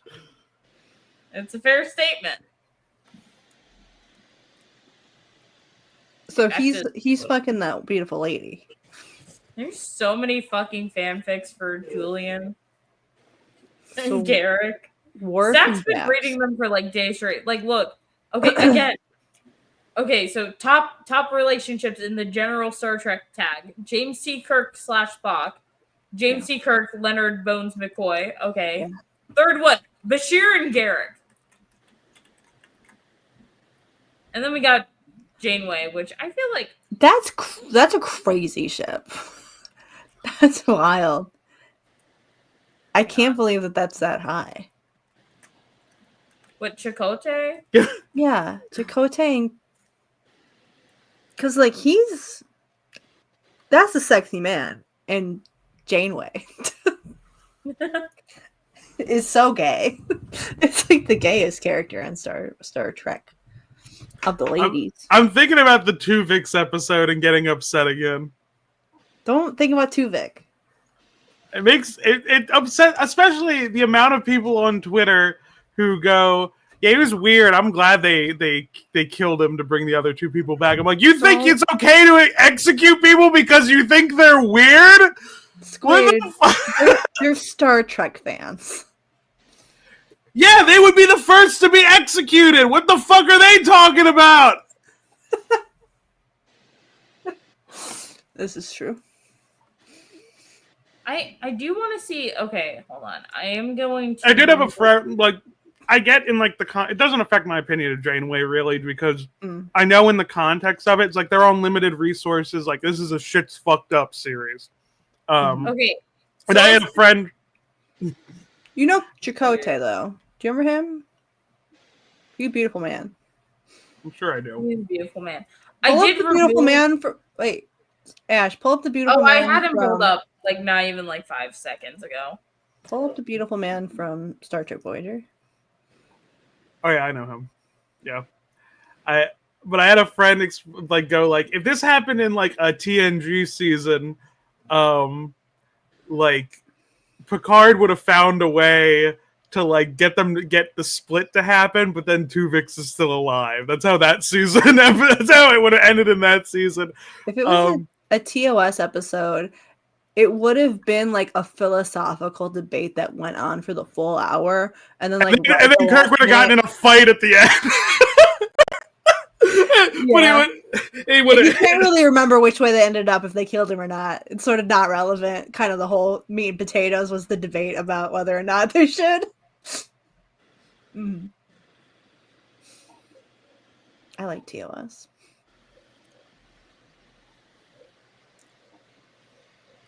I don't know. They went to the I don't know what planet where Cisco would do.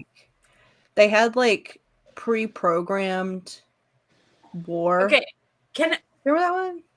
I did notice something interesting. So I removed the Kelvin timeline from this list, which apparently just takes Kirk and Bones out completely. They no longer hit top 10. They deboned that man. Yeah. People are only horny about the Kelvin Bones. It seems like the vast majority of Kirk and Bones. Kelvin Bones is played by Carl Urban, right? Yes. Okay, And like that I explains think a few things.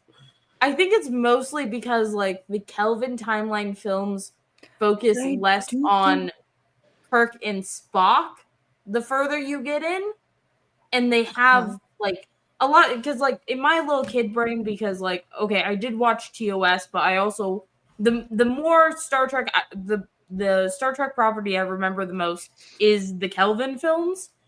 And the Kelvin films feature Spock and Uhura heavily as a couple.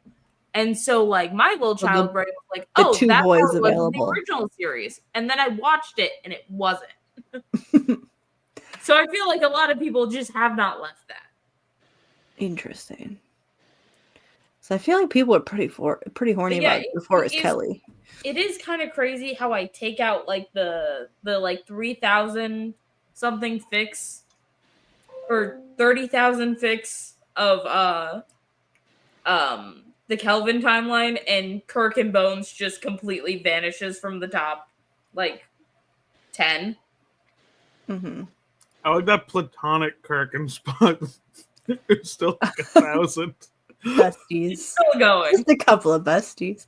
I do think that Spock and Bones was the more prevalent ship from TOS. Yeah, that is the ship that makes it on the list. Like, Bones and Spock is the one that makes it on the list. I feel like they had more chemistry because Bones was Vulcan racist.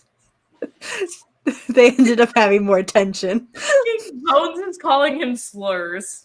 I'm gonna say some words, and I don't want to be judged when I say them because it popped into my head, but I want to say it.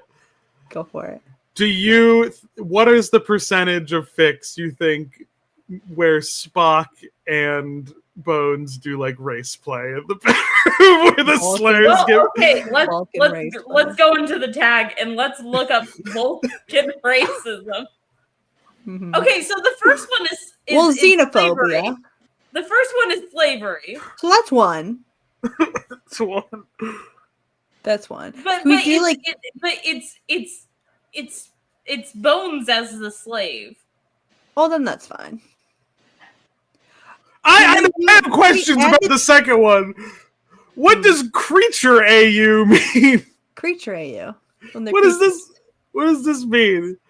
Wait, what do you mean creature AU? It's like it's last word on the on one of the lines is creature AU. It's next to blowjobs. It's in between. It's like a snake creature. He's like a snake creature. How are they rimming with the snake? Oh, Snakes okay. got holes.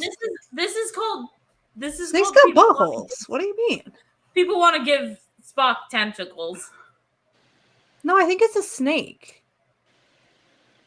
I think that it's like a mermaid but snake on the bottom. I'm pretty sure.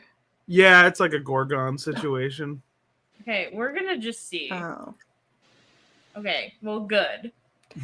Okay, can you do like canon typical xenophobia? Just type xenophobia.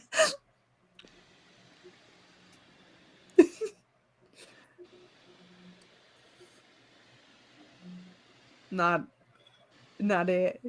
Okay, I don't think it's popping up that way. What does canon typical worms mean? Canon typical worms. Don't worry about it. Sometimes What does it mean? Okay, there is 232 Yeah, this makes with. Let me make sure I got this tagged right. I like doing this just to be sure. Yeah. And now look at the ships. Okay. Yeah, we're gonna do Bones and Spock. Guys, look at the 23. Click on Bones and Spock. We need to look at Bones' crimes. Okay. Vulcan xenophobia.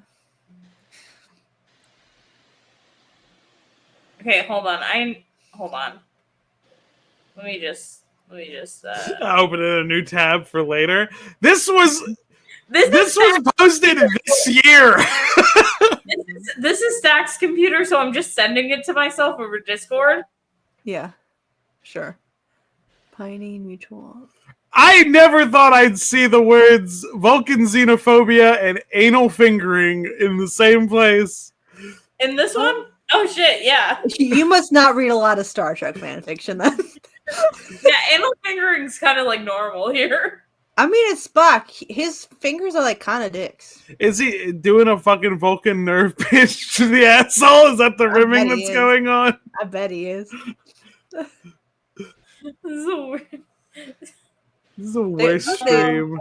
There's a lot of them where they say that there's more nerve endings. In No, okay. There's seven fixed for racism here too. Before we continue, I do have to check. Okay, 17 of them are from the alternate original series. Is Bones still racist in the alternate series? He's not nearly as racist in Kelvin as he is in TOS. Interesting. Which is what's confusing me because, like, okay, so this first one, TOS. Next one, Kelvin. And I'm like, huh. McSpurk Big Bang 2024. Yeah. What does this tag mean? McSpurk It's a thing. McSpurk is the Kirk Bones spot. What about Big Bang 2024? It's like a big writing Kingtober talent. thing. Yeah. What is Meat Ugly? Meat. It's the opposite of meat cute. Yeah. Can you That's open funny. Meat Ugly in a new tab and we can explore that later? Hold on, let me. Or just click it. I have should to get used to stacks. Okay. Using stacks. Okay. Oh, This Mabanga's in this one. This one is tagged both TOS and Kelvin. They don't know what they're doing. They're Wait. letting you decide. Mpreg and Starfleet sucks. Xenophobia, pseudoscience, Mpreg. Hell yeah. Inspired by Tom. Okay, that's another tag I want to explore later. One of the tags was inspired by Tumblr. Do you think Mabanga Hang knows on, I about? also need. Hold on. Do you think Mabanga knows about the Ponfar stuff? Oh, let me get Sheldon his medicine real fast. Do you remember Mabanga? These. Ash, do you remember Mabanga? No. There's a doctor on the Enterprise who they hired specifically to. He's human, but he's like a Vulcan doctor that they hired specifically for Spock because Bones is just too racist. Bones is too racist. His name is Dr. Mabanga. He was cool. I wonder if he's in any of these fics. Probably. Look up Dr. Mabanga. In here? No, just in a new tab. Just for your own.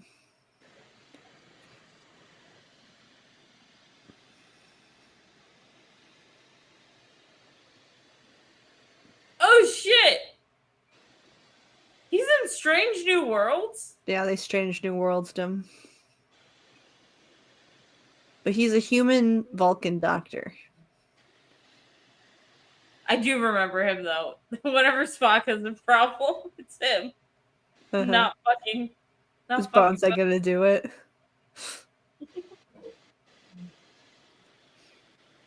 That's fun. Now, why aren't there more Mabanga Spock fics? You could do some Doctor play with that. That's actually, interesting. Hold on. Now I wanna see. They're too racist on Yayo 3. It is. Joseph Mabanga.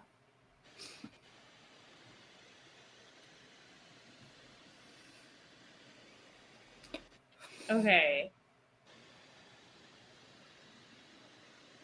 Angry Joseph Mabanga. Why is he angry?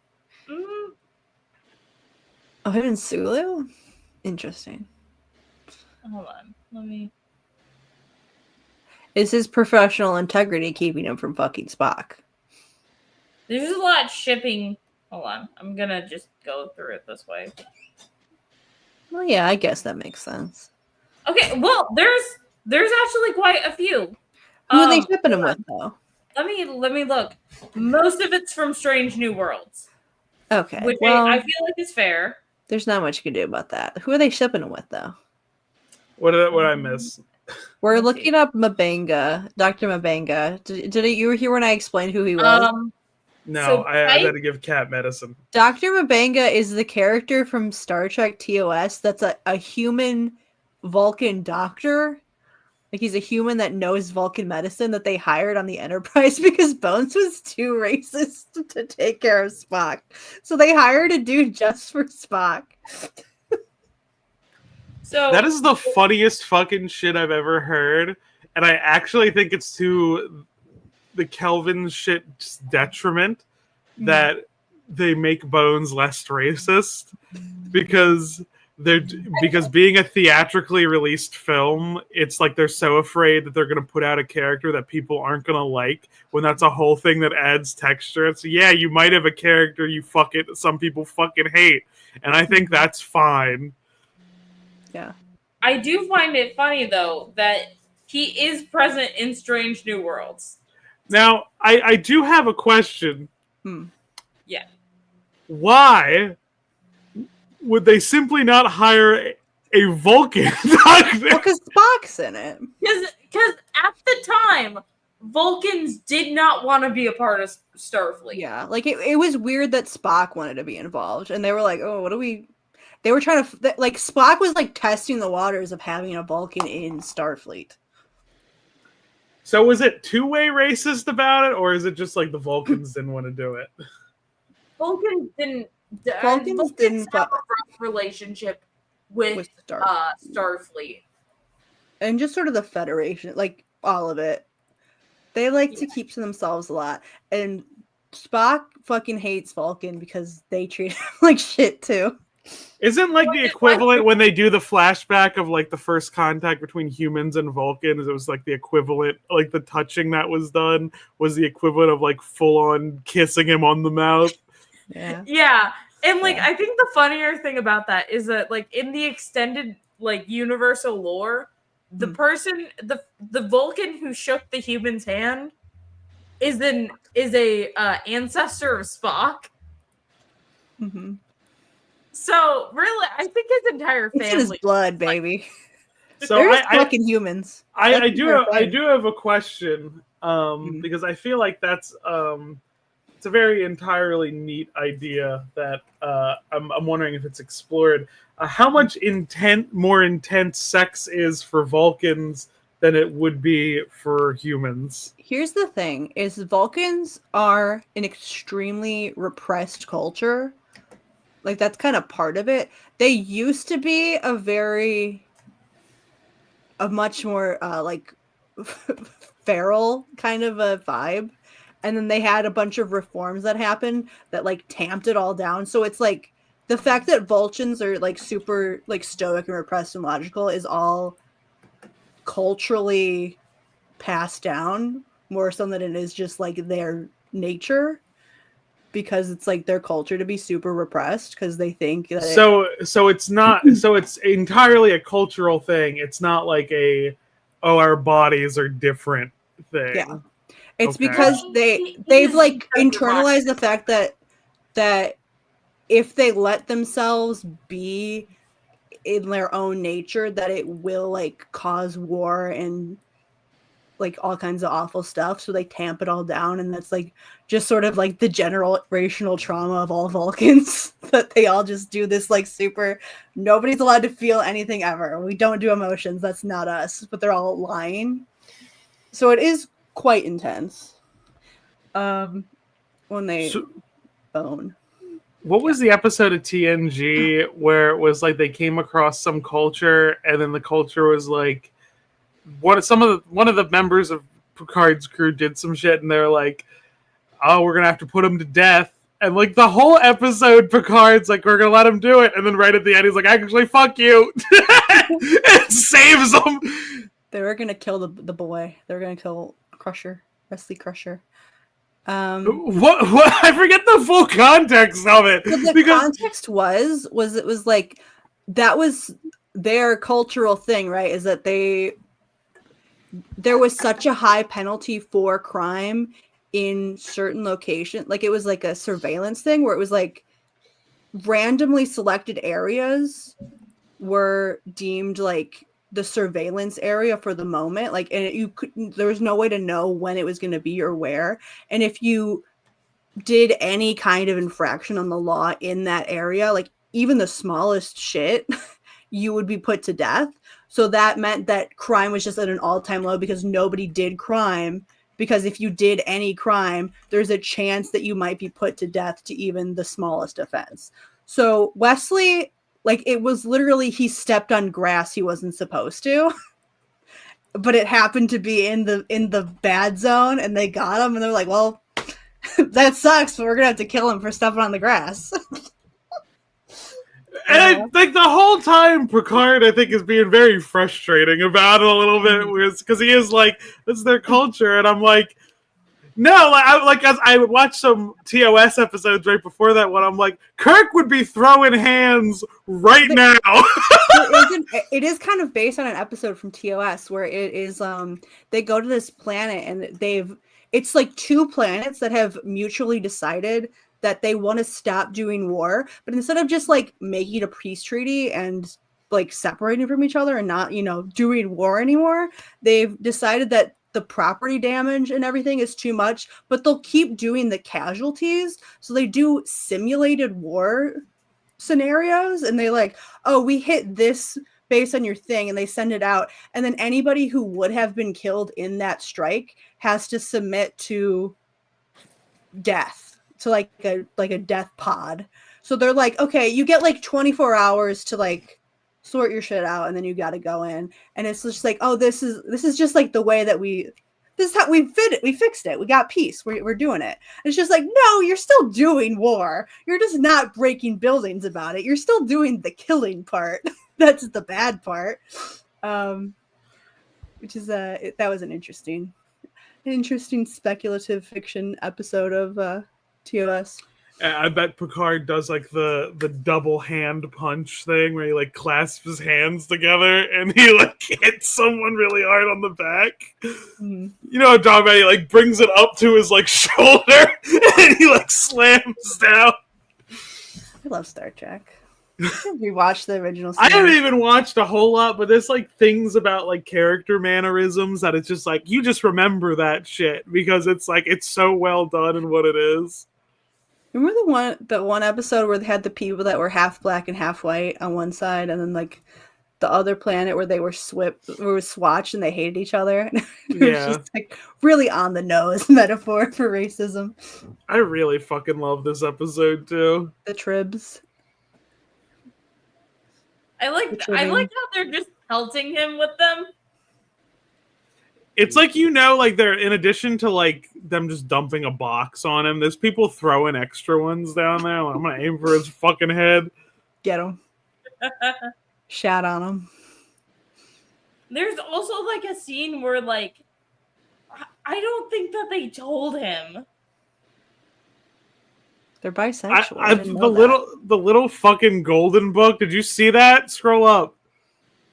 There's like a children's golden book for the Too Many Tribbles episode. Too many tribbles. Hang on, I wanna. Do you think the tribbles trib? Is that how they make more?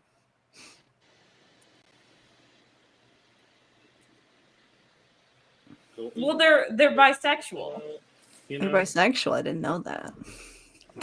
I like the era of Star Trek merch. when they- I love the Spock helmet so much. They It's, just it's not in slapped this it on image. Spock. The There's a Spock couple helmet. Spock helmets. Yeah, someone fucking. I know there's like a Tumblr post about it where they fucking put the Spock helmet on Spock. Like this. Yeah. Like it's obviously just like a police helmet, like a stock policeman's helmet. Instead of police, they put Spock on the Yeah, 'cause front. they didn't fucking realize that this show would be popular, so they just slapped a Star Trek sticker on everything. This is what has happened with K-pop Demon Hunters now.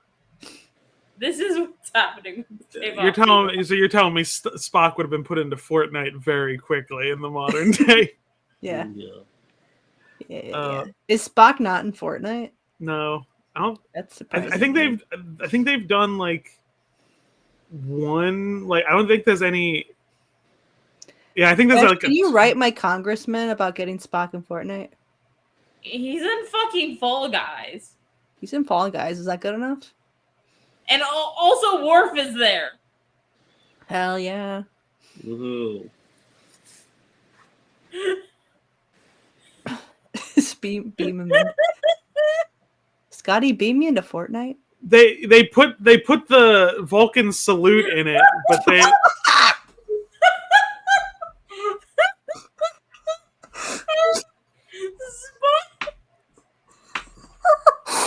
Spunk. They didn't even put the bowl cut on him. They just did the eyebrows and the ears. No bowl cut. Spunk. I'm putting this in the fucking group chat. Remember when I was going through my Fortnite skins on stream and y'all were like, "Is that Stonks?" And I'm like, "Yeah, Stonks is in Fortnite."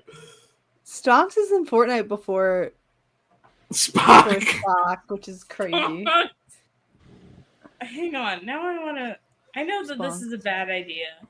The Spock Star Trek market. Fortnite. Star Trek memes. Oh, this is the classic. These are The face palm.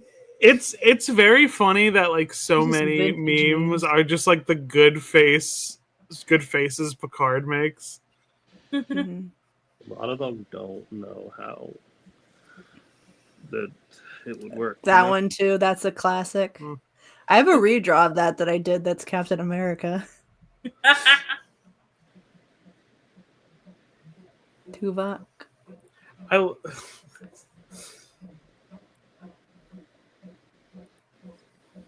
Live long and prosper.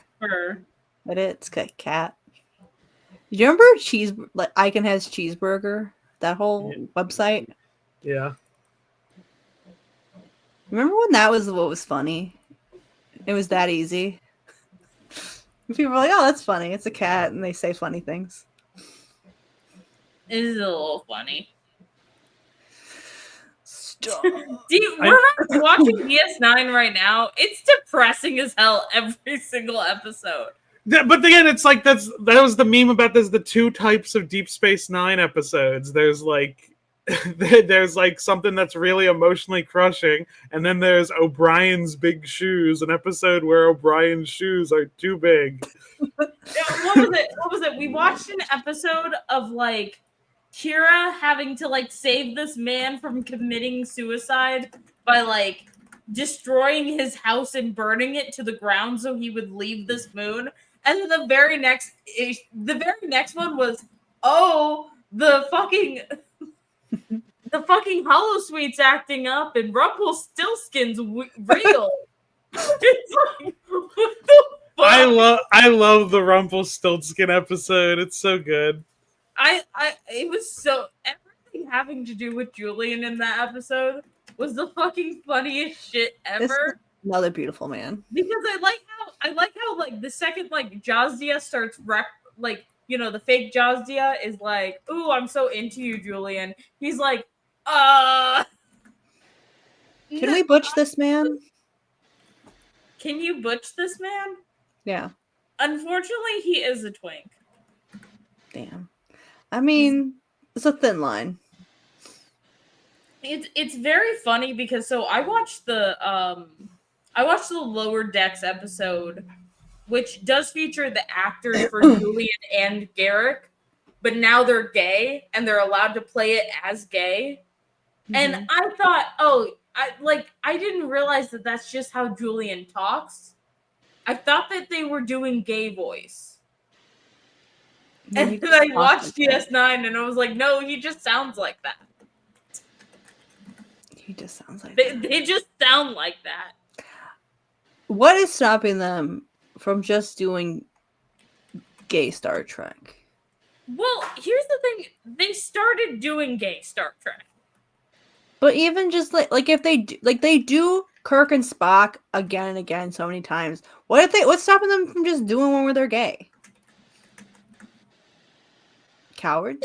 Literally nothing. I was thinking about this with Sherlock Holmes. What's stopping him from doing Sherlock Holmes as gay? I think that's my problem. Why has no one done it yet? New Worlds. Like that is the problem I have with Strange New Worlds, because so Lower Decks came out slightly earlier and then ran through the first couple seasons of Strange New Worlds. Okay. And Lower Decks, gay as hell. A lot of characters are openly bisexual, they're openly pansexual. Everyone's fucking on that ship. It's crazy. Okay. And then so you have Strange New Worlds. You're doing a younger Spock, a character who everyone just agrees is gay. And then you're just you make him super straight. You give him a bunch of female love interests. And I'm like, what are we doing here? It is 2025. When has he ever? When has he ever looked at a woman with anything other than pure disgust? He had Uhura drooling over him, and it did nothing to him. I found the fucking post I keep referencing, and I think about it all the time. We need to pull it up on screen. The two types DS9 episodes. Are you sending it, or do you have it? No, I have my screen. I have it in image share, but I also have my screen share up. If you don't want to do that, you don't want to look at men kissing anymore. Oh, you got it. No, we'll go right back to it because I just want to read it because this is I've started using this post to describe a type of episode in a thing. The two types of DS9 episodes are Faith in Times of Darkness. Cisco's grief over losing his wife causes him to commit a war crime. And Big Shoes. O'Brien gets new shoes that are too big. Yeah, that's about it. So there are times when I'm watching. Clear, this is a through line for every Star Trek series. I will say when I'm starting an episode of a thing, when I can tell vibes are off on a show that often dips into serious things, I'll catch something, things are off, and I'll be like, oh, is this a Big Shoes episode? It's a Big Shoes episode. Oh, is this a Big Shoes episode? I do I need to find out why Garrick and Julian are in suits for an episode of DS9. I do like the other part of this post. Star Trek The Next Generation episodes are called Explosion, and the episode is about a big explosion. TOS episodes are called What Yonder Soul Doth Go Hence a Brother, and are about an omnipotent space frog. Hell yeah. Good shit. Good shit. Some of the titles for TOS episodes are cuckoo bananas, because then you're like, oh yeah, that episode where this happened, and then you're trying to think of what the episode was called, and they're just the most they make no sense. It's poetry that doesn't rhyme. Okay, yeah, there's other gay people in Strange New Worlds. Why can't Spock be gay? Just make Spock be gay. He's in his horror era before he's okay, so I'm sorry. I'm looking at the Star Or at least give him Big Shoes. Or at least give him Big Shoes. There's not enough Big Shoes episodes. So he doesn't know what to do with all that. I'm gonna pull up this fucking comic. What's he gonna do with all that? He doesn't know how to please a woman.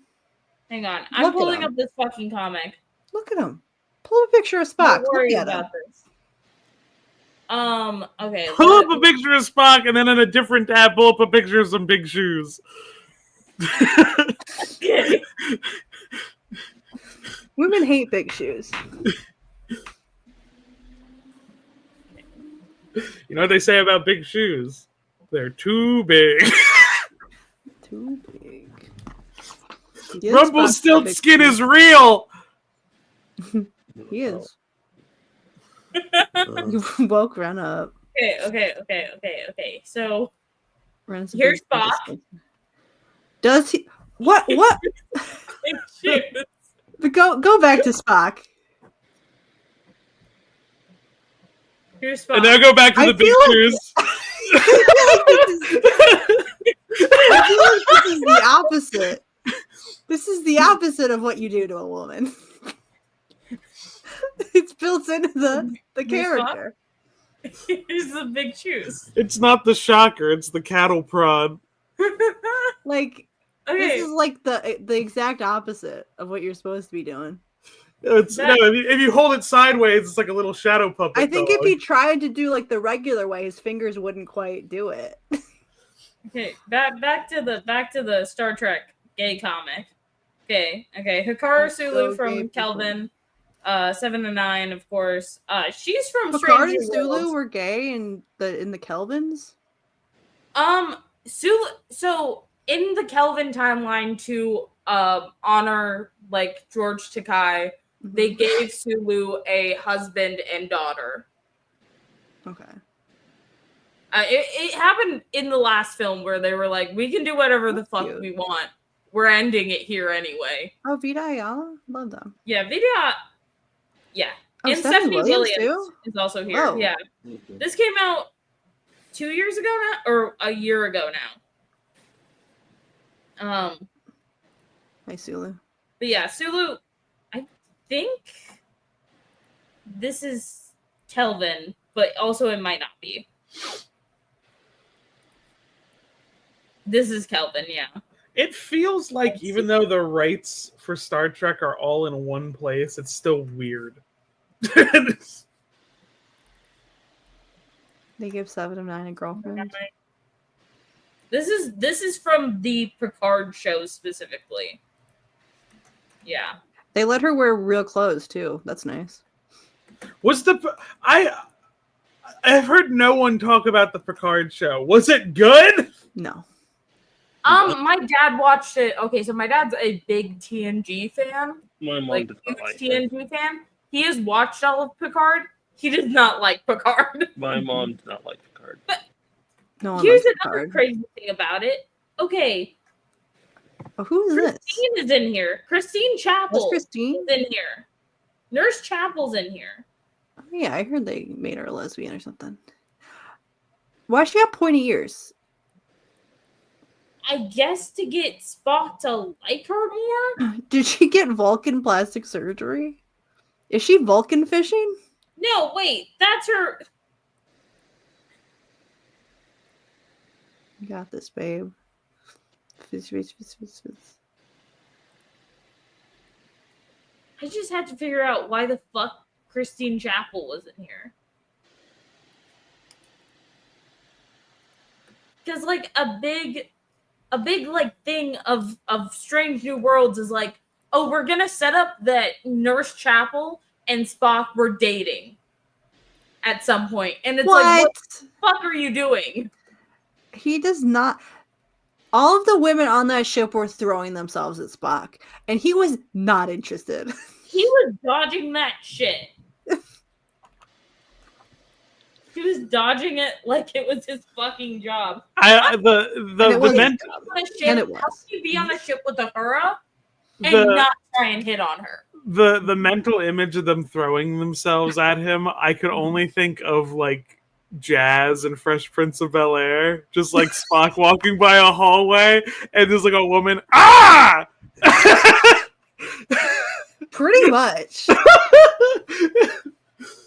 Everyone in that ship wanted a piece. There's a friend I talk to, and every time we do it, we end up doing the Jazz yell for like an hour. We just talk about someone getting thrown out. Ah! Fresh Prince is such a good show. Pull up, Which one- Ash, pull up a Hold picture of Hillary Banks. Hold on, I want to just find out which one Stephanie Williams wrote. Was it the? Oh, is this one for? I can't The recognize her. non-binaries. What do you need me to look up? I need you to look up Hillary Banks from Fresh Prince of Bel-Air, please. I accidentally typed feet, and I don't. You typed in Hillary Banks' feet? Hillary Banks for feet Prince of Bel-Air. I saw that. No, I accidentally typed in FE and then feet autofilled, and I was like, no. I need to know, Daystar, I specifically need to know your reaction, because when I saw Mercedes get her face pushed into the cake, and then they cut to the they do the backstage interview, and she's just screaming as loud as, the only thought I had is, Daystar is probably enjoying this a whole lot right now. I loved it so much. It was so perfect. Oh. And I remember like yelling because we were watching it. And I remember being like, don't let anybody ever imply that she's not humble ever again. And then that they was amazing. And then they use it to set up her and Athena as a team. And I was like, this is great. Because I was just thinking, like, before I went to the show, I'm like, I wonder where Athena's been. She, like, when a heel loses a title match, usually out for a little bit. So, like, MJF's been gone, but he's also filming a movie right now. But I was like, yeah, she'll be back. And then she came back there, and I'm like, this is perfect. It was great. Hey, so I got a thing for y'all. Okay, so here's Are they big shoes? Hell yeah. How about this ship? Are you ready for this? Spock, Ronald McDonald. God. What do we think? That's who got him the big shoes. That's who got him into big shoes. That's who got him the big shoes. What about Spock and Hillary Banks? I feel like she would break him. She could. Well, yes. Well, here's the problems. Is Spock into women? No. We know this. What about Trevor? Remember Hillary had the fiance Trevor that died in like a crazy way? Was it? What happened to him. It was like a hot I air don't balloon or like something. this Spock. You don't remember how it happened? It was like he was doing some kind of extreme sport or something. So he was bungee jumping, and he was like proposing to her while he was bungee jumping, but the cord was too long. He smashed his fucking head on the ground. Incredible. I need it was also like this article. I remember the seance episode where they like had a seance to talk to Trevor. Their Halloween episodes were good too. They did a couple of them, like fucked up Halloween Why ones. is Star Trek obsessed with giving Spock a girlfriend? Because they're homophobic. This is like an actual TV Guide article. I think about the like that TV Guide used to run like like the favorite like TV couple poll every year. And you already know what I'm gonna say, that the fucking Castiel fans would fucking like the Destiel fans, that's it. Castiel would fucking hijack it every year. Which I think was really funny. Because it's like they're not even a couple. What do you mean? Ash looks very upset. Ash did not enjoy that time as much as we did. No, I read the actual article. What the fuck do you mean? You were like, okay, we're gonna have to be a character, like be a part of the show, but we're gonna make her seem like she wants Spock. She did not want his ass. She did not want him. She did not want him. What do you mean? I don't think Christine Chapel is. Hold on. Canonically, did not fuck with him. Who is the? Okay, so I'm not a boyfriend in Strange New Worlds. I'm not as well read on Star Trek. What is this like? What is the cage and like the other like woman I keep seeing pictures of specifically from that? Number The one. woman with dark hair. Yes. So Okay. the cage is the pilot to Star Trek that they had with like a kind of like a mostly different cast, and then when they started making Star Trek, she now plays a different character. There's a new lead. Leonard Nimoy is playing a different, like Leonard Nimoy is now number one's role. So like in the original pilot, the role that Spock usually takes was this woman, and she was just number one. This woman, and right she was here. pretty much Spock, and then they just like put Leonard Nimoy in that role and had him like play that character instead. So I guess they made her a character in Strange New Worlds. Which in Strange New World is essentially, what if we just did the cage, but then stretched it over 3 fucking seasons? Mm-hmm. They would have done more if they didn't get canceled. And then by like the first season, they were like, "Fuck, we're running out of material because we decided to adapt the fucking cage." So let's start bringing like Uhura in. Let's start bringing Kirk in. Let's start like putting the characters that everyone's is recognizable into the show. That's the thing, is that they like retroactively made the pilot canon by posting it as a like clip show with and just saying that was the previous crew before Kirk. What do y'all know a little bit? Number one is now a character now, so I like number one. Do y'all know a little bit about anything about like the Star Trek sequel series that didn't happen? Like it was like in the 80s, and like I think they did like because like Kirk was gonna be in it, but then like no one else was gonna be in it. It was like Kirk was the only one. What would be the point of that? Hold on. Like William Shatner or a different Shatner? It was Shatner. He was the only one returning for it, and it was like a new. They were the only one they could get to do it because he was living in his car at the time, so he jumped at the time. Which I think is very sad. How did it work then? Just it was like Star Trek canceled series 19. I think it was either the 1970s or the 80s. Hold on.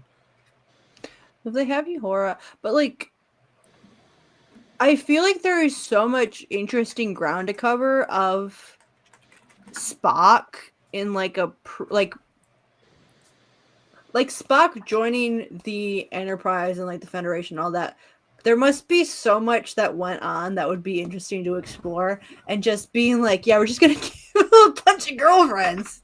Well, like that's why I honestly think that the two like benefits of Strange New Worlds is number one, gets to be a full character. I think that's just cool. And two, we get a lot more Uhura. We get so much more Uhura. I think that's like the main reason that I'm kind of interested in watching Strange New Worlds. She is the one reason I want to watch it. I don't like that they've decunted her hair style. I don't like crew cut Uhura.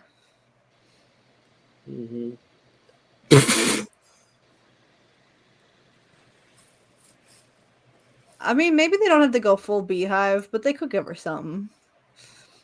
I do think that this is just how the actress wears her hair. Okay, but she's playing it. She's playing Uhura. I know. It kind of feels like they just didn't want to do her hair. That too, probably. Okay, so I can't find all the info because I knew there were like pictures of like people in like test costumes and stuff. Because Uhura, like Nichelle Nichols, let me just look up the cage. Was like so femme. She was not like, military crew cut kind of a girl. She was like, she had the full beehive, she had the earrings, she had the eyeliner and everything. I do kind of find it funny that Leonard Nimoy is the one person to survive from the cage to Star Trek. Okay, and also he's totally a different guy in that show. Maybe that's the discrepancy that they're trying to make up for. The fact that he was just playing a different guy in the cage. I think Something happened to him between the cage and Star Trek Episode 1.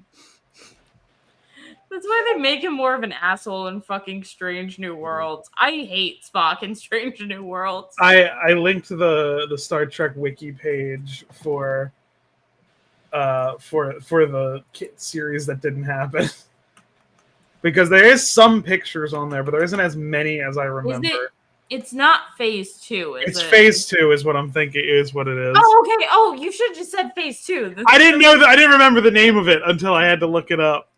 Yeah, Phase 2, the series before they decided to do movies. Wars. Yeah, when Star Wars became a success, then they were like, "Fuck, we gotta start making movies now."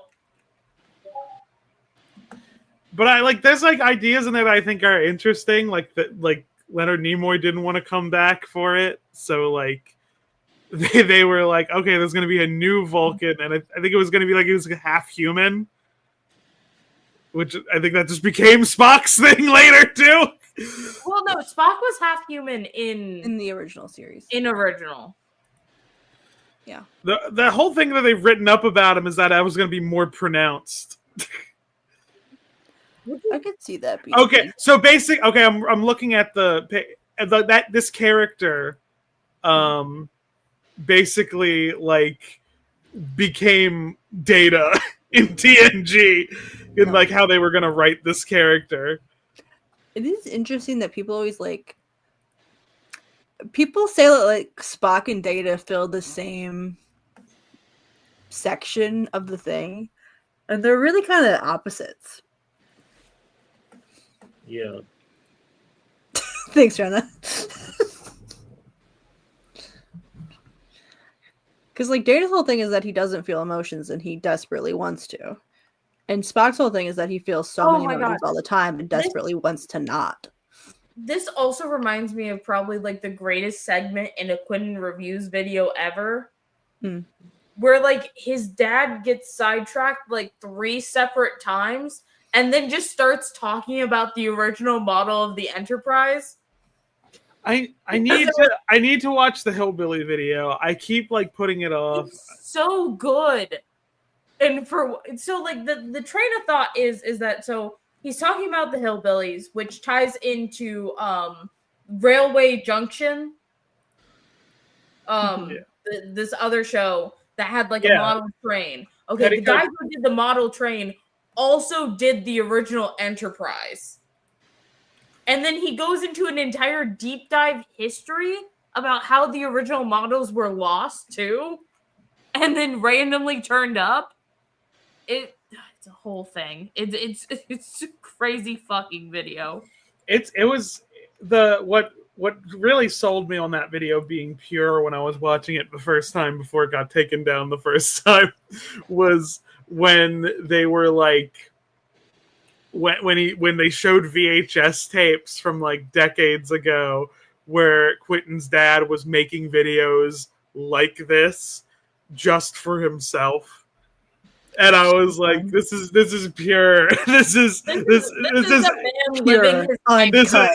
This is untainted.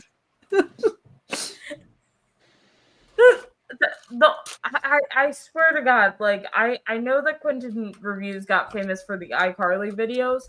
I want him to post nothing but his dad just reviewing shit. I would like that too. I would. He's been posting a lot on his second channel lately, so I'm wondering if it's he's just he's got a long project he's working on. What is with the cycle of YouTubers being I'm going to make a second channel, and then the second channel becoming the main channel, and then they're okay, I'm going to make another channel, and then that becomes the new main channel. They keep doing that. The circle of life. I know that's what Jarvis Johnson did. That Jarvis Johnson has these really well-researched videos on the main channel, and that he hasn't uploaded in a couple years.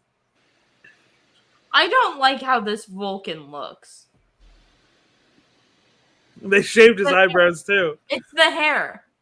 Because like now pretty consistently Vulcans always fucking have the bowl cut. You don't want a mullet Vulcan? There is a mullet Vulcan. She's great. Hold on.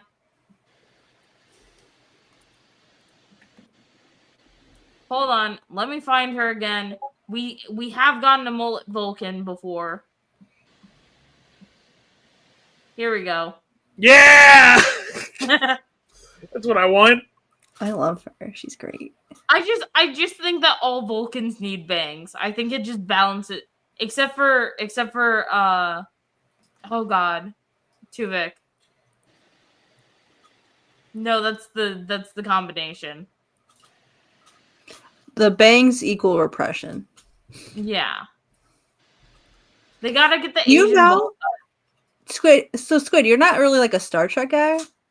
Not a lot. So you don't know about the reveals of Spock's family, which is like one of the funniest ongoing bits that they've had for decades now. That like Spock's family is revealed to his friends completely against his will.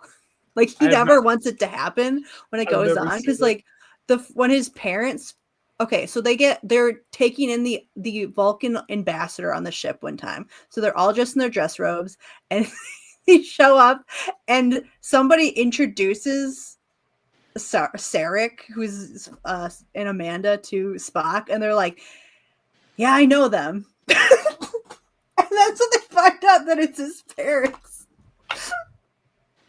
And they're just like, "Oh, we didn't know your parents were coming." He's just like, "Yeah, I really hate that they're here and that my worlds are colliding like this." He's so embarrassed. And his parents this is them kissing. They're kissing right in front of Kirk. Right in front of Kirk. Well, she's got a glove on. Bones is right here. Spock is having to watch this. She's got gloves on. It's fine. Yeah. They're using protection. It's good. And then they have when Spock's brother is revealed. Can you pull up Spock's? I forget what his name is. Spock's brother. He's full Vulcan brother. So it's okay. So it's his half brother. Mm-hmm. But and he's like fucked up. he's like a hippie Vulcan. He completely rejects the teachings of Vulcans, and it just sort of chills out. And this is another one where he just shows up, and Bones and Kirk are like, "Who is this crazy Vulcan dude? What's going on?" And Spock's just like, "God, that's my goddamn brother." And they're like, "You have a brother?" So I accidentally adopted a lot of Cybok. A lot of Spock into the Vulcan version of Alex from the Star Trek AU. That's great. Okay, well, we have to do. Okay, we made a joke saying that Tony's actually a Romulan. Mm-hmm. Who got like adopted in, and no one knows he's been adopted. He's a Romulan, though. Yeah, but because of that, he does not like the Vulcan teachings. I just now realized I just did this again. You did Cybok. I did Cybok without knowing about him. And then we have, of course, the beautiful Michael. Could you pull up Michael? Who is the Michael? Reveal. The sister that Spock has that no one ever knew existed. Oh wait, shit! I know her. I see her a lot. So Spock just had another sibling that nobody knows Discovery. about. Yeah, she's from Discovery. So is this another half sibling or is this a full sibling? She's human, and she was adopted by Sarek, and like raised as a Vulcan.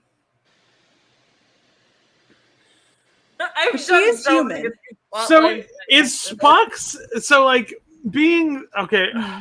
Yeah. To other Vulcans, is Spock's dad just like a big pervert? Yes. Yes. Yeah. Yeah, that's why like when you get to the Kelvin timeline, they're like, no, Spock got bullied heavily on Vulcan. Well, here's the thing. Spock's dad is very Vulcan in a lot of ways. Well, also he's a little bit of a freak on the side. So people don't really know what to make of him. He's not like he is fully into the teachings of Vulcan, So he's like doing the whole thing. He just also has a human wife, you know? And they're like, well, he's an ambassador. He's Human got to be a wife. little bit weird. Hippie son, the other sons in Hippie Starfleet, son. adopted Starfleet human daughter. Pick a Yeah. fucking struggle. So this family is so funny. We also had the secret fiance, which is just like another bonus one. Do you know about the secret fiance? No. Are you What do you talking mean? To Pring, yeah. Oh, I love There's- the pring. Okay. You know, time famous. It starts with you can see we'll show the baby picture first of all. This picture pops up and they're like, Spock, who the fuck is this? Who's this lady trying to talk to you? And she's just like, that's my fiance. And it's just like, this child? But no, she's a Vulcan woman. She's a woman. So this is his So fiance. they're concerned about her being like a child at first the episode. He's like, no, this was years ago. Yeah.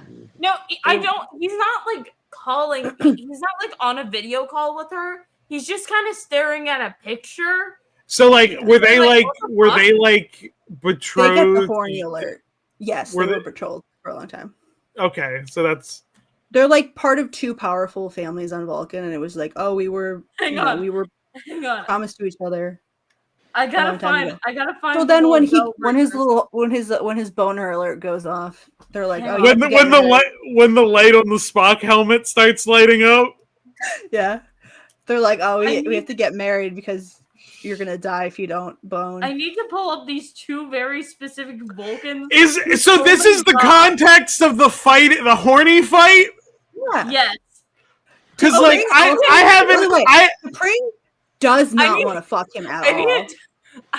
Does not want to fuck him. She does not. She's not down at all.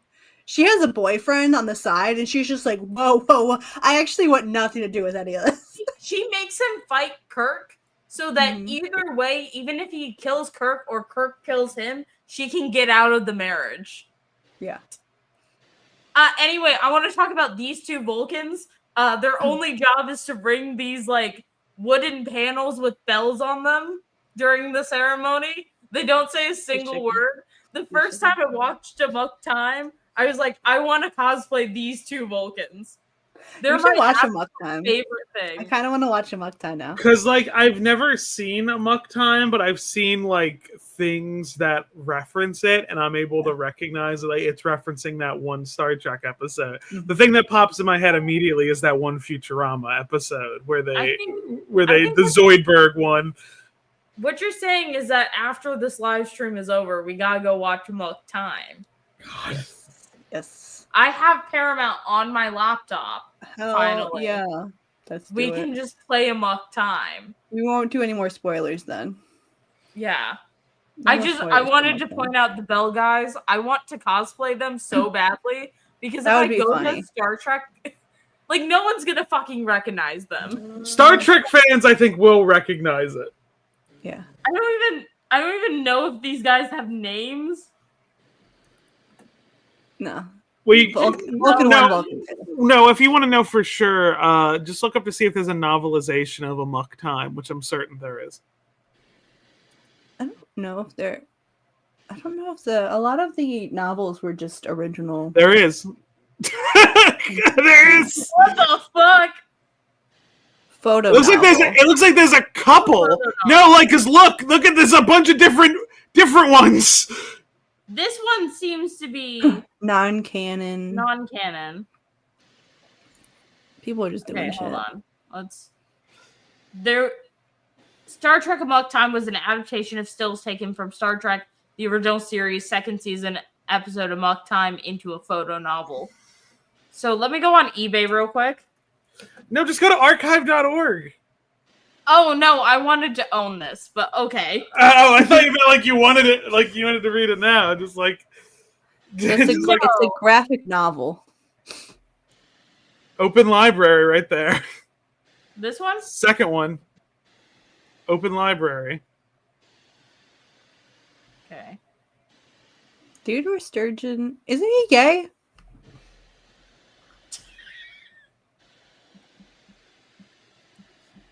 Okay. So okay, so you've already found. Gay I already sci-fi. see that on Amazon. It's only $13. So this is a very easy book to locate. It looks like. I am rusted. 20. Let me see. Okay, we can just pull it up on Internet Archive. You have to log in to borrow. Come on, Stack. Have an account. Didn't they get Okay, I sued guess over the borrowing system? Why are they still doing It's because it's only certain publishers that did it. it? Because it was just and Okay. plus. Well, the thing that actually got them sued was because during COVID they lifted the borrowing restrictions. Because the thing was that they were you can't borrow a book that someone else is borrowing at the same time. But during COVID, they just lifted that restriction, which I think is a cool thing to do. But no, the fucking publishers got very pissed about that. Well, yeah, I can see that. Okay, 235. Okay. How do I go to? Okay, we're just gonna keep flipping then.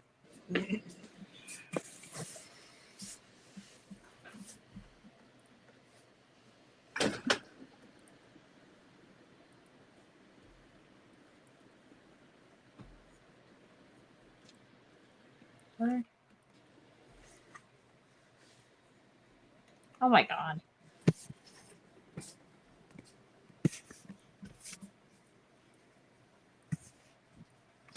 Okay. This is wait. Okay, so he wasn't gay, but he wrote the first sci-fi that dealt with homosexuality. Wait, who? Theodore Sturgeon. I was trying to think of why I was remembering him as being gay when he wasn't. But Okay, he wrote that here's- one. okay, story here's with a the mock alien time. birds. By Theodore Sturgeon. Hmm. Okay. He's an ally. That's why he wrote a muck time. Okay, I'm just trying to find out if those fucking Bell guys have names. Could have also just gone to the Star Trek wiki for the episode and gone through characters and looked through a character's name we don't recognize on that episode. That would have been the simpler one, I think. That would have been. Let me return this real quick because I'm a good citizen.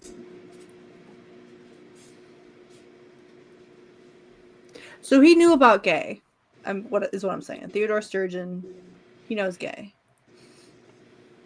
Oh wait, hold on. Look. Fine. Let me go to Memory Alpha real quick. I've been on Memory Alpha and Memory Beta so much. Okay. F1. Sick Bay.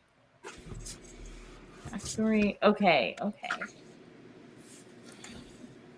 It feels like they have to have names because Star Trek. I don't think Star Trek gets as anal as Star Wars does, despite it having the idea that Star Trek is nerdier. But Star Wars, I think, wants to name all its incidental characters, but I don't think Star Trek does. Star Wars gets anal when? They do anal in Star Wars? Yeah, That was that's just my joke. that's what the other end of the lightsaber's for. I'm just gonna hold on. Put a Kribble Crest up your ass, what happens? What are we looking for? I'm trying Trying to find out if two incidental characters in an episode of Star Trek have a name. to know about the Bell guys. I just want to know about the Bell boys. Oh, Sheldon loved when Mercedes Monet said "Belt Boys" backstage, and I waved and yelled really loud, "Bye, Belt Boys!" I feel Bell like I boys. fear I might be the only one who's obsessed with these fucking Bell guys. Hold on, Bell. Vulcan Bell and Banner Carrier. Well, this is the real man. Frank Da Vinci? Think Do you think Leonardo da Vinci is proud of his progeny? Let me look up some more about Frank Da Vinci Hold because up. apparently he was in a lot. Da Vinci? What if they're all the same? He was Leonard Nimoy's stand-in. Oh. Have you ever seen the widescreen Malcolm in the Middle version we're never supposed to see in Dewey's stand-in? No. Oh yeah, they do that a bunch with like iCarly. With a lot of the like children's shows where there's like laws. Vulcan litter bearer, which I feel like is a separate thing than the Bell guys. I'm so tired. Okay, 2 more minutes. Okay. There was I'm thinking about this short story now. It's good. It's called The World Well Lost, about these aliens that are like bird-like that everybody calls the loverbirds who come to Earth, and they're like, oh, they're Okay, like the they're loverbirds. and they litter become, bearers. They're litter bearers. like, litter bearers. That is what they are. That is what the bellboys are. What did you say about the Loverbirds? The loverbird. So they're these aliens that come to Earth, and then there's like this guy that he's on a mission to take them somewhere. But like everybody on Earth loves them because they're like, oh, they're like these beautiful symbol of love. They're great. We love the loverbirds. And then the guy finds out that they're gay. Like the loverbirds are 2 males and not like a male and female, like everybody thinks. So he frees them and like tells them like go somewhere else, and he realizes that they came to Earth because they assumed that everybody on Earth was queer because of the way that like their physiology of their species worked out. They just like thought everybody on Earth was gay, so they thought they would be safe here, but they would not have been, which is why he like was like, you gotta get out of here. You don't want to be around here. So that's the writer who wrote this episode of Star Trek. They wrote that story. But it's a good one. It's sad, but it's sweet. Some old school sci-fi. I end the podcast a minute early so we can go watch Amok Time. Did you just end it right now? Did you just end it without signing off? No. Are we still on? Anyway, everybody should go read Okay, now we can leave. The World Well. Did you end it? No, we're still live. Oh, Hey We're still everyone, live. have a The good ending night. video hasn't played, which let me double check that before we actually do end it. Daystar. One day you're gonna keep switching around the videos and you're gonna fucking play Meat Spin on your fucking podcast and it's gonna ban your channel. Daystar, what was the name of the story you think people should read? Everybody should read The World Well Lost by Theodore Sturgeon. That's Okay. everybody's gay sci-fi homework. And everyone go watch the Ben 10 episodes that we watched. That's significant. Yeah, go watch Ben 10. Go watch TOS. If you watch TNG, you're a fucking loser. And good night, everyone. Good. I don't make no money on this website, folks. Cost me $5,000 a month to host it.